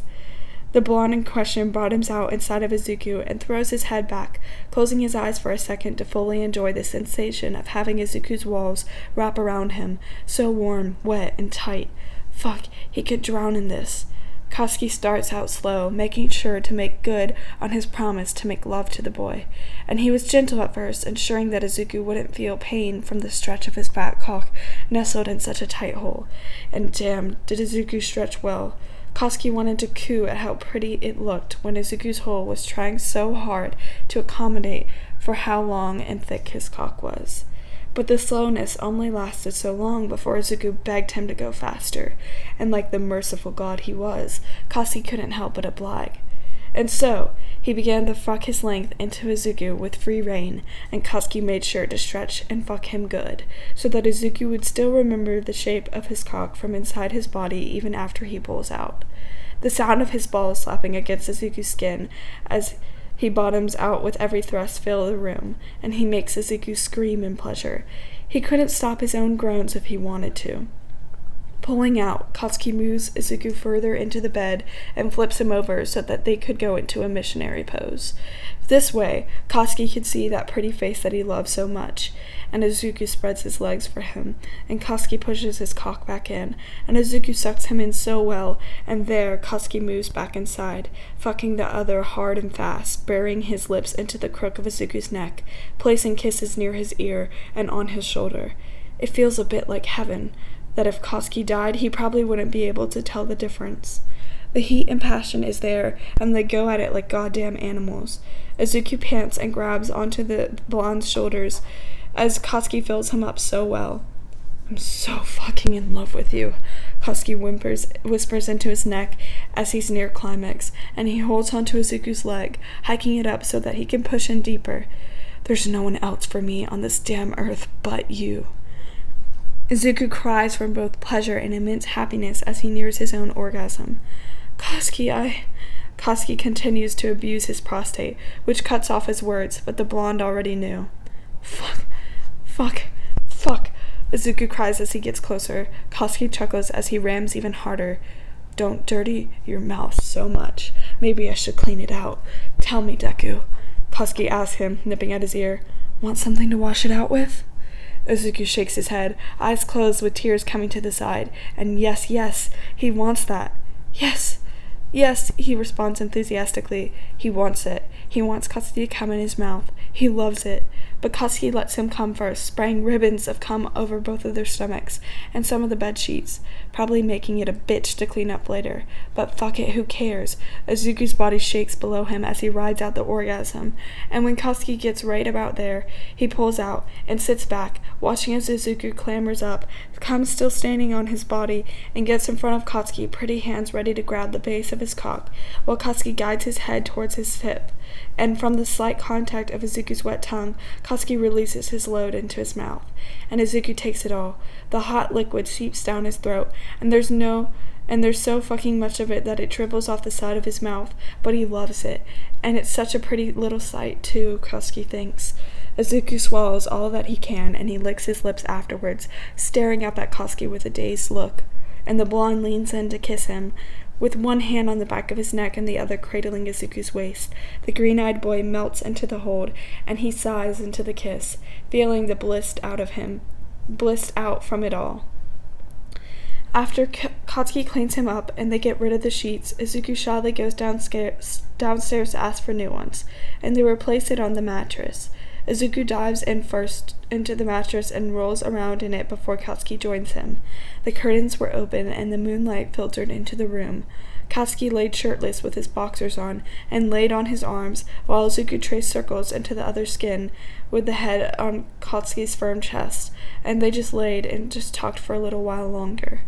Izuku didn't know when his eyes got heavy, but he remembered the last thing he heard being the sound of crickets chirping outside, and Katsuki telling him more about what happened at the tournament before Izuku arrived, before his mind drifted off to sleep. When Katsuki realizes that his lover had fallen asleep, he takes a moment to absorb the picture.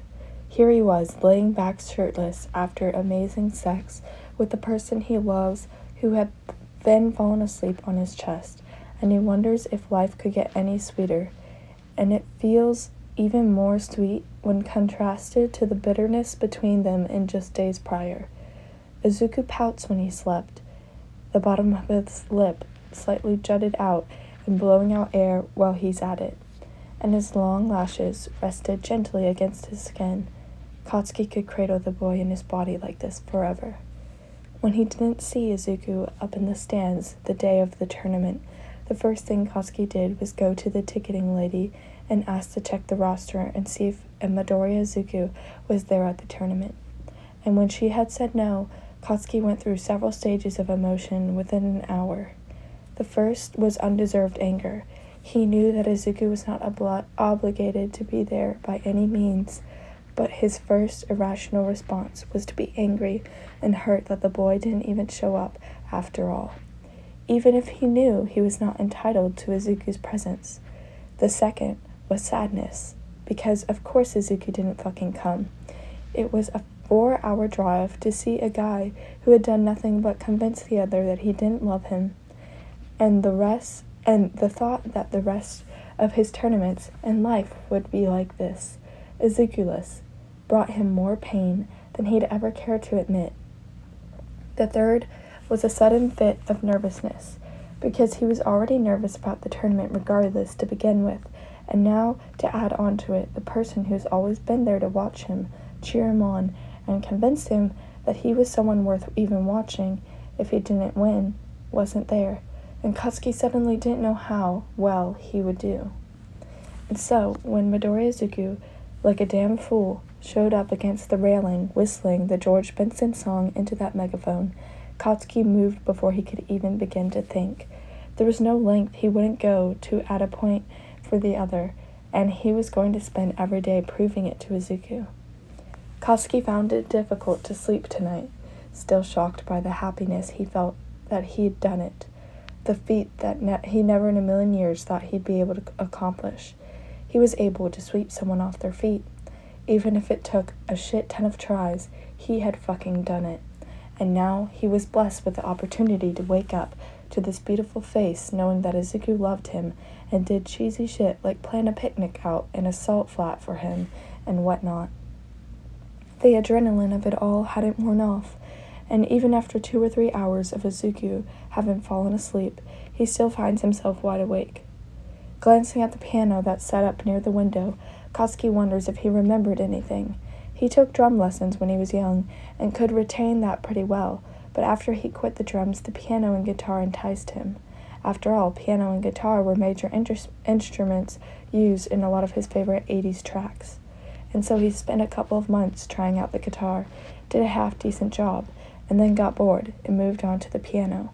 That he did for about a year and enjoyed it well enough, but ultimately pole vault had become his entire life by the time he started to wane out of piano. Careful not to wake up the other, Katsuki slides a pillow under Izuku's head and gently pries himself out of bed. Stretching his back upon the stand-up like the Adonis-like man, walks over to the piano.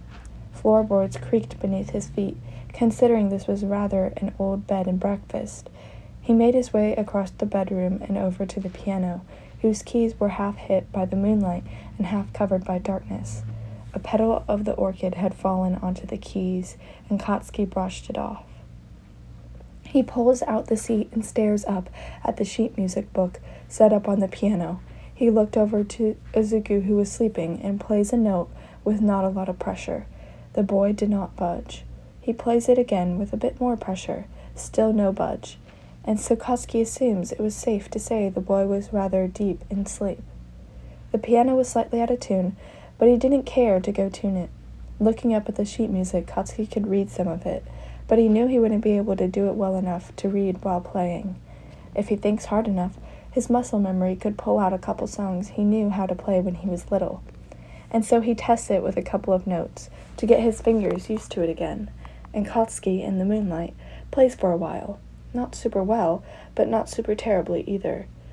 It was mostly him messing around, trying to find ways to pass the time until he got tired, but it was enjoyable enough. The blonde hadn't checked his phone in about a day, knowing that it had been bombarded. Not only is he the hottest topic in town right now, but the entire pole vault community. If it wasn't about him winning the tournament, being fresh into nationals, then it was about him acting like a crazed maniac for Midori Izuku in front of over 4,000 people. He knew that the moment he turned on his phone, he wasn't going to see the end of it. Katsuki was not too excited about all of that. The only people he bothered contacting were his parents, just so they knew his whereabouts, and Coach Shugo, just one time to ensure that his star athlete and prize winner didn't fucking die. Katsuki was interrupted from his thoughts by the sound of rustling, and he turns to his left to see Izuku up in the bed with blankets wrapped around his head and body. Fucking adorable, Katsuki thought to himself, before he felt a little guilty. "Did I wake you up?" Katsuki asked. Izuku shuffled a little bit before trying to excuse it. "The piano jolted me a little, but it's no problem. I had a good nap." Katsuki turns back and pushes his seat out to get up. "You should go back to sleep." "No," Izuku says suddenly, causing Katsuki to pause, and the boy asked shyly, "I want you to keep playing."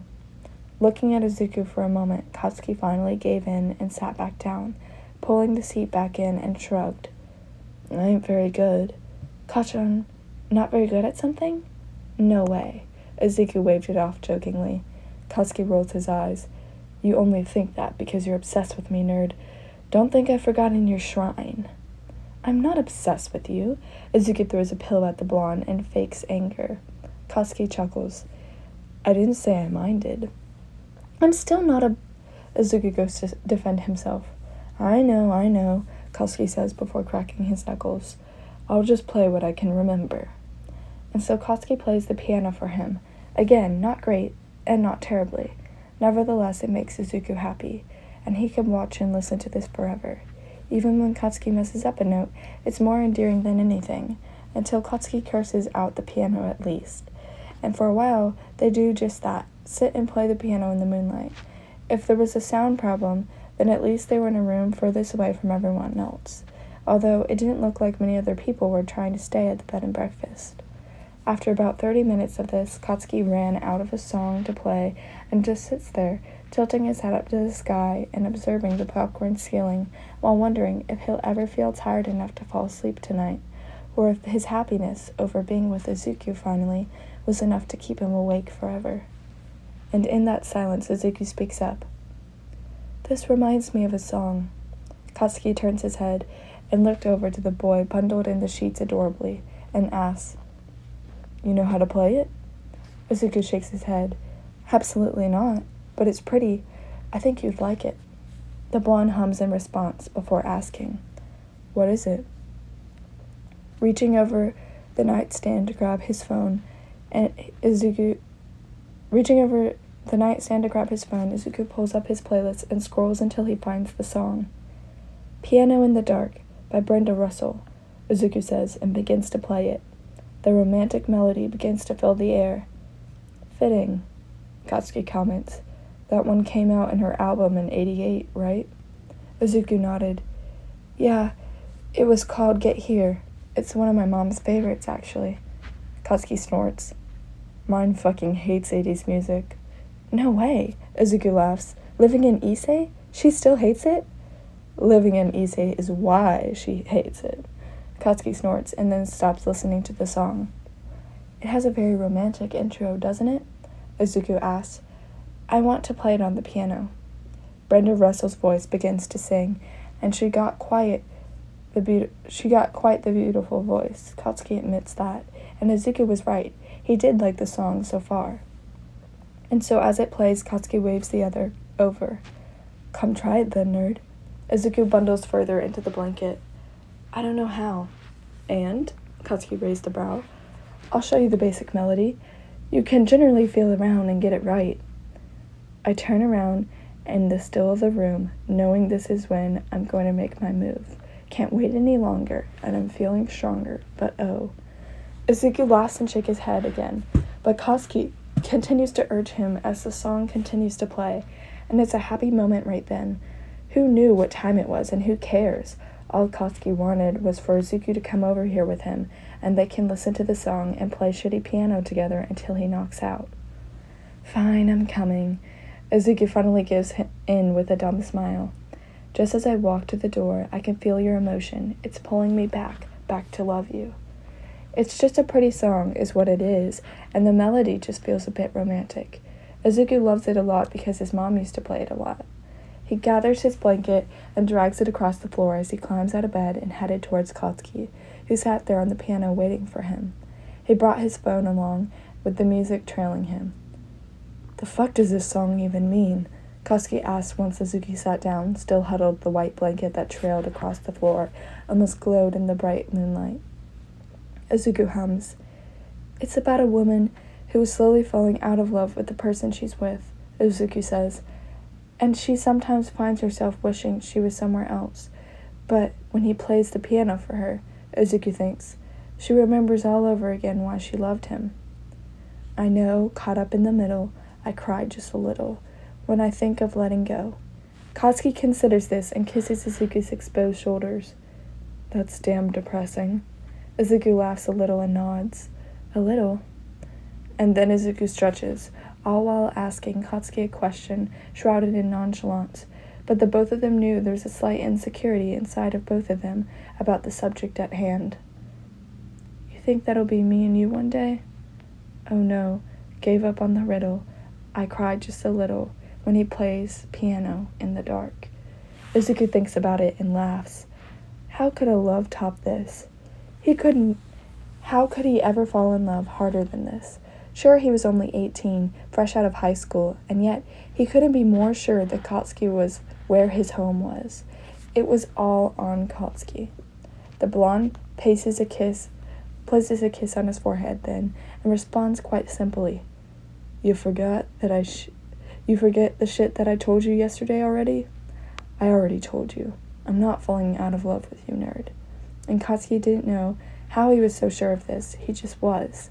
And the topic drops after that exchange for Izuku messing around with the piano keys at the same time the song is playing on his phone, making a confused mess of notes and melodies.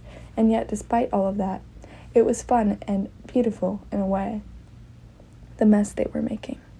The sheets were dragged across the ground, the pillows were thrown across the floor, and there, under the moonlight, the two of them just played the piano.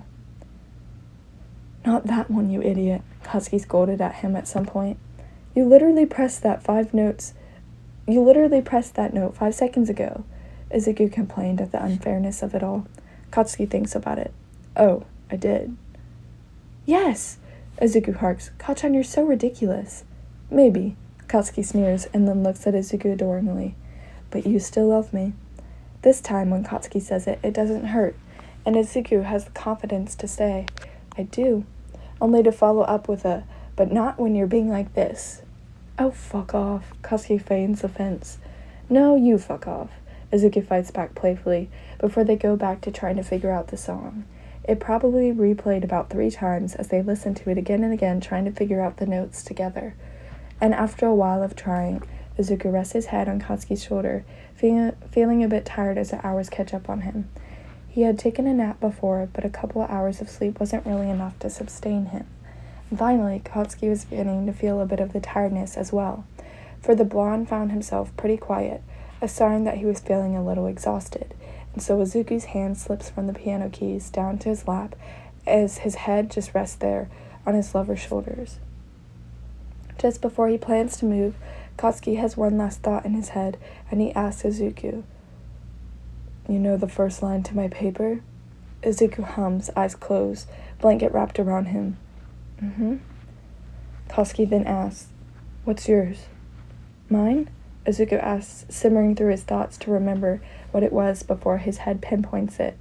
The blonde waits for an answer, only curious because he didn't really have a clue about how Izuku's paper could have went, considering he struggled with his own, and was grateful he even got an A on it, considering the language he used here and there in the paper. Izuku lets the words marinate on his tongue for a second, never having said it out loud before. "Remember when I told you what my favorite quote was?" Izuku asks him. Katsuki thinks, and he does remember, so he asks, "Was it just that?" Izuku shakes his head, still resting on Katsuki's shoulders. "Not exactly." So the blonde had to ask, "So what was it?" Izuku pauses for a bit before his eyes open slightly to look at the pretty orchid petal that just fell on top of the piano. It was a nice little addition, and Izuku couldn't help but remember that orchids were a symbol of love and beauty. In the dark, they sit in a bit more silence, and for a moment, Katsuki thought the smaller might have fallen asleep. But then, after a couple more beats of quietness, where the sound of crickets chirping filled the night air, he hears Izuku speak in a soft voice, and he listens intently. "If love is friendship set on fire," Izuku begins, taking a pause, "then let me burn to ashes." A green-eyed beauty stands at the crossroads of a barber shop and a cigarette store on the summer evening around 6 p.m.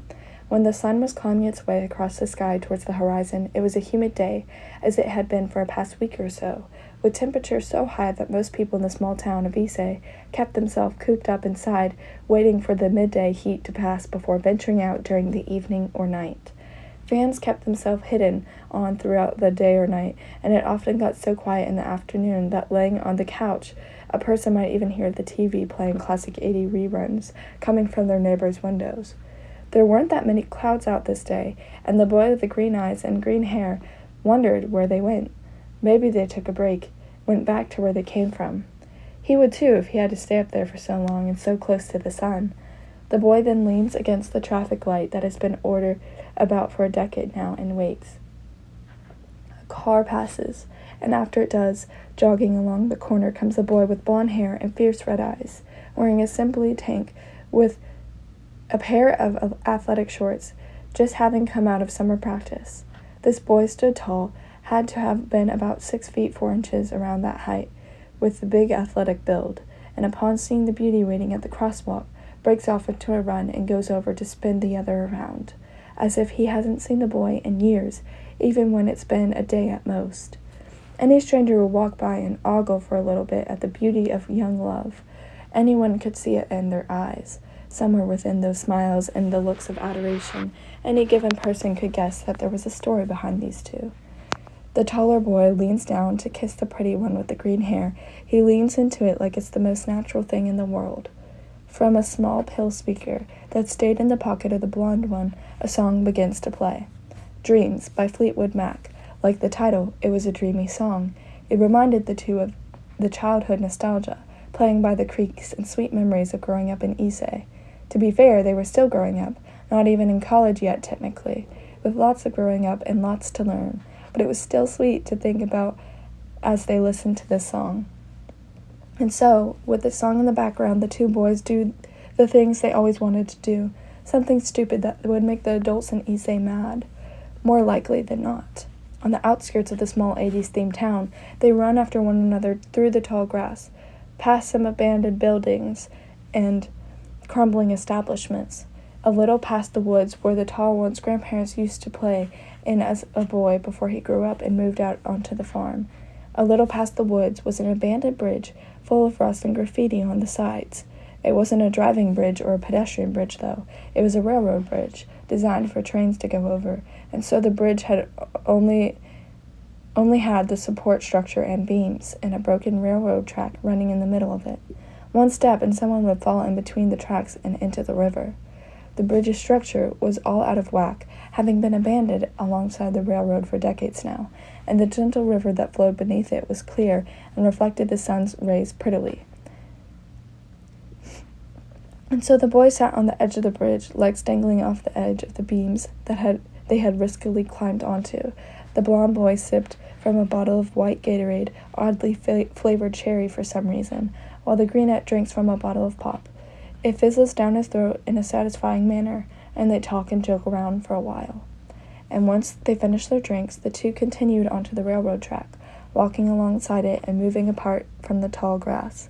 Bugs were everywhere, especially mosquitoes in this pesky summer weather, but the two paid no mind to it.